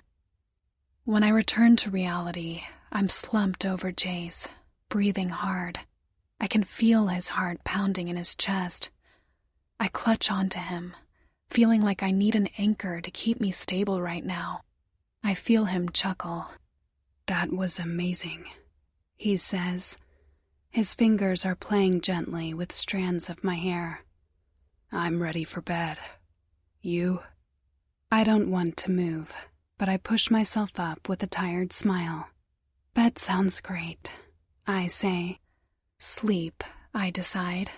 I can think of everything else in the morning. Unfortunately, I can't sleep. Even an hour after Jace and I have crawled into his bed, I lie awake. My head is spinning. I can't believe I just did that. Surely Jace was preparing to break up with me, and having sex with him had only postponed that moment. Unless I got it wrong. Everything Jace said and did tonight made it clear that he was happy to be with me. Even just picking up burgers and bringing me to his house showed me that he had realized that I wasn't in the mood to be around a lot of people after the play. It was sweet of him. So, what now? I'm not sure. I've been so certain for days now that our breakup was imminent, and I'm not sure how to kick the thought away. Even lying here in bed with Jace, body angled toward mine and his arms brushing against me, I still can't get rid of the swiftly growing suspicion and uncertainty that has plagued me since Karina arrived. It's clear that Karina and Jace used to share a connection which right now I can't hope to match. After all, they were together for years before they broke up, and their separation was so amiable that they remained friends afterward. They're so close that Jace didn't even think twice before offering her a job to help her out. Admittedly, yes, we needed a receptionist, so hiring Karina was good for the company, but he hired her without a resume or an interview or even a quick meeting. He just allowed her to show up and have a look around. To me, that says that Karina is someone Jace hasn't forgotten about. It's easy to believe that the two of them could remember exactly why they were together in the first place. Karina has made it plain that she wants Jace back. And what does Jace want? I turn my head to look at him. In his sleep, his expression is peaceful, and there's a small smile on his face. I wonder what he's dreaming about. If I have to be honest with myself, Jace hasn't shown any inclination toward Karina. But then I'm not always around when Karina is. It's easier for me to make myself scarce than to watch her fawn over him, unaware that he's already in a relationship with someone else. I grimace, remembering a conversation I had with Karina earlier, about an hour after Jace asked me on the date. Part of me had felt hopeful, and then Karina had come downstairs looking satisfied. "Jace is amazing," she had said to me with a sigh. "I could just spend all day with him. He told me about this restaurant he loves and that he hasn't been able to go to recently. I think he might want to take me there." Her words had made ugly thoughts rise in my head. Is Jace being faithful to me? I don't want to think he's that type of a person, but then how would I know? I've only known him for a few weeks, and the casual relationship we struck up hasn't exactly allowed for any deep conversations. Have I done this? I kept Jace at arm's length even after we got together. Recently, there's been a small voice in my head that whispers that things could easily get very serious between the two of us, but I find that I don't mind that anymore. But I didn't say that to Jace. Has he started looking elsewhere? Has Karina come along at a time when he was starting to remember what it would be like to be with someone that he could be with publicly? I squeeze my eyes shut and shift carefully away from Jace, suddenly feeling claustrophobic. I'm being foolish, I tell myself. I have no idea what is going through Jace's mind, and I can't jump to conclusions. Karina's claims could easily be the optimistic words of someone who still loves Jace and wants him in return. It doesn't mean his so-called affection for her is real. Right? I slip out of bed and stretch, immediately feeling better as I run a hand through my hair. I'm tired, but I can't settle my thoughts enough to sleep right now. Frustrated, I gaze around the room, half hoping to see something that I could distract myself with. Instead, my eyes land on some framed pictures on his dresser. I pause. Jace hasn't shown me these pictures, but they're on display, so would it really be snooping to have a look when they're so clearly there? I glance back at Jace. He's still soundly asleep. Slowly, I get up, freezing when Jace murmurs in his sleep, and then relax when he settles. I walk across the room, burning with curiosity. Jace doesn't talk about his friends or family much, and I really want to know more about him. I just haven't been sure if I could ask. There are 3 pictures on the dresser. The first is of Jace and another man standing in front of a tall, glossy building. There's the end of a sign behind them in fancy writing, and it takes me a moment to realize that it's likely the building for Jace's other company, Finest Pantry. Is the other man Sebastian? The other 2 photos, however, make my heart drop. One is of Jace with a group of people, laughter clear on his face. He's sitting next to Karina at a dining table, grinning at the camera with an older man on his other side. There's no doubt that this is a picture of Jace with Karina and her family. The other one is even worse. It's just Jace and Karina. They're sitting on the beach, smiling at the camera with flushed cheeks. They both look so happy. Has Jace ever looked that happy with me? My eyes burn with tears. This, here, is the proof I was looking for that Jace has not forgotten Karina. He still has pictures of her in his bedroom, pictures that show a time when he was so much happier. He loves her. I can see that in this picture. I can't stay here anymore. A tiny voice in the back of my mind protests. I should talk to Jace before I jump to conclusions like this, but I can't bear to ask him questions I don't want to know the answers to. Somehow, along the way, my heart got involved, and I'm terrified that Jace is about to break it. I thought I was ready for it earlier. Now I know I'm not. If it hurts this much just thinking of him telling me he's in love with another woman, then it will be 10 times worse to actually hear the words out of his mouth. I'm not going to stick around for that. I gather up my clothes and dash for the bathroom. I need to get out of here. Jace doesn't want me. He wants Karina. I should have never allowed a relationship between us in the first place. Chapter 21. Jace. I wake slowly with a wide yawn and a contented smile. I had pleasant dreams, and part of me didn't want to be pulled away from them, while the rest of me is more than happy to wake up to the reality of Faith being with me. I look over to the other side of the bed with a lazy smile that drops as soon as I see that I'm alone. I sit up, quickly, stunned. "Faith?" I call. "Is she in the bathroom?" I scramble out of bed. My heart is clenching. I knew there was something wrong last night. I knew it. Why didn't I follow up on it? Why did I trust her when she said everything was all right?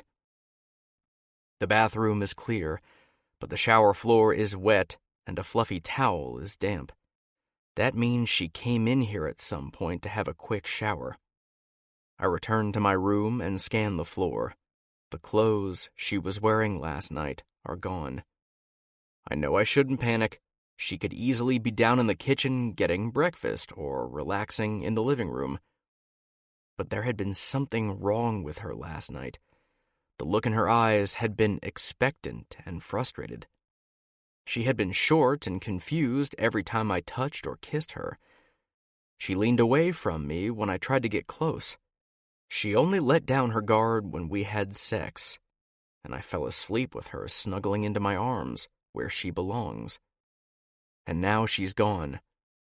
I race through the house, uncaring that I'm only in the boxers that I hastily dragged on as I left my room.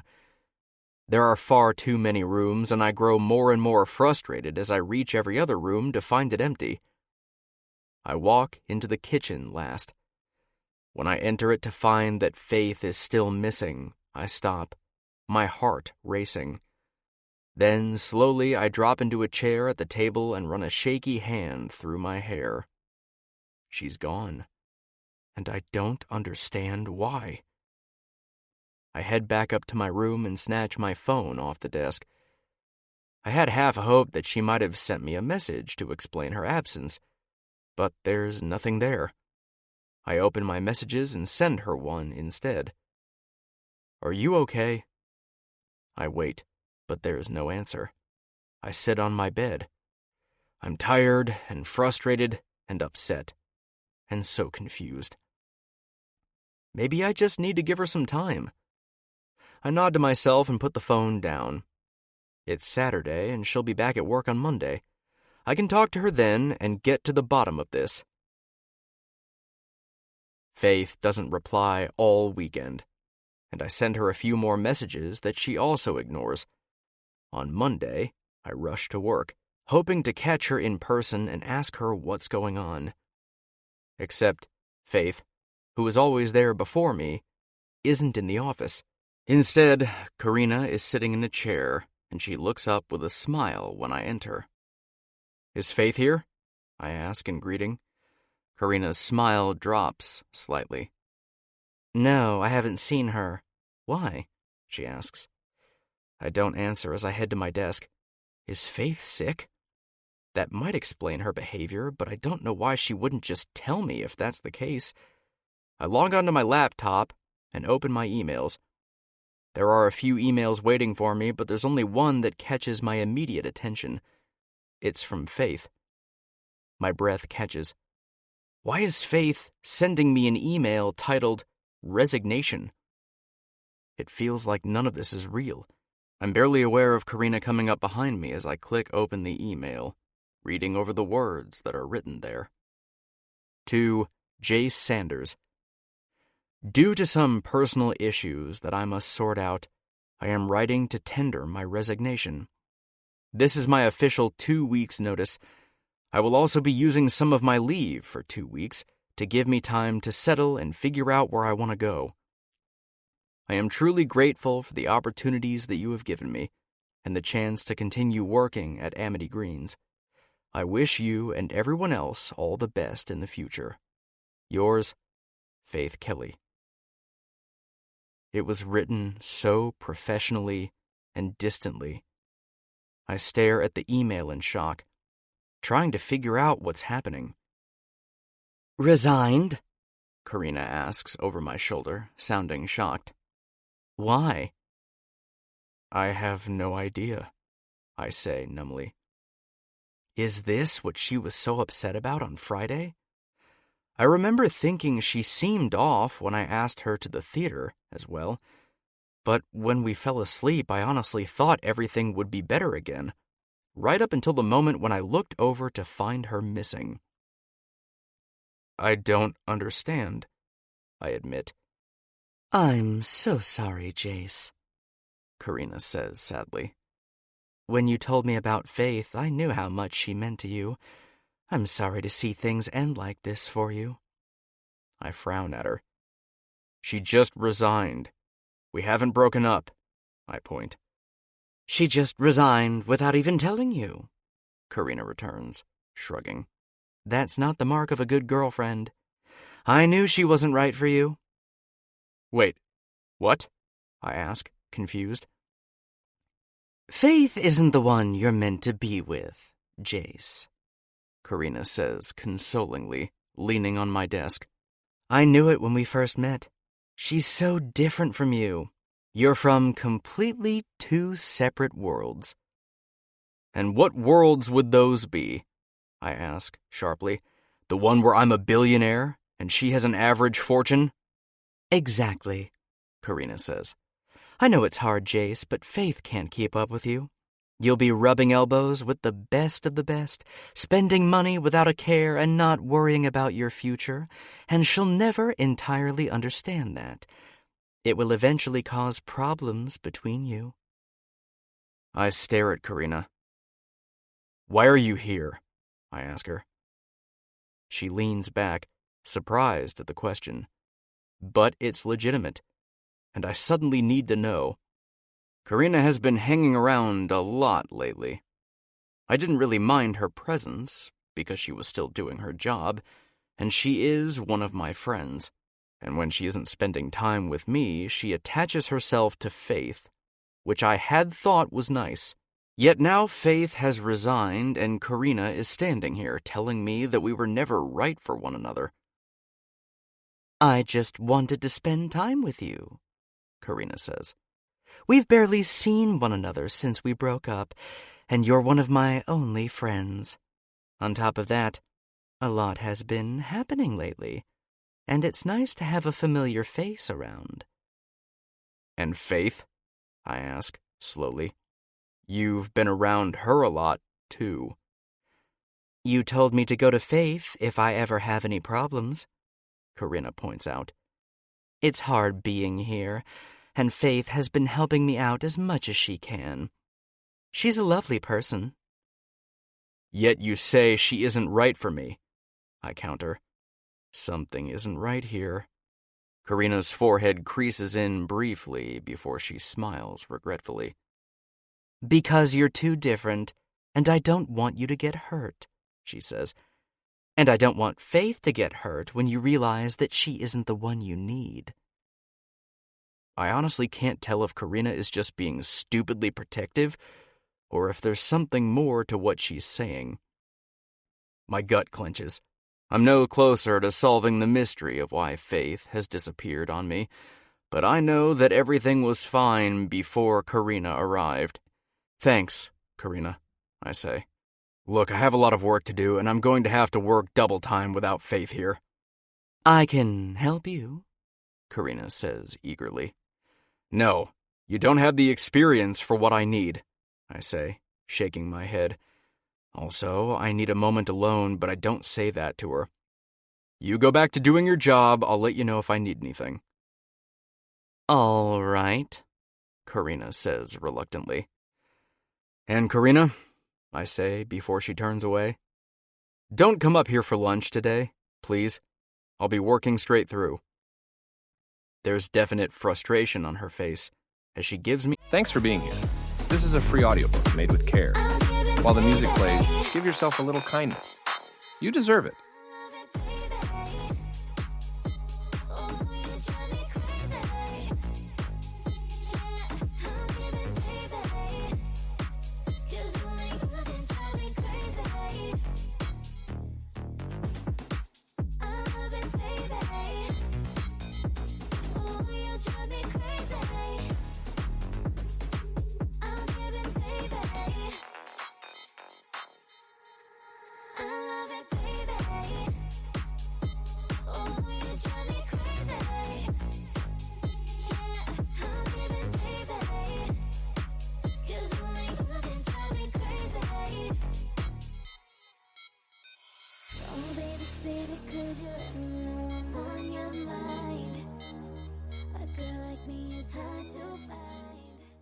A sharp nod and disappears.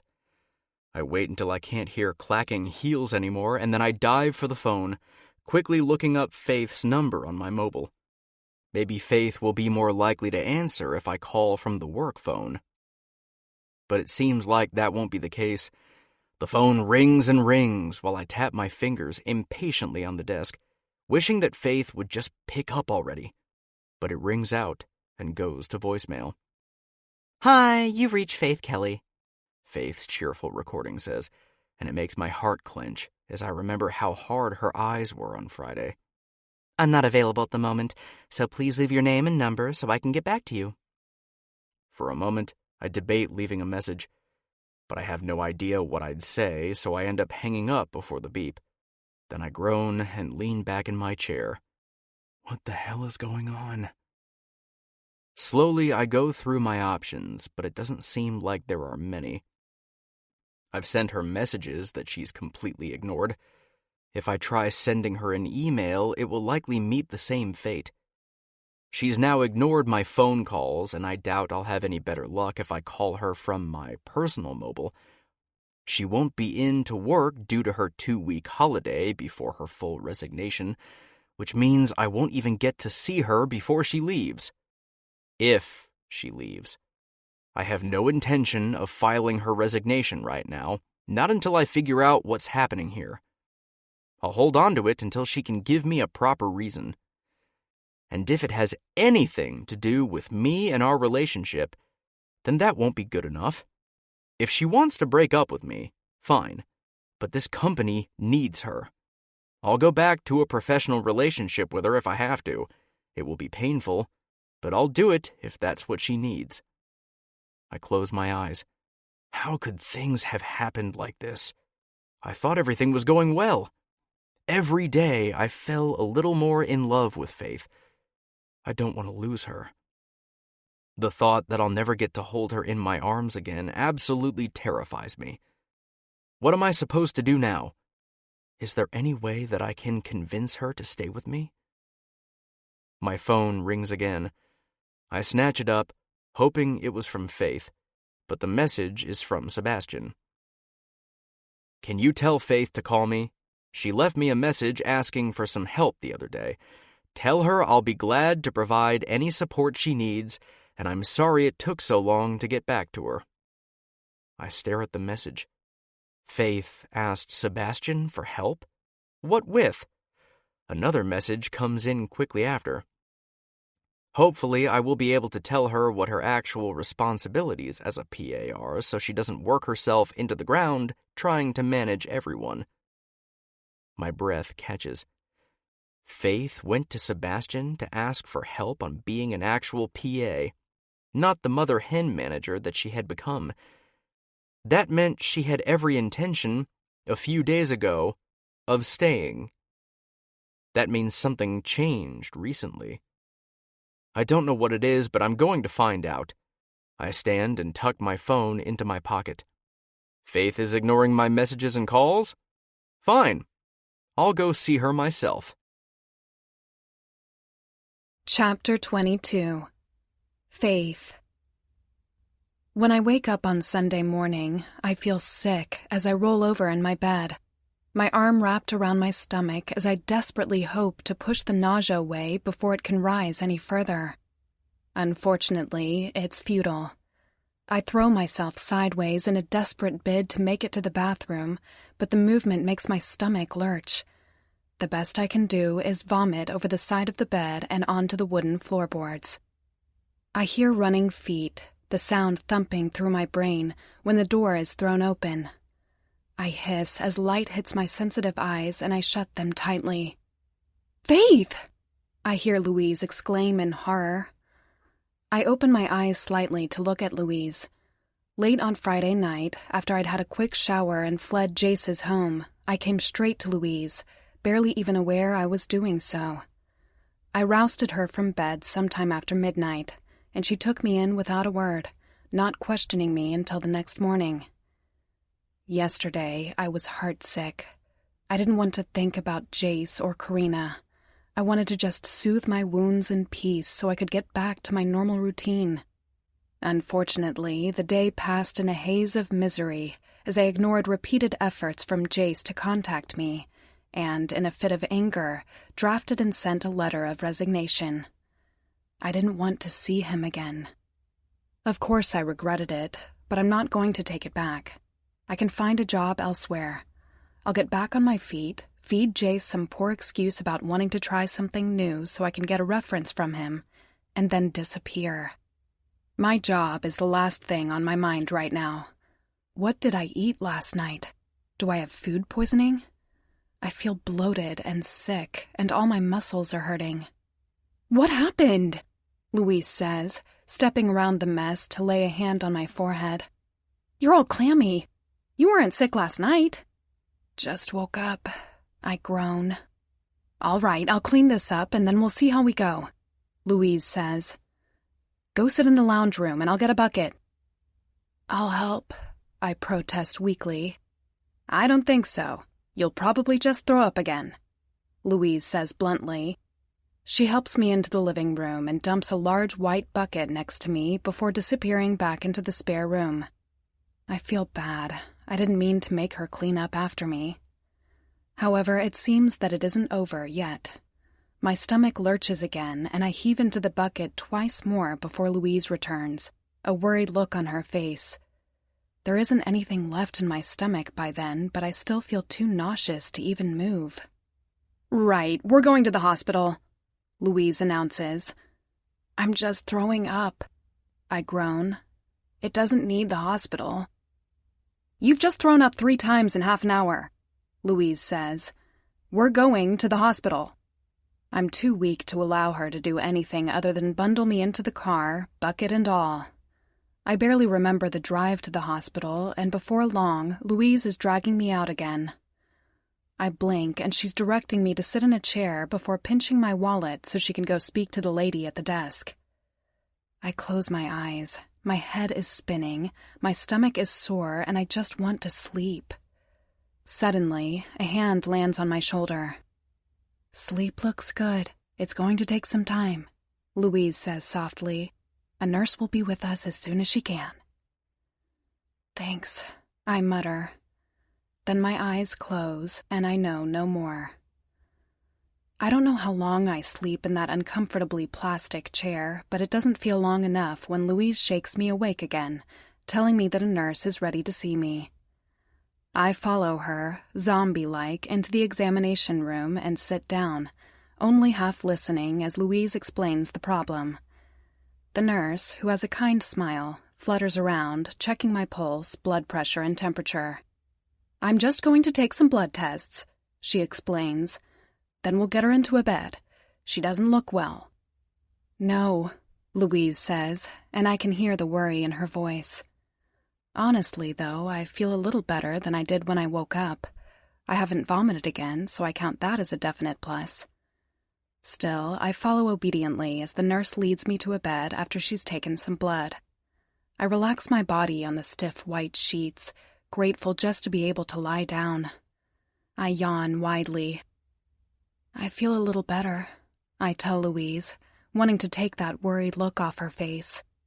"Yeah, that's good, but I want to know what happened in the first place," she says with a nod. "Just in case it happens again." That's nice. I feel bad that she's worrying, but it's nice to be cared for right now. I yawn, and my eyes slip closed. I'm asleep again before I know it. When Louise wakes me again, a doctor is standing beside my bed with a chart in his hands. There are fewer people around, making me wonder how many hours I slept for. The doctor smiles kindly at me. "Hello, Faith," he says. "My name is Dr. Booth. How are you feeling?" "Tired," I admit, pulling myself into a sitting position. My muscles hurt a little, but not as much as this morning. The nausea seems to be gone. "I see," the doctor says with a nod. "That's not surprising." I glance at Louise. She doesn't look worried anymore, which is good. She exchanges a curious look with me. "Was it just a stomach bug or food poisoning?" I ask. "Much more than that, it seems," the doctor says. He smiles at me. "Congratulations. It looks like you might be pregnant." I stare at him. Surely I didn't hear that right. "Sorry?" I ask blankly. "Of course, we still need to do another draw after 48 hours, Dr. Booth continues. "Right now, we've detected a change in your HCG levels, and to be certain, we need to compare it to another blood test in 2 days. But with your symptoms and the rise of HCG past normal levels, it's very likely that you might be pregnant. Pregnant? If you'd like to be absolutely sure, I can schedule you in for the other draw in 2 days, the doctor says with a smile at me. Otherwise, you can just do a home pregnancy test in a week or so. How long? I ask, my voice brittle. Your HCG levels are reminiscent of a woman who is about 2 weeks along, Dr. Booth muses. But it's hard to tell until we do the second blood test. Would you like me to schedule you in? Yes, I say immediately. I need to be sure. This could all just be a huge mistake. I would. All right, if you just come in around 11 o'clock on Tuesday morning, we'll get that sorted out for you, Dr. Booth says with a nod, making a note on his clipboard. I'll be here, so just ask for me. For now, you're okay to go. You'll be more comfortable at home. Thank you, I say numbly. Louise helps me off the bed. She looks about as shocked as I feel right now. How is it possible that I'm pregnant? No, that's a stupid question. Of course it's possible. I've had sex with Jace 3 times now, and I don't even remember if we used protection and our zest to touch each other. It's probably more likely than not that I'm pregnant. But I can't be pregnant. Not now. I've just quit my job. I'm about to disappear from my boyfriend, the father of my possible child. Said father is possibly cheating on me with his ex-girlfriend. Though, I try and remind myself that I don't know this for sure, as Louise told me over and over again. A deep connection, the way they look at each other, and photos on the mantle doesn't necessarily mean cheating. It just increases the likelihood. I imagine what Karina would say if she found out I was pregnant with Jace's child. A hysterical laugh bubbles up in my throat and I force it down, not wanting Louise to look any more worried than she already was. Karina's reactions would possibly be the only good thing about this whole situation. In a way, I'd be literally saying, I won. After all, there's no way her connection with Jace can beat me giving him a child. Not that I want to win, especially if Jace is cheating on me. I grimace. My thoughts are spinning hysterically in circles right now. I don't know what's real and what isn't. I don't know what to trust. Apparently, even my own body has utterly betrayed me. Faith? Louise asks. Are you okay? I look up at her tiredly as we head out of the hospital. Am I supposed to be? I ask rhetorically. There's no possible way for me to be okay right now. It's going to be okay, Louise says. I don't want to do the second test, I admit. I don't want to know for sure. Maybe your HCG levels are just naturally high? Louise suggests. It would be nice, but I can't give in to false hope like that. For the doctor to have made the suggestion, he was probably pretty sure. I need to know for sure that this is real and not some sort of mistake. If it is real, then I have an awful lot I need to consider. You're going to be okay, Louise says again, wrapping an arm around my shoulders. If nothing else, I'll help you in whatever way I can, all right? She pauses. Are you going to tell Jace if the tests come back positive? One thing at a time, I beg Louise. Let me just process this first. Let me figure out whether or not this is actually happening before I have to face that question. I don't want to think about Jace. I definitely don't want to think about what will happen if it turns out that I am carrying his baby. It would certainly make it harder for me to walk away from him quietly. Why did this have to happen right now? I groan. Because when it rains, it pours, Louise says soberly. Come on, let's go get some chocolate ice cream and eat it while watching sappy movies. You can stay with me as long as you need to. Thanks, Louise, I say. I'm really grateful that she's here. I have no idea what I would do if I ended up having no support through any of this. Having somewhere to go and someone to help me through this, especially if it turns out that I am pregnant, means the world to me right at this moment. Oh, by the way, I sent in my resignation last night, I say to Louise. Louise sighs gustily. We'll talk about that in a few days, she says, rolling her eyes. For now, let's just get home and ignore the rest of the world. Sounds perfect, I say. I can ignore the world for the next 2 days, I decide. Just until I get the next test done and the world decides to come crashing around my ears again. Because, as much as I don't want to, I already know what the result will be. Chapter 23. Jace. I pass by the coffee shop that Faith and I met in and look away. I try to call Faith again, this time leaving a message. Hi, Faith. We need to talk, I say, as I power walk down the street.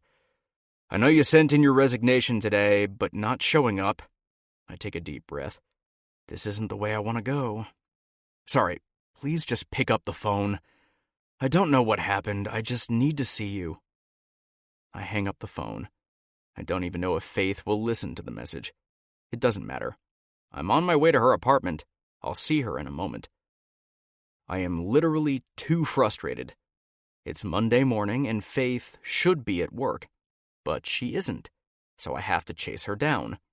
Except I'm not chasing her for work. I'm chasing her to see if she still wants me anymore in her life. I just don't understand what has changed.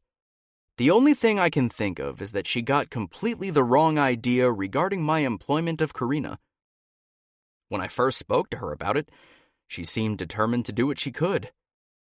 Did she think about it more later and realize she didn't like Karina being around? Did she see the way Karina was always in my office, needing attention? Did she think something more was going on between us? I really should have been more sensitive to Faith. Karina is my friend, yes, and she's in need, but I should have sat down with the two of them and outlined just what my relationship with each of them was. I should have reassured Faith that, despite my history with her, Karina and I are just friends, and all I wanted was to help her out during a time of need. Now Faith has disappeared, likely with the wrong idea. She was already unsure about our relationship and her status of being the girlfriend of her boss. Having Karina around likely just made it so much worse. I reach Faith's apartment block and look up. It's one of those that requires a key code to get in. Did Faith tell me the code? I try to remember the first time Faith invited me to her apartment. She was trying to find her keys in her bag and asked me to punch in the number. 3572. I put the numbers in and the light turns green. I'm through the door faster than I can blink. One hurdle down, now I just have to get Faith to open the door. I make it to the 3rd floor in record time, taking the stairs 2 at a time because I'm too impatient to wait for the elevator.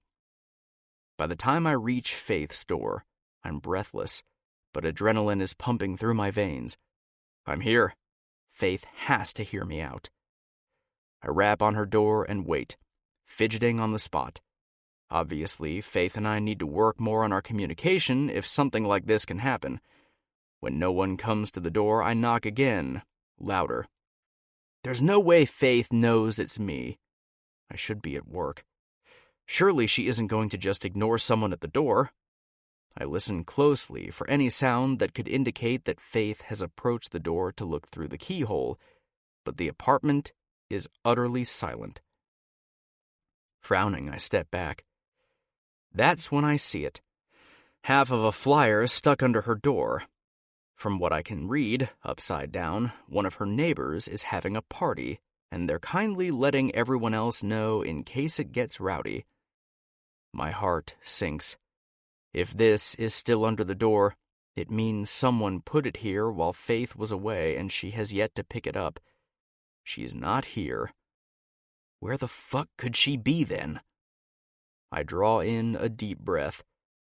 If Faith isn't home today, I'll just try again tomorrow. I'll keep trying until Faith answers me so we can at least talk this out like rational adults.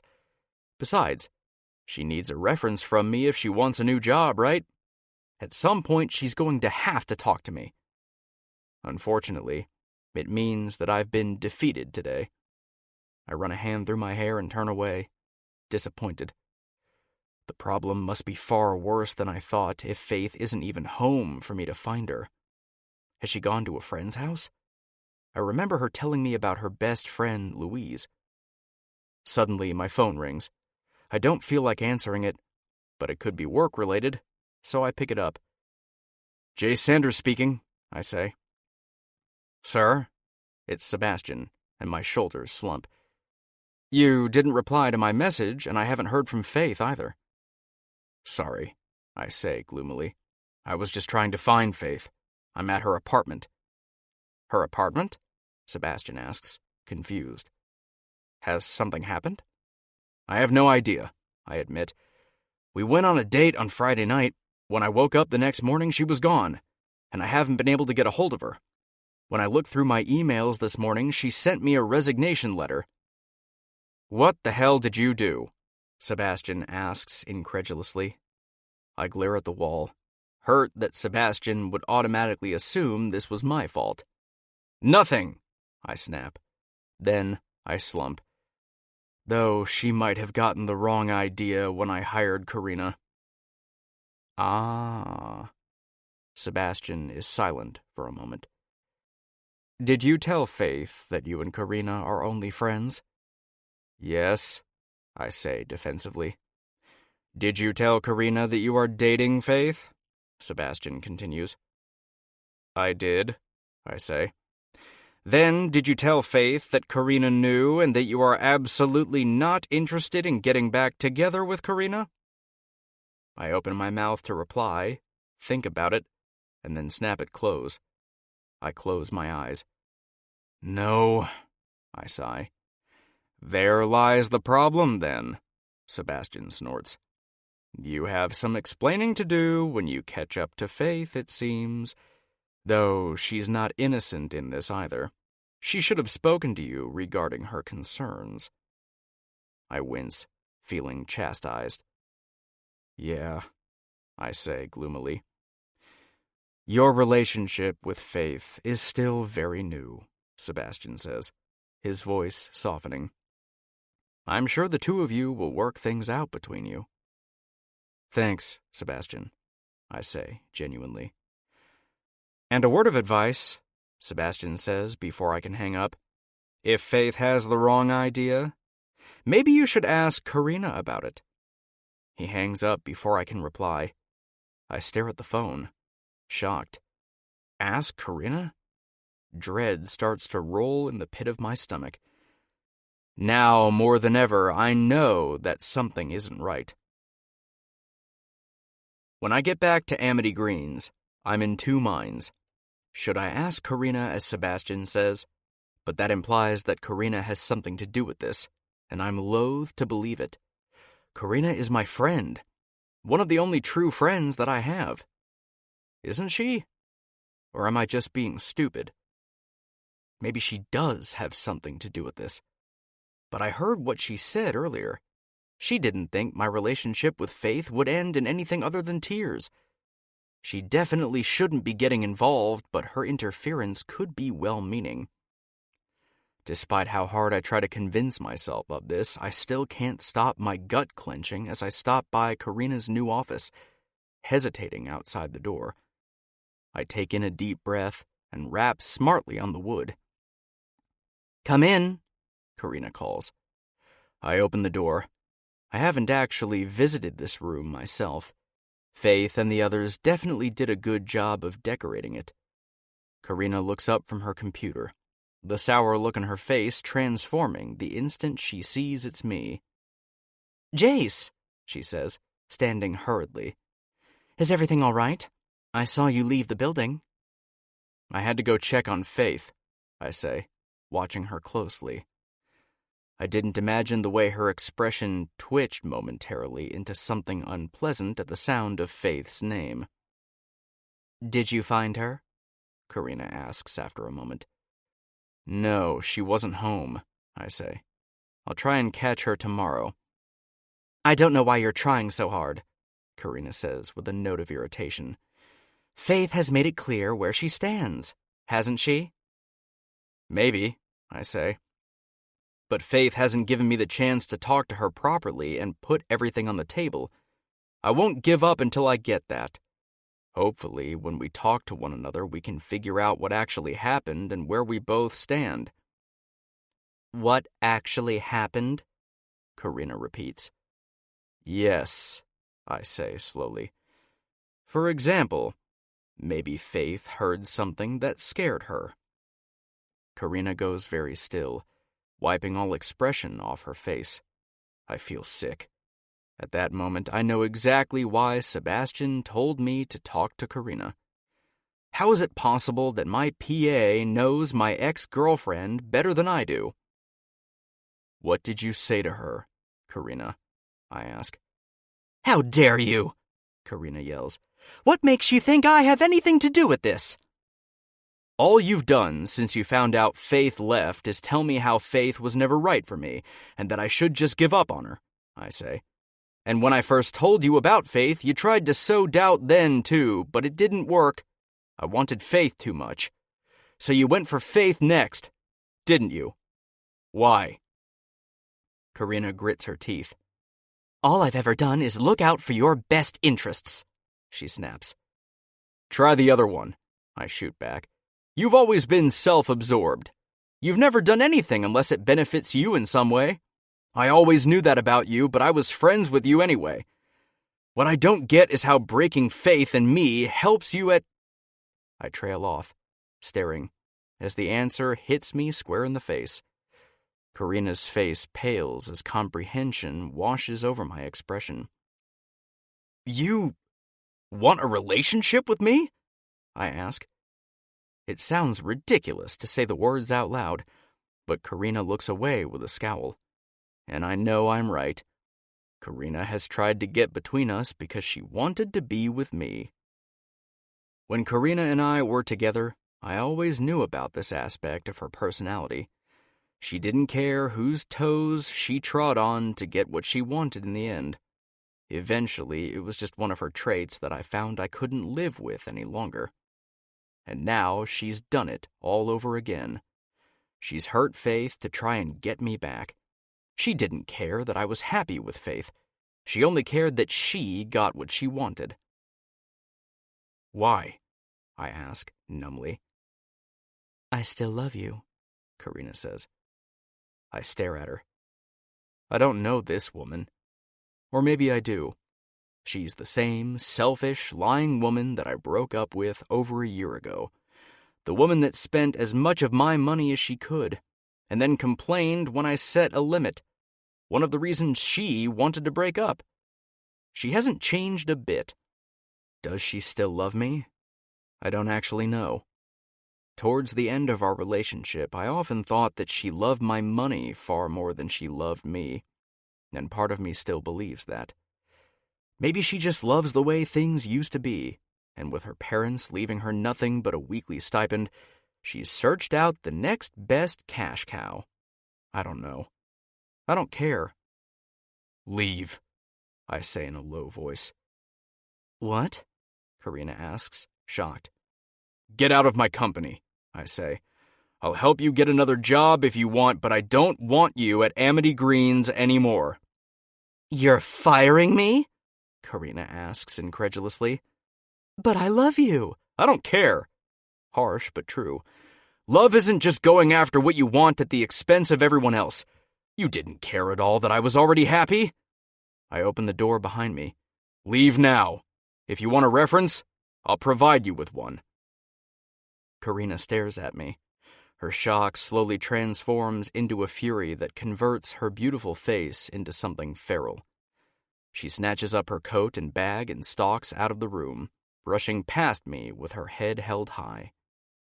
As I watch her go, I wonder how long it will take her to bite the bullet and ask me for help. Then I sigh. It seems that I've royally messed up in more ways than one. Now, more than ever, I need to talk to Faith. Chapter 24. Faith. Maybe this feels a little weird since I've already done it, but congratulations, Dr. Booth says with a wide smile. You're pregnant. It feels like a nightmare. For 2 days, I honestly hoped that there was some sort of mistake in all this. But now the final confirmation rings in my ears, like a fatal bell. "How can you tell?" Louise asks curiously, shooting a quick glance at me. "Remember how I said Faith's HCG levels were a little high last time?" Dr. Booth asks.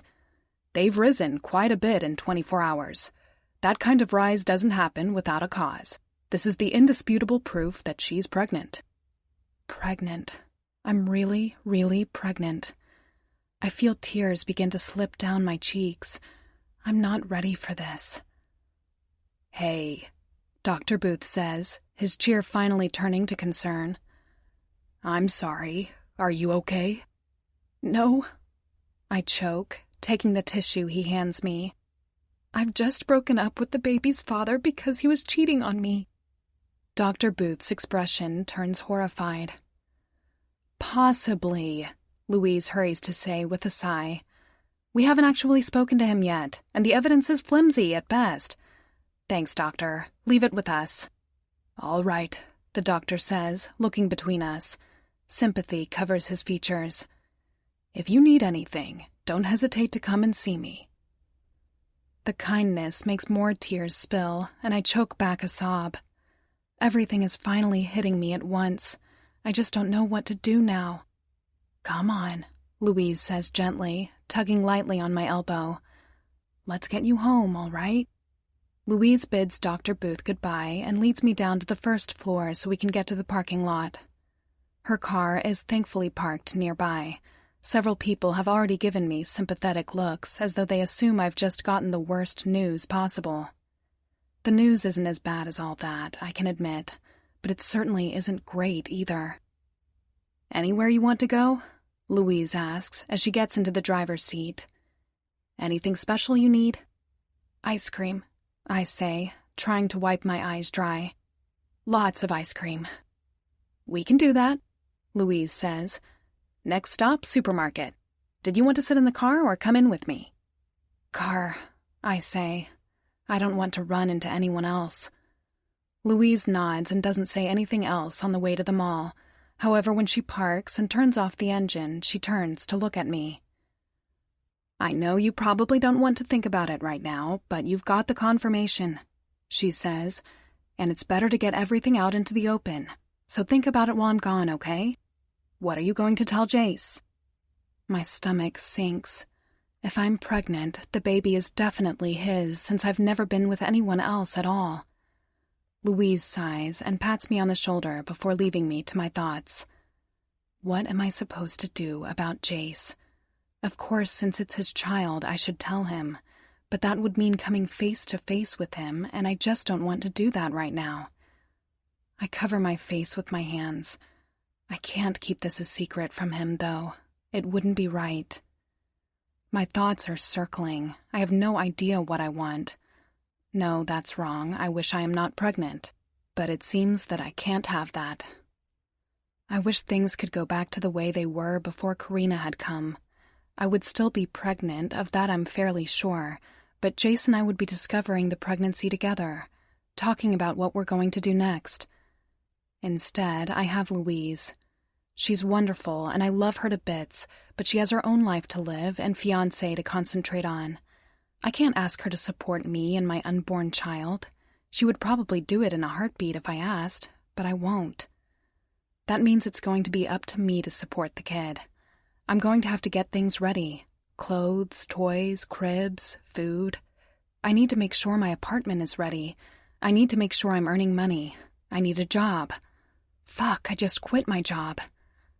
The car door opens and I turn to face Louise, who freezes as she slides in behind the wheel again. "I need a job," I exclaim. "You have one," Louise says. "I quit it," I say. I run an anxious hand through my hair. Fuck, right at the worst possible time. I'm going to need to ask Jace for a reference. Do you think he'll give me one? I'm not ready to talk to him yet. "How did this happen?" Louise demands. "I left you here to think about whether or not you're going to tell Jace about the baby. How did we get onto jobs?" I falter. I've given myself my answer, haven't I? All my plans are centering around how I can look after the baby and support it on my own. Not once did I think about asking Jace for support. It seems I've made my decision. No, I say after a moment. It would be better just to cut all contact. If Karina is who he really wants, I don't want to get in the way of that. You should get in that bitch's way as much as possible, Louise grumbles. Are you sure? I'm sure, I say firmly. It's the surest I've been about anything lately. I want Jace to be happy. Louise glances at me. There's a sad look on her face that I don't quite understand. She reaches over and puts a comforting hand on my shoulder, squeezing it gently for a moment. You deserve to be happy too, she says softly. By the time we arrive back at Louise's apartment, I've worked myself into a flurry of hysterical anxiety. If I'm truly going to support this baby on my own, I need a job. That means I need to type up my resume again. And I need references. Will Miller give me a reference if I beg him, or will I have to message Jace? Neither option is very appealing right now. I scrub a hand through my hair as I stare at the blank notebook in front of me. What are you doing? Louise asks from the kitchen. Making lists, I reply absently. Start with the easier list, Louise advises. What do you need to do for the baby right now?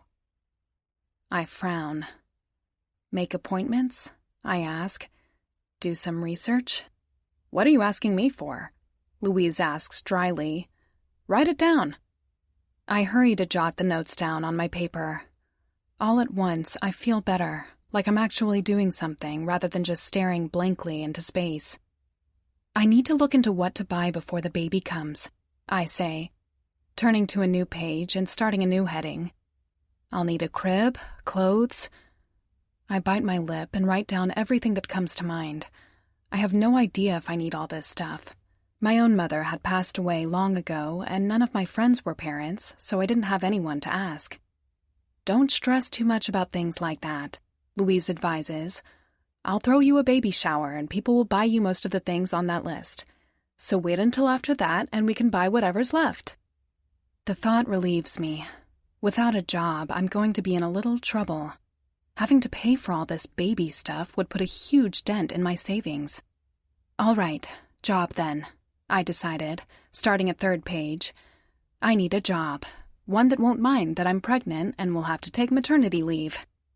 You should just apply to work at a childcare center, Louise says with a snort. That way you can take your baby to work with you when you come off maternity leave. I stare at her with wide eyes. Is that a possibility? It's a joke, Faith, Louise says with a grimace. You need qualifications to work in childcare, and you don't have enough time to get them and then get a job before you go into labor. Oh, I say, disappointed. Still, that does bring up another issue. What am I supposed to do with the kid when I come off maternity leave? Look into a nanny or a childcare center? Louise suggests.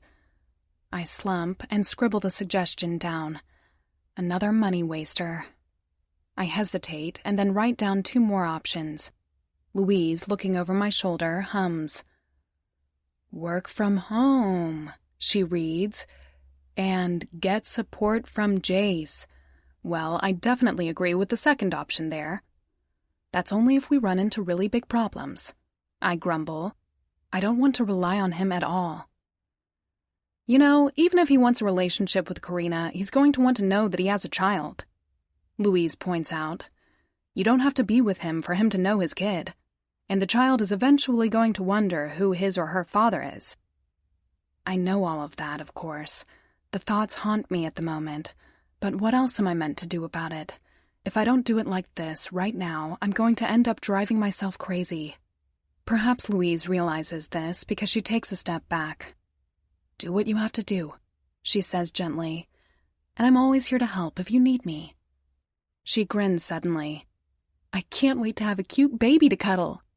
Her sudden cheer startles a surprised laugh out of me. I have to admit, babies are cute. I'm not an idiot, though. A baby might be adorable, but it will also be a lot of work. I suppose there's one question we haven't asked in all this, Louise says after a moment. You're keeping the baby, then? I blink, surprised. That thought hadn't even crossed my mind. And when I answer, it's with the firmest tone I've used all day. Yes, I say. Definitely. It's going to be hard. I still don't know if I want to accept any support from Jace, and I know Louise is hoping I eventually change my mind. On top of that, I still need a job. But I'm keeping the baby. If nothing else, this baby is Jace's, and there's no way I can do anything other than carry it safely and love it as much as possible. Even if I've already lost the fledgling love I was starting to develop for Jace. Chapter 25. Jace. 1 week later, there's been no word from Faith, and she hasn't returned to her apartment. Not liking the way her mail is spilling out of her box, I end up taking some of it and putting it in a growing pile on my desk, ready to give to her when I finally see her again. But when? My work is suffering. I have so much to do with Finest Pantry and Amity Greens, yet I can barely concentrate on any of it. The settlement for the new building will be completed soon, which means I need to organize the repairs so we can move sooner rather than later, but I haven't done that either. I haven't even announced to the company that I've bought the other building yet, which I know will raise morale, especially with Faith gone. It's hard to want to raise their morale, however, when my morale is at an all-time low. I really thought I would get hold of Faith by now, but she's good at hiding, it seems. I assume she's staying at a friend's place, likely the friend she spoke of, Louise. Unfortunately, there are likely thousands of women named Louise in the city. I don't know her last name, and I don't even know what she looks like. Yesterday, I bit the bullet and tried to ask Michael from finance about Faith. He seemed just as worried about Faith's disappearance as I am. Unfortunately, he couldn't do much other than confirm that Faith's best friend was named Louise. He had never met her either. None of the other employees could help much more. It's great that Faith is such a private person, but it's really not helping me right now. "Damn it, Faith," I mutter, reading the same sentence for the 5th time. "Where the hell are you?" After a week, I feel a little better about everything. I still don't approve of Karina's motivations, but the anger I felt had cooled down a little. She sent me a cold, impersonal email yesterday asking for a reference, and I was happy to give it to her, if only so she didn't come back to me looking for a job. I have a feeling that our friendship is well and truly over. There's a knock at the door and I look up. To my surprise, it's Sebastian. "What are you doing here?" I ask, confused. "I left Robert in charge of Finest Pantry for a little while, so I could come and see how things are here," Sebastian says. He fixates the mounds of paperwork on my desk with a stern look. "It seems that I've come just in time." I slump.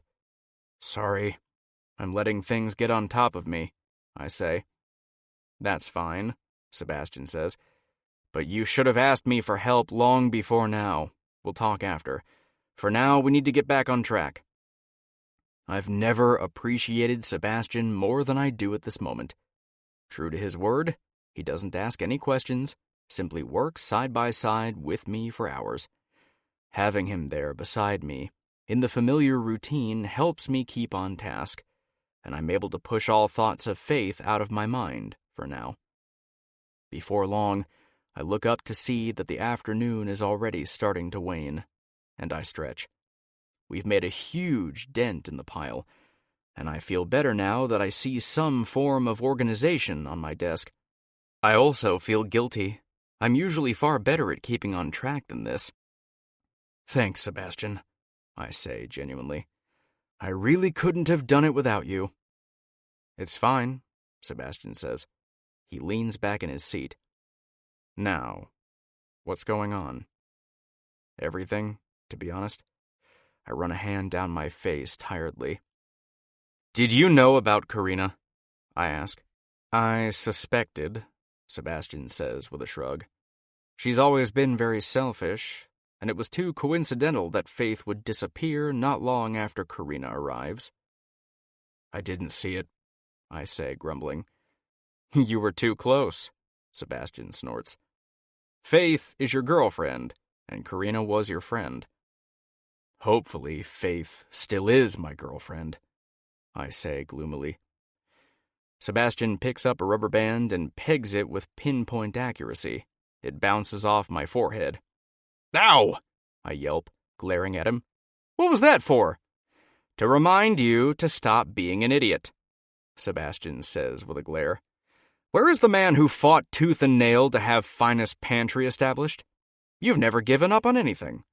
You know there's another reason behind Faith leaving you. Are you just going to give up before you make things clear? No, I protest. Not at all. Then stop looking so dour, Sebastian says, rolling his eyes. It doesn't suit you. You haven't lost yet. You haven't even put your piece on the board. That's fair enough, but I can't even find her, I protest. I've considered just sending her a message to explain, but I don't think she'll read it. Maybe she will, Sebastian points out. Maybe, I hesitate. But I want to explain in person. I want her to be able to see that I'm telling her the truth. That's fair, Sebastian says with a nod. Have you thought about where she could be at all? I'm assuming she's staying with her friend Louise, I say thoughtfully. She has no other family in the area, and she's always talking about Louise, so I assume they're close. But I've never met Louise, and I have no idea where she lives or what she does for a living. Does anyone here know anything? Sebastian suggests. I'm not an amateur, I say, giving a snort. I've already asked. None of them know. Or they're unwilling to say it, perhaps to protect Faith's privacy, Sebastian says. I pause. I hadn't thought of that. You're still a stranger who has intruded on a tight-knit group, Sebastian continues. On top of that, your failure to step into Faith's shoes and be someone they can rely on when she's not here has likely not endeared you to them. I wince. That's fair. You're right, I sigh. Tomorrow I'll gather them around. I'll tell them about the new building and start organizing them and myself better. Good, Sebastian says with a firm nod. You'll find that you'll feel better once you do that. And when you do find Faith, you'll be able to tell her that you looked after her company while she's away. When, not if. I smile slightly. You haven't forgotten it's my company, have you? I ask with a laugh. Only in name, sir, Sebastian says with a wink. I laugh again, suddenly feeling lighter. Sebastian is right. The best thing I can do at the moment is to keep moving forward with my plans. Then I can look Faith in the eye and tell her everything is okay, for real. Thanks, Sebastian. I think I needed that, I say. I'm always here to keep you in line, Sebastian says dryly, standing. I'll be back tomorrow to tackle this hill, which is at least better than the mountain it was. Great. Thank you, I say. You go home. I'm going to stay back and organize what I'm going to present to the company tomorrow. Don't stay too late, Sebastian says, already heading to the door. I'll try, I say with a smile. When he closes the door, I pull some paper toward me and pick up a pen, prepared to scribble some notes before tomorrow morning's meeting. Sebastian was right. It's time I pick my head up and keep Amity Greens running, only so I can tell Faith that I did it. There's a nervous air in the room as I walk in the next morning. Sebastian has already gathered everyone for me. They're likely anxious. With how little I've been seen lately, and the next to no progress that has been made this week, this meeting had the potential to end very badly. Sorry to call everyone here so abruptly, I say, as I head to the front of the room. I just had some news to share with everyone, and there are plans that need to be made. Firstly, this week, the settlement for our new headquarters will be finalized. The area in the room immediately shifts from nervous to excited. I wish Faith was here to see all of this. I push the thought away. She isn't, and I need to focus on what I can do right at this moment. That means there are decisions to be made, I say, raising my voice to speak over the soft murmur that starts. First, some repairs will need to be done on the building. Don't worry, I'm not expecting any of you to do that. I smile at the laughter. But we do need to take stock of everything we're bringing with us, as well as everything we're getting rid of. Then we need to see what's left and make a list of everything that we need. A lot, someone says from the back, making everyone laugh again. A lot, I agree. But on that list, I want everything you can think of. We can chop and change if need be, but don't think anything is too much. I'll be getting a brand new set of computers for each department, as well as printers, new internet cables, and sound systems. That's just the start of it. We need furniture, kitchen implements, kitchen gadgets, everything. Company phones, company cars. I need a list of the number of employees each department is looking at hiring, and we can tailor what we need to that. I don't assume everyone will be getting a company car and phone, Michael up in the front says dryly. I'm not that rich, for now, I joke. We'll get 2 cars to start with and have them covered with our name and logo for advertisement. We'll use them whenever we need to travel for company business. However, all management staff will be receiving new phones and laptops. The junk that you're using now won't cut it. I put my hand up to forestall the expected protests.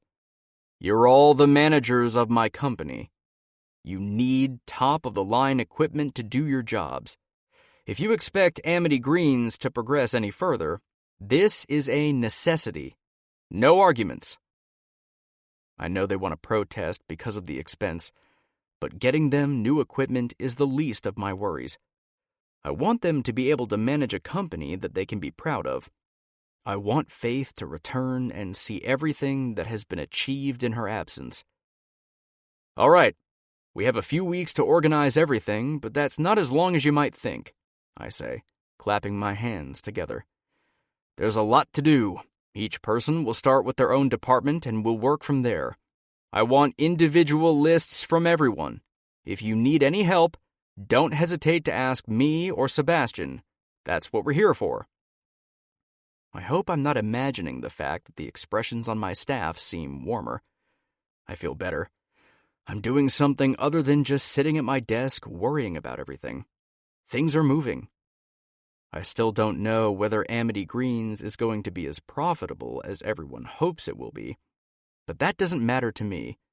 It isn't losing me money, as my lawyer feared, and the people within this building are amazing, making it all worth it. They remind me of myself when I struggled to make something out of a small idea.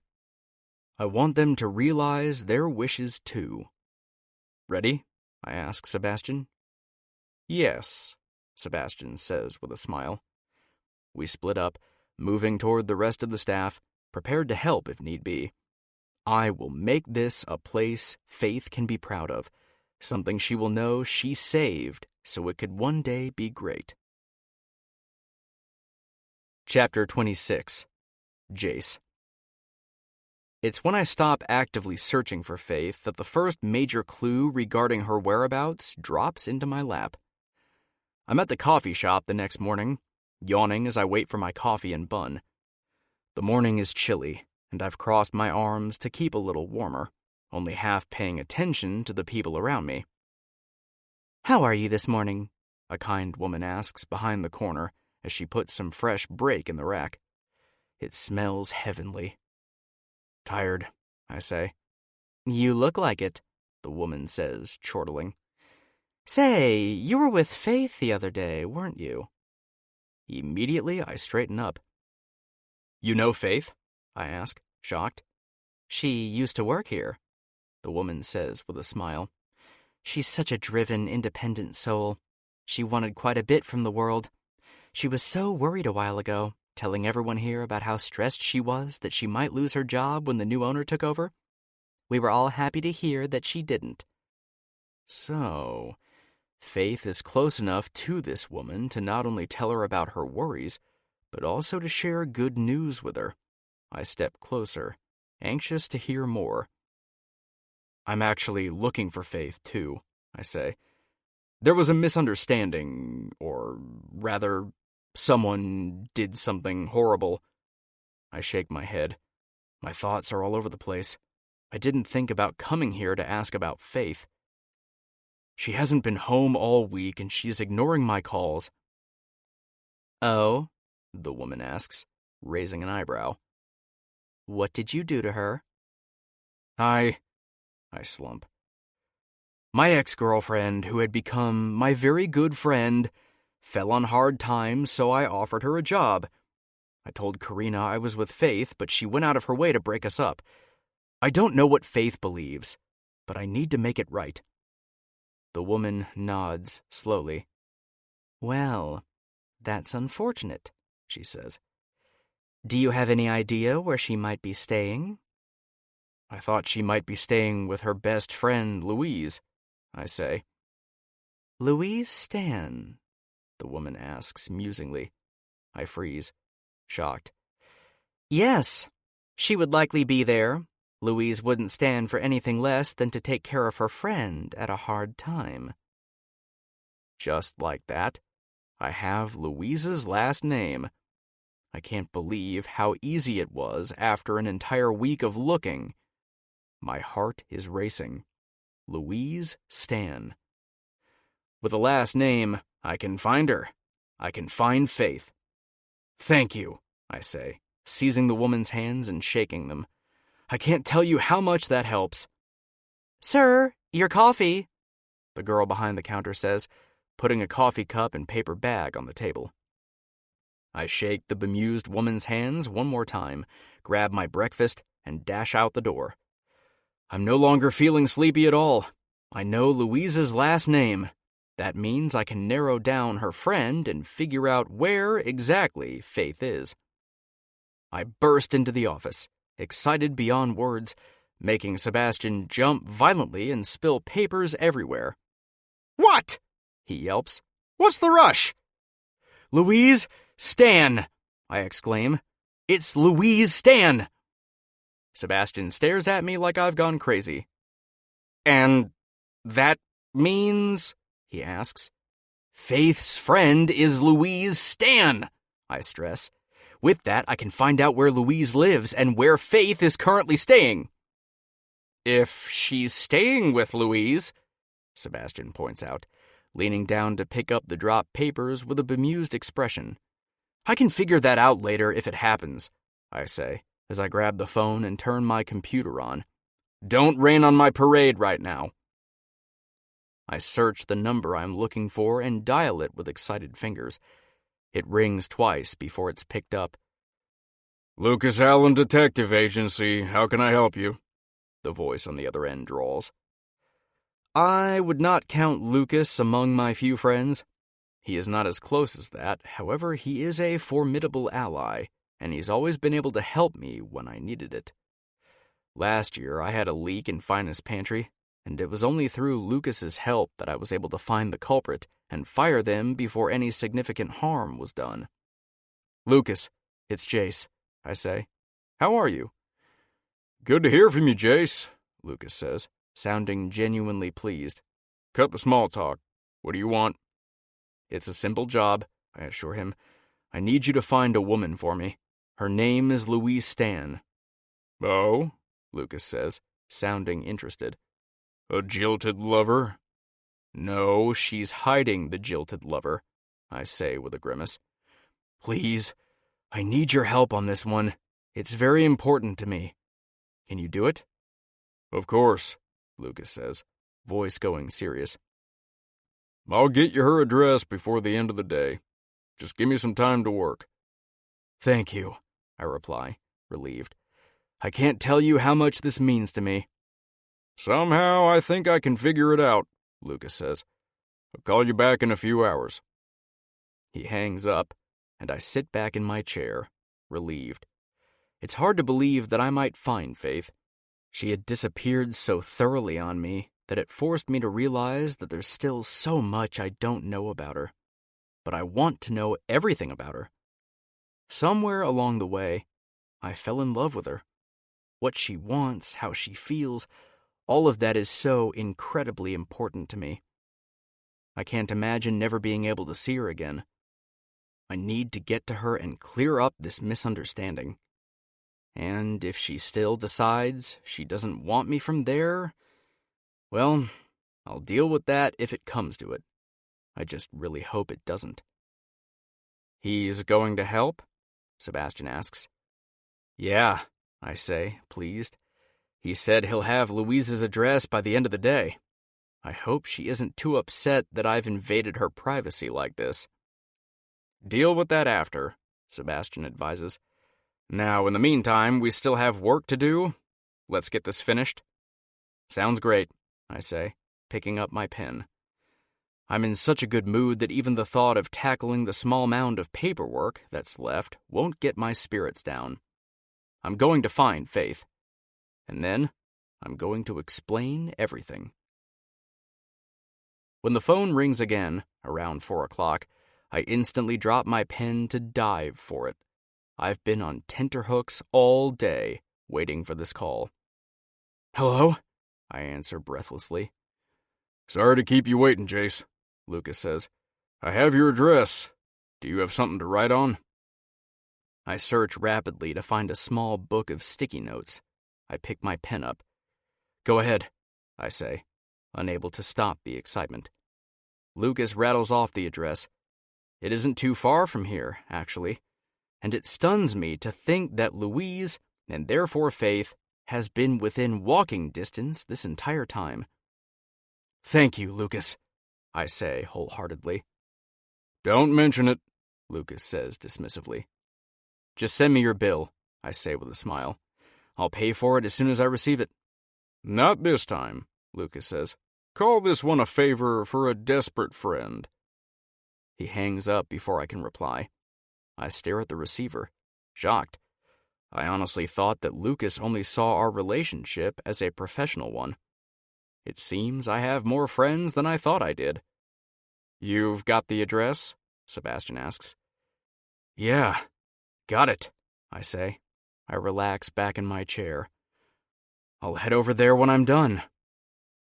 Sebastian stacks everything into a small pile and then, to my confusion, pulls it all toward himself.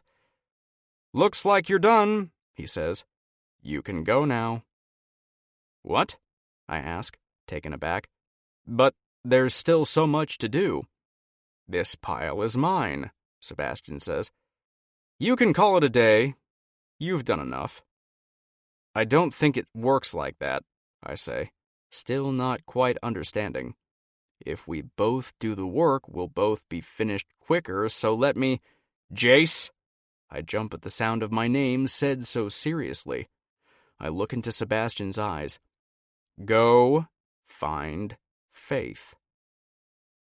All at once, it hits me what Sebastian is doing. I have Faith's location. Sebastian wants me to go and find her, now. I don't want to leave him with all this work, especially since it's mine, but I have the feeling he won't let me do anything else. Thanks, I say, standing. Tell her to call me when she's back at work, Sebastian says flippantly. I have a list for her. I will, I say with a laugh. Really, Sebastian, I can't thank you. Go, Sebastian says with a shooing motion, rolling his eyes. I laugh and leave the room, almost jumping down the stairs. My heart feels lighter than it has all week. To think that an offhand comment by the woman at the cafe would have finally clued me into Faith's location. I think about taking a car, but it's only a 10-minute walk from here. Less if I run. I look up the address on my GPS, turn, and start to move. Thoughts race through my mind at a mile a minute. Everything that I want to say to Faith jumbles through my mind and, with it, the worries come. After a week apart, will Faith hear me out? What happens if I get there and she isn't staying with Louise after all? All this effort would have been for nothing. But my excitement drowns out the concerns. She will be there. There's no way I'll accept anything less. She'll be there, and we'll finally be able to sort out exactly what happened between us. I'm so excited that I can hardly contain it. I just hope everything continues to go well. I need this to go well. At least that way I know I'll be able to say that I tried everything I could, right up until the end. I shake the thought out of my head. Thinking about the end of a relationship isn't exactly productive when I'm going to find Faith so we can, hopefully, officially start one. I see something out of the corner of my eye, and I slow to a stop. It's a flower shop. Exactly what I need. I don't think flowers will win Faith over, but they'll hopefully help. I have no intention of making any more mistakes. Chapter 27.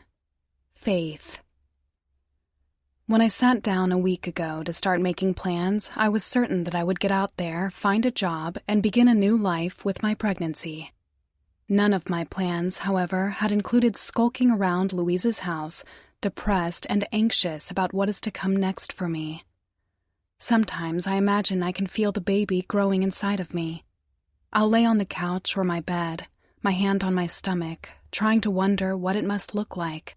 It's the early stages, and high school health classes have taught me that the fetus was no more than the size of a pea at this stage.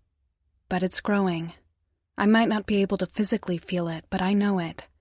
Sometimes the thought makes me happy. Despite what happened between us, Jace and I have created this life. That's something special. And then there are the times when I'm not so pleased about it, when I sit and simmer in fury that this could have happened. Angry at myself, at Jace, and the entire world. I didn't ask to be pregnant. How is it fair that this happens to me just after losing my virginity? In all fairness, neither of us had been very careful, but it feels like some sort of odd, cosmic joke. I wait until I'm utterly sure that the man I'm having sex with is the one I want, and I get repaid with his baby. Well, more fool the universe on that one. Jace isn't my forever. That's more than clear. When my thoughts cycle around this way, I inevitably fall back into the miserable depression that has dropped a cloud over me in the last few days. I miss Jace. I don't want to, but I do. I don't say this to Louise because she'll use that as ammo to try and get me to talk to him, but the lack of his presence is almost like a physical ache in my gut. I miss the way he smiled at me and seemed to care. He doesn't care, I try to remind myself. Not enough, but I can't seem to convince myself that the way he looked at me was all a lie. There was that genuine interest in his eyes, once. More than that, however, I miss the way that I was falling in love with him. It's startling to think about because I tried not to, but it was impossible. Did I ruin our relationship? My decision to keep the relationship both secret and casual could have been what drove the wedge between us, especially since I was actively ignoring my deepening feelings for Jace. That would try anyone's patience. I can't ignore them now, though. I remember when Louise looked at me so sadly in the hospital parking lot, when I claimed that I just wanted Jace to be happy. Now I can see what she saw then. The fact that I said that meant that Jace's happiness is more important than my own. How long have I been in love with him? The thought haunts me. Could I have stopped Karina from swooping in on him if I had been more honest in what I wanted? I shake my head and roll over to hug the couch pillows. Does it really matter? Jace made his choice. I was sure to see it on the news any day. I groan and pull myself to my feet, exhausted at the seesawing emotions. I just want to be on solid ground again. I want everything to be normal. It's too bad Louise isn't here. Her presence usually helps keep some of these thoughts at bay, and I try harder not to be miserable when she's around, not wanting her to worry too much about me. However, she isn't here, and I've been left with the discomfort of my own thoughts. Louise has to live her life and do her job, and I need to move on with my life as well. Maybe tomorrow, I decide. I'm too tired today. I'm about to flop onto the couch when a knock comes at the door. I contemplate ignoring it, but this isn't my apartment. It could be an important message for Louise. I sigh and wander over to the door, clicking open the lock. Sorry, Louise isn't... I start to say tiredly. I trail off and freeze. The first thing I see is the huge bunch of flowers, full of vibrant flowering blossoms of every color. The next thing I see is Jace's face behind it all, smiling at me. I'm stuck in place. I didn't expect to see Jace today, or any time soon for that matter. I definitely didn't expect him to randomly show up at Louise's apartment. How did he even find it? As far as I know, he and Louise have never met. Jace, I ask numbly. Hello, Faith, he says. Can we talk? The question finally kicks me into gear. Anger races through me, thawing out my limbs. He dares to show up here with flowers, wanting to talk after everything? I know I shouldn't be too angry. I can almost hear Louise in my ear telling me that I still don't know the full truth of the matter yet. But it doesn't matter. The resentment is welcome because it's different from the mindless emotions, from raging fury to listless sadness that I've been feeling lately. It travels through my veins, lighting me on fire from within. No, I say, snapping. I take a large step backward and attempt to slam the door closed. Before I can, however, Jace's foot shoots out in desperation to stop the door. The man wincing as the heavy wood hits his foot through the soft leather of his shoe. Several petals fall to the ground, but he manages to hold on to the flowers. Please, he begs. There's a lot we need to talk about. So much has happened, and we need to put everything on the table. Have you been speaking to Louise? I ask suspiciously. Is this how he found me? I don't think I could cope with the betrayal if that's the case. That sounds like what she's been saying. I've never met Louise, Jace says, shaking his head. I swear. It took me a whole week of research, but I found Louise's last name from the owner of that cafe, who's been missing you lately, by the way. I pause. A week of searching? Why were you trying so hard to find me? I ask blankly. This isn't meshing with what I thought I knew. If Jace had been cheating on me with Karina, then why was he so desperate to find me? Why didn't he just let me go after I disappeared on him? A tiny spark of hope lights in my heart before I can stop it. I had to, Jace says. There's a lot we need to talk about. Please, can I come in? I hesitate and then step away, releasing my tight grip on the door. Jace smiles at me, relieved, and enters. These are for you, he says, handing over the colorful bouquet. Thank you, I say quietly. I think Louise has a vase. Would you like coffee? I almost kick myself after the offer leaves my mouth. If I make him coffee, then it will give him the excuse to stay a little longer. Yes, please. It's been a busy day today, Jace says with a sigh as he takes a seat at the small dining table. Yeah? I ask, interested despite myself. Anything new happening? Settlement for the new building will happen in a few days, Jace says with a proud smile. I've got all the departments working on a list of everything they think they'll need when they've got more employees, as well as how many employees they think they'll need. With a comprehensive list, I can start buying everything to eventually take the new building. Impressive, I comment. Well done. I bet everyone is happy. They seemed excited, Jace says. We can't move until the repairs are done, but this keeps everyone busy for now. He glances at me. I know I'm not the only one who's hoping you'll be there to help us move. I busy myself with the kettle, making 2 cups of coffee.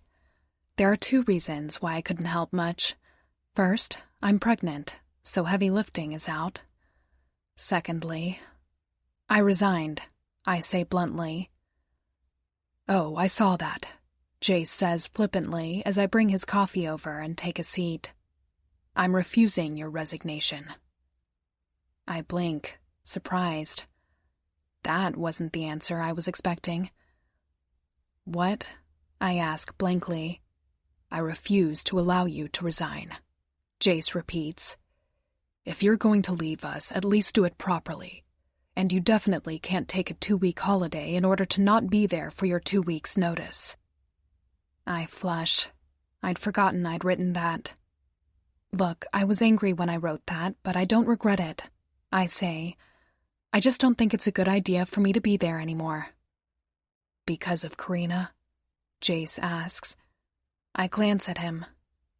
What do you mean? I ask warily. I noticed that Karina was talking to you a lot, Jace says. He's studying his coffee, not looking at me. Did she happen to mention that I told her that we were dating? What? I gasp. No, when did you tell her? Jace looks up. His eyes are serious, and there's a tiny bit of hurt there, too. On the first day the two of you met, he says. The first day? But that means after Jace told her that, she then came to me 2 days later and... That bitch, I say in shock. Yeah, Jace agrees. He grimaces. She was telling me that you weren't good for me and feeding you stories about how close she is to me to make it seem like another relationship was possible between us. In the end, it was all just a nasty ploy to get what she wanted. Yet again. That's why he looks hurt. Karina was his friend, after all. Her attitude must be painful. Where is she now? I ask gingerly. I don't know, Jace says with a shrug. I fired her. I'm not entirely certain I heard that right. Fired her? I ask incredulously. As soon as I figured it out, Jace says. I don't need someone in my company who will stab others in the back and spread lies. She hurt you and she hurt me, so I fired her. I offered her a reference so she could get another job and she took it, but I don't know what happened from there. My head is spinning. Jace fired Karina? He wasn't interested in getting back together with her like I believed? She did it all on purpose to break us up? I ask. Yeah, Jace says in regret. I'm sorry I didn't see it earlier. If I had, things definitely would have been very different. No, I didn't see it either, I say quietly. I suddenly feel very foolish. I've been hiding away for over a week. For what? To hide from Jace because I thought he was cheating on me? Over and over, Louise tried to tell me that I needed to talk to Jace about it, and I kept refusing. If I had been far less stubborn, we would have gotten to the bottom of this days ago. She just seemed so genuine, I say, still shocked. She kept saying how much she still loved you and regretted losing you, and that she could still see the connection she had with you. It all seemed so real. I don't know how much of what she said is real and what isn't, Jace says, shaking his head. But I really couldn't care less. One of the reasons I broke up with her is because of her selfishness. She hasn't changed a bit. Believe me, I never wanted another relationship with Karina. The first time was more than enough. I look at him, and finally, I believe it. I allowed myself to get so tangled up in my own thoughts that I pushed Jace away, frightened of getting hurt just when I had allowed myself to be vulnerable. And now I feel like an utter idiot. So, can we talk about this? Jace asks tentatively. About us. Can we put everything on the table now and decide what we want to do? I give him a tremulous smile. There's only one answer I can give him. Yes, we can. Chapter 28. Jace. Finally, it feels like I'm getting somewhere. There had been a part of me that feared that I would get here and Faith would completely ignore anything that I had to say. Getting through the door had been the hard part, Making her listen to me had seemed all but impossible. But she is listening. She's sitting in front of me, staring at me in shock, as though she can't believe what I'm saying. I wonder what's going through her mind right now. Is she surprised that Karina betrayed us?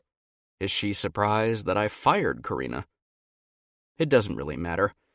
What matters is that I finally feel like there's a chance to make things right between us. If we had only been better at communicating, all of this could have been avoided.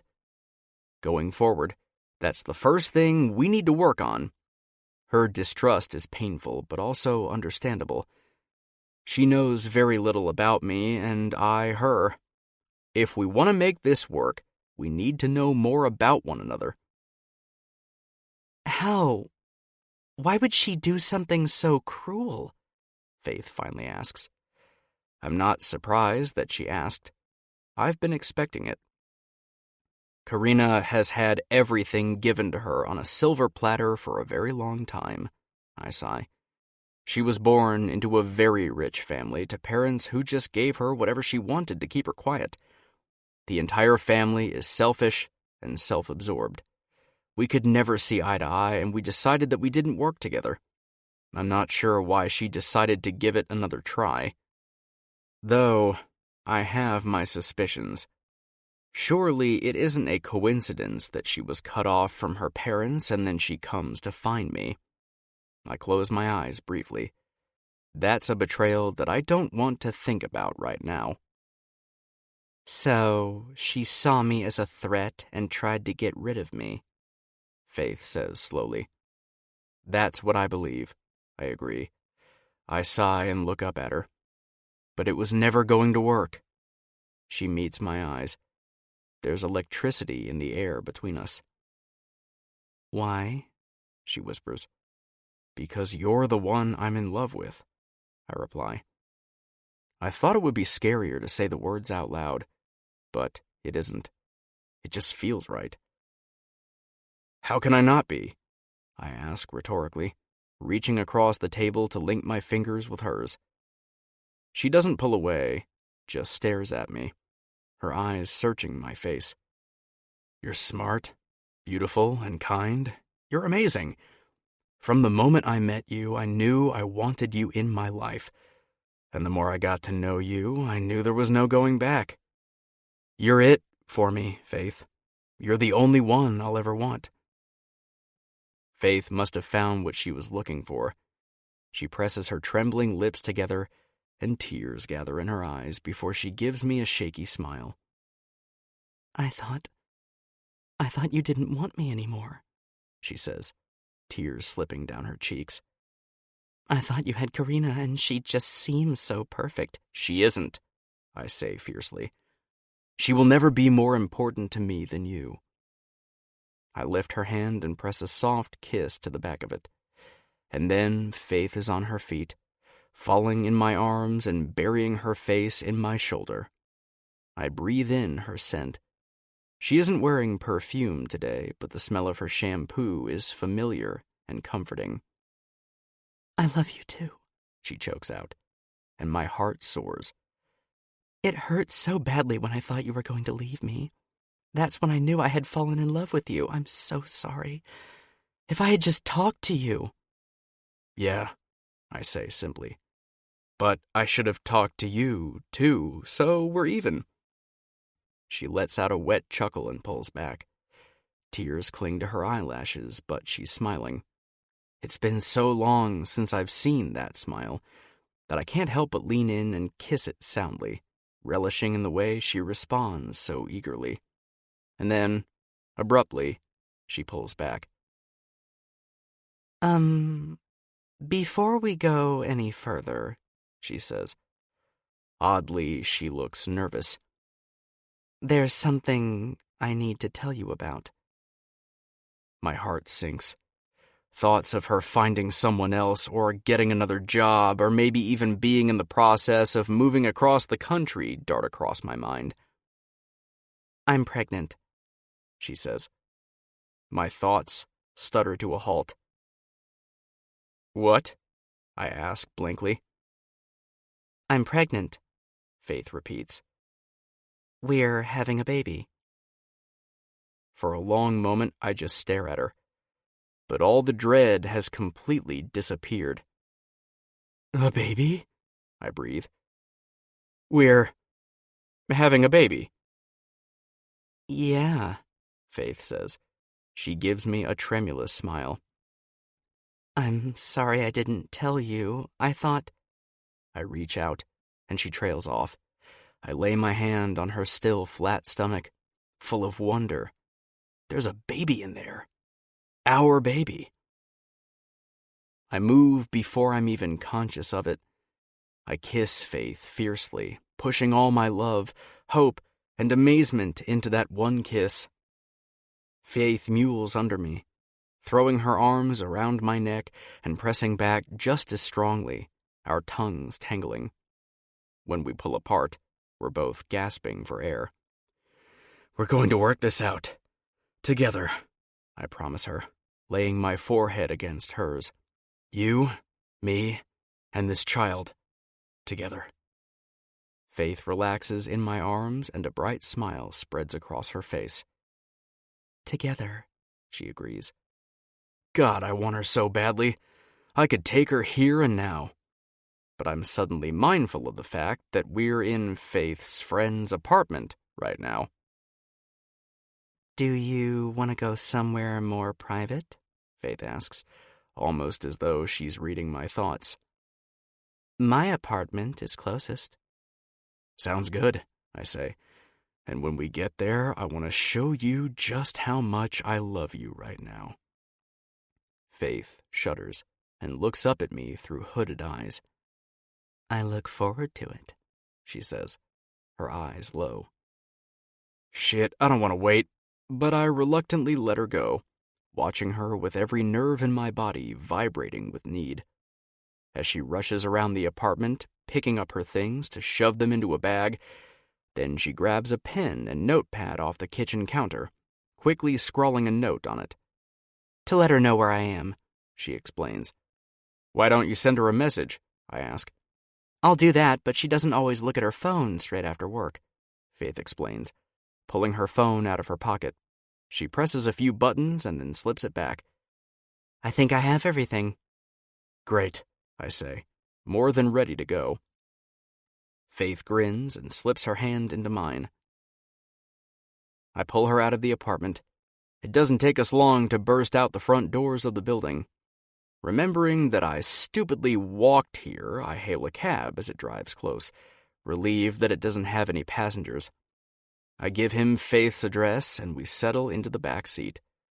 I want to touch her, but I settle for sitting next to her, our hands clasped firmly together. Every second stretches out agonizingly, and my heart is pounding within me, needing more and more and more.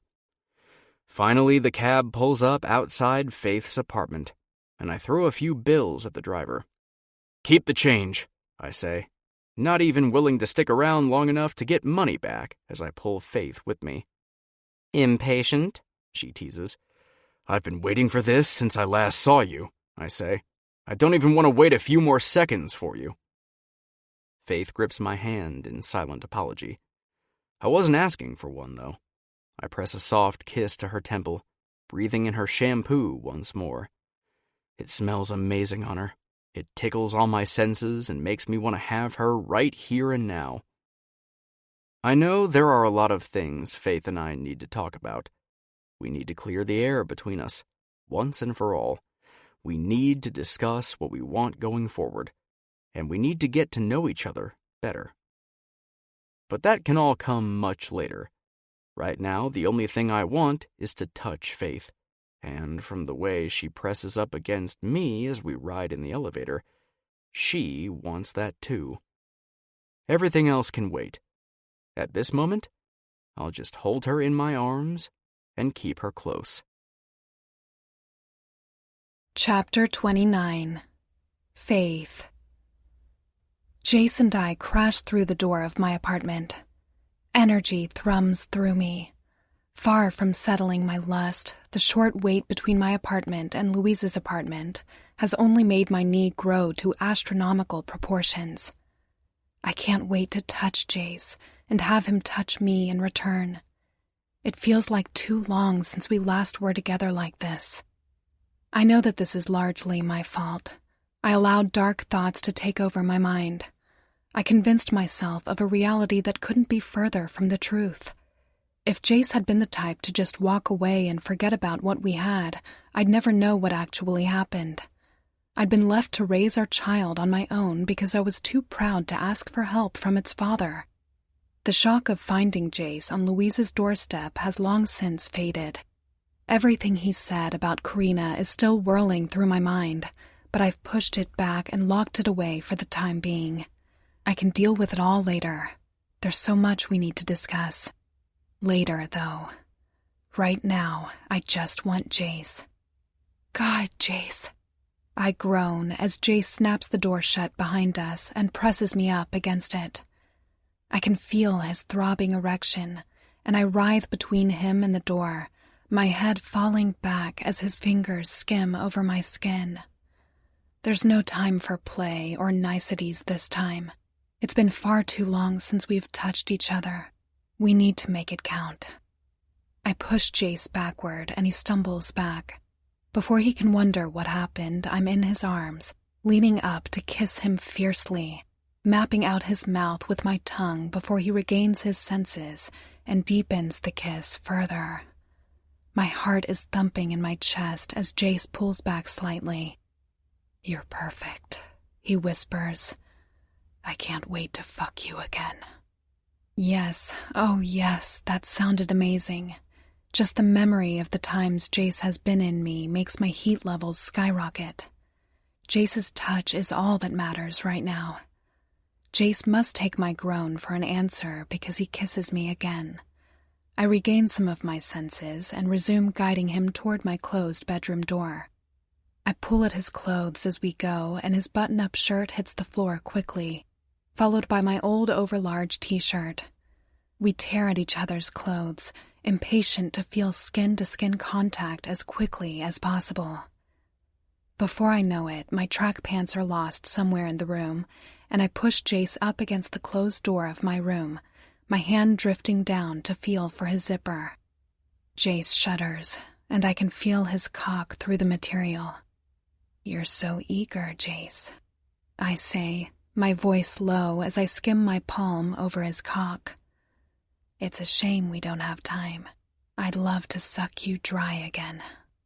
Jace groans, bucking up at my words. I'm not lying, though. Jace and I don't have much time before we completely burst with the need to have one another. "Fuck, Faith," Jace gasps out. "Soon, I promise." I reach behind him, winding both arms around his torso to fiddle around until I find the doorknob of my room and twist it.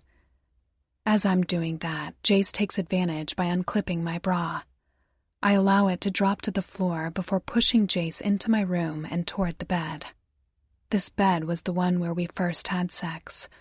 For days afterward, whenever I went to bed, all I could think about was those precious moments when we had been connected. It thrills me to be back here now, remembering. It thrills me even more to know that I'll have him in this bed far more often from now on. I push Jace backward onto my bed, and he sits down with a thump, his legs falling open so I can step between them. He looks up at me with hooded, darkened eyes, his toned chest rippling as he breathes. As I run my hand over his muscles, I feel his heart thumping hard beneath his ribs.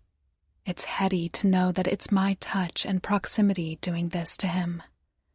I want to explore. I want to know every part of his body and be as familiar with all his scars, bumps, and curves as I am with mine. I want to know each spot that makes him jump or groan. I want this forever. I'm such an idiot.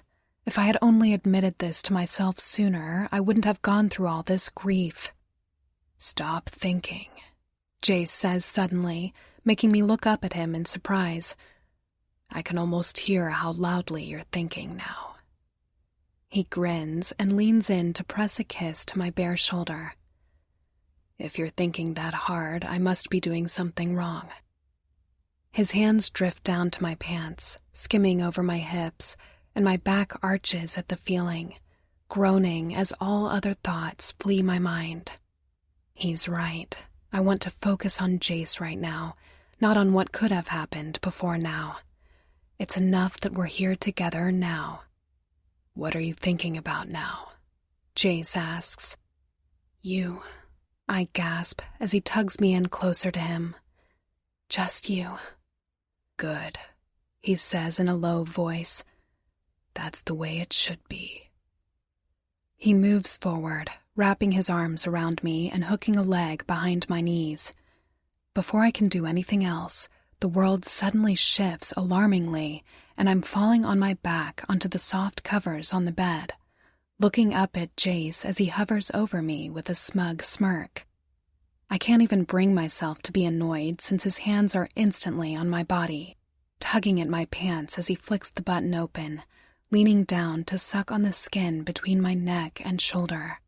I groan, my eyes fluttering shut, and wrap my arms behind his neck. God, don't tease me too much, I moan. I need you to fuck me. I know, Jace says. He pulls my panties down, and I hear them hit the floor before there's the rustle of clothes. I open my eyes and get an eyeful of him dropping his pants, his weeping cock springing free. My mouth runs dry as I look at it. Fuck, I want that in me now. I wrap my legs around him and draw him in, writhing underneath him as lust runs through my body, too strong to ignore. Fuck me, I rasp. With pleasure, he murmurs.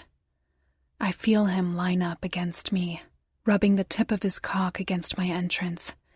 My grip on his shoulders tightens until I'm surely leaving bruises, but I need something to anchor me. And then he's sinking into me.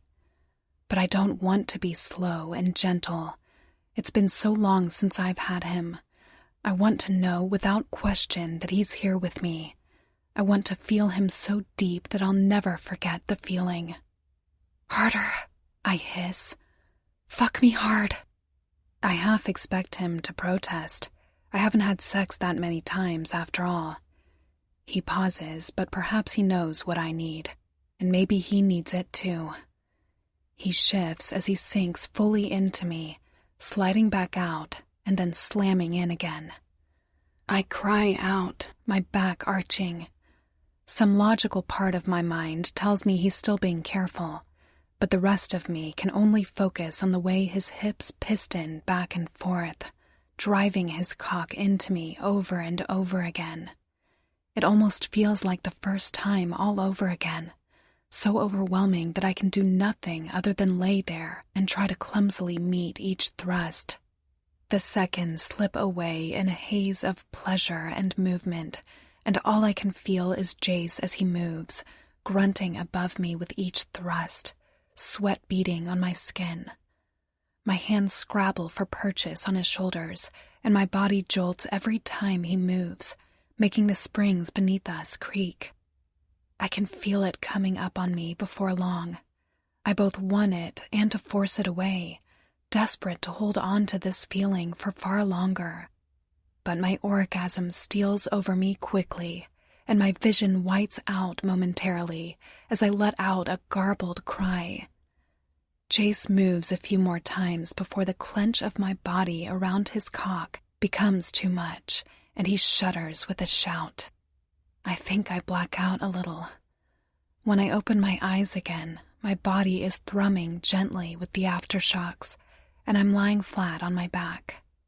I catch my breath, feeling my racing heartbeat begin to settle. I look over at Jace, who has collapsed beside me, with his eyes closed as he draws in deep, even breaths.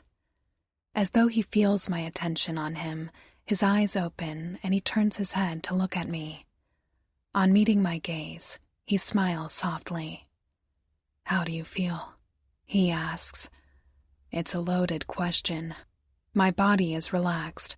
My mind is a whirling maelstrom of emotion and thought that has broken through the moment conscious awareness returned to me, making me feel exhausted. Tired, I finally say. It's not the answer Jace is likely looking for, but he smiles anyway and nudges my shoulder gently with his. "We should get some sleep then," he says. "You look like you haven't slept properly in days." "Because I haven't," I say ruefully. After all, it's hard to sleep when there's far too much on my mind. Lying here with Jace now, though, I can feel sleep finally starting to creep up on me. It says a lot about how safe I feel with him. But I resist it. I don't want to go to sleep right now. I want to talk to Jace more and make sure he's going to stay here with me. Jace chuckles and scoots up the bed, pulling me with him. Clumsily, I crawl after him and he throws the blankets over us. Then he tugs me against his side, his arms securely wrapped around my shoulders. There's no fighting it now. I feel safe and content. My eyes flutter closed. The last thing I remember as I drift off is a soft kiss to my temple. When I wake, I start before I realize that I can still feel Jace holding me. I pause. Now that I'm more awake, the feeling of being held is both odd and soothing. I shift into a more comfortable position and I look up at Jace. He's slumped against the headboard, reading something on his phone. When he realizes I've moved, however, he looks down and grins. "Hello, Sleeping Beauty," he teases. "How long did I sleep?" I ask with a small yawn. "Long enough to make you look a lot better," Jace observes. I give him a half smile. "I guess we should get up and clean up," I say. But I make no move to do so, and neither does Jace. His arm tightens around my shoulders, and I snuggle in, breathing in his unique, musky scent. "Let's just stay here," Jace says, his warm breath blowing across my skin as he presses light kisses along my jaw. I can't help but shiver.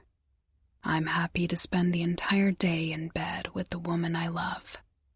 My heart skips a beat. There it is again. And this time, he isn't emotional or tired or driven by lust. His words are soft, and there's a calm expression on his face. "Yeah?" I manage past a tight throat. "And what would you do all day in bed with the woman you love?" Jace smiles against my skin. "I would talk to her," he says, punctuating each point with another soft kiss down my neck. "I would worship her body. I would find out more about her and tell her more about myself. I would talk to her about our stupid communication skills. I would show her just how much I love her." I smile tremulously, tears burning in my eyes as he sits up. "What if she already knows how much you love her?" she asks. "Then I would just have to keep showing her for the rest of our lives," Jace says simply. I let out a watery chuckle. Jace has it all planned out, it seems, but I find that I don't mind that. "Sounds good," I say, reaching out to twine our fingers together. "I love you, Jace." Jace grins at me. He's happy, and that makes my heart soar. "And I love you, Faith," he says. He lays a hand on my stomach. "You, me, and this baby. We'll figure it all out as a family." I smile and lean against his shoulder. There's still a lot to work through, but in this moment, none of that matters. I know everything is going to be okay. Epilogue. Faith. 3 years later. I whistle to myself as I move around the office, the tune jaunty and upbeat. I'm in a good mood today, and it doesn't feel like anything can ruin it.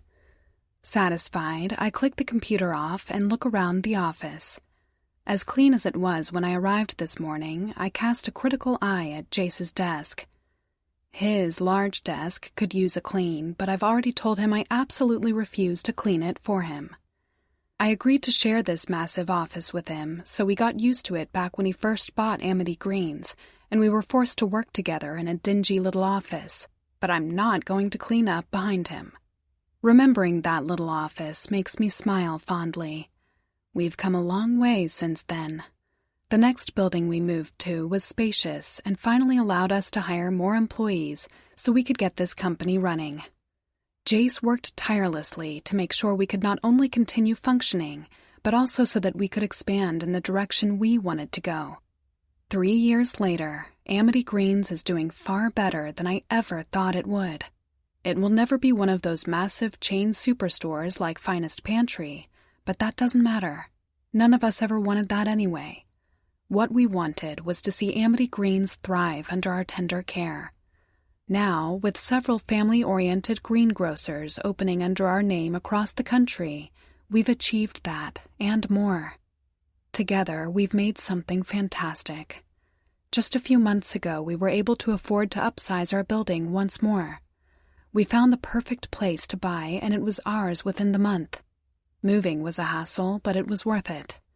Moving again just made us all feel like we've accomplished more. I hear the elevator ding behind me, but I don't turn and look, thinking it's one of the other employees. Then I hear a shriek of laughter and turn just in time to catch a 3-year-old as she throws herself at me like a bullet. "Mommy!" she exclaims. "Lucy, what are you guys doing here?" I ask, pleased. "We wanted to come and see you," Jace says with an easy smile. When Lucy was born, I was incredibly stressed about what to do. It was Jace, however, that came up with the solution. Sebastian had run Finest Pantry while Jace was over at Amity Greens, and I was managing Amity Greens long before Jace came along. As such, he proposed a solution. His 2 PAs would both be promoted to senior executive staff, capable of making all decisions in Jace's absence. In return, Jace would do most of his work from home and take care of both Lucy and the house. I was reluctant at first, especially when I had to go back to work following my maternity leave, but it's worked out amazingly. So much gets done, and someone is always with Lucy, which means we've never had to worry about getting nannies or babysitters, unless Jace and I want a few hours to ourselves. I smile at the thought. I hadn't thought I would see Jace today, but I'm glad that I have. I've been thinking something over all day, and now I'm certain I can tell him. "Any plans for tonight?" Jace asks. "Oh, I don't know," I purr. "I might have a hot date waiting for me." "Yeah?" Jace asks, voice deepening. "Don't tell your boyfriend. He might get jealous." I'll make sure not to," I say, leaning in. Then Lucy knocks something over, and I'm reminded that we have a 3-year-old in the vicinity. I sigh and lean back, smiling ruefully at Jace. Lucy is a handful, but I certainly wouldn't have her any other way. "What's for dinner?" I ask. "Spaghetti and meatballs," Jace says with a grin. "Yum, my favorite," I say with relish. "Is there a special occasion today?" "Maybe," Jace says with a small smile. "Just give me a minute, okay?" Bemused, I watch him head over to Lucy and pull a few books out of the bag he's carrying. I know I have some exciting news, but it seems Jace has something too. I grin. I'll let him go first. "That should keep her occupied for a few minutes, which will hopefully be enough time," Jace says with a laugh. "Enough time for what?" I ask, raising an eyebrow. Jace smiles at me and reaches out to wrap his hands around mine. Like always, his touch makes me feel safe and secure. I'm bursting with curiosity now. Whatever it is, it's big. Today, 3 years ago, I stepped into a tiny meeting room at Amity Greens and said that I was your new boss. He says, "I still remember the utter shock on your face. Looking back now, it was hilarious." "You were just as surprised," I say with a huff. "I was," Jace laughs. "It was just the first of many hurdles. Between the company, Karina, and then Lucy, the world just didn't seem to want to give us a break. But we got through it, I say with a warm smile. It made everything completely worth it. It did, Jace says. His thumbs rub gentle circles on my hands. Being with you these 3 years has been amazing. I've never been happier. I have you and I have Lucy. There's almost nothing else I want. Almost, I tease. There's just this one thing, Jace says. He lets go of my hands and, to my utter shock, drops to one knee. Of everything I was expecting to happen, this was not it. Faith, Jace says, pulling a small box out of his pocket. I'll always treasure the day we met, because that day brought the most beautiful, amazing woman into my life. You're the mother of my child and my soulmate. With you, I'll never want for anything. I'm yours forever. I'll love you to the end of the world. He flicks open the box. The diamonds on the ring sparkle in the light. Faith Kelly, will you do me the honor of becoming my wife? Tears are running down my cheeks. I'm so happy right now that I can barely think straight. With a repressed sob, I throw myself at Jace, wrapping my arms around his neck. Yes, I exclaim. Yes. The noise is enough to attack Lucy's attention. She looks up from her books, highly confused, to see Jace and I embracing so fiercely. Mommy? Daddy? She asks. Hey, honey, come here, Jace says as I pull back. He gestures over to her. Your mother and I just had to talk about something is all. We're going to have a big, exciting day coming up soon. We're going to get married. Lucy's eyes sparkle. In one of the last fairy tale books I read to her, she wanted to know what marriage was. She's probably still remembering my explanation. It's when two people love each other so much that they want to be together forever.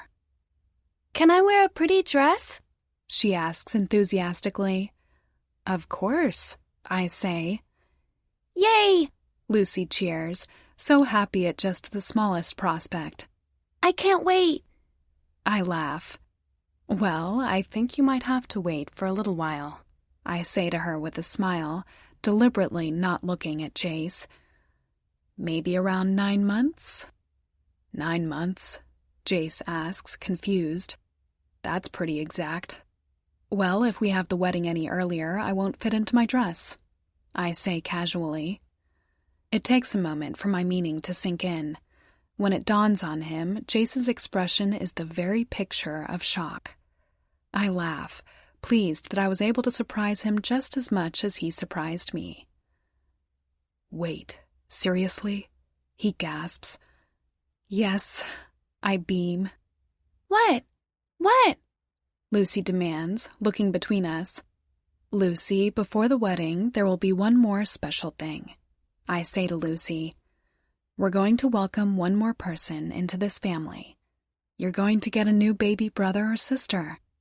Lucy stares at me in awe.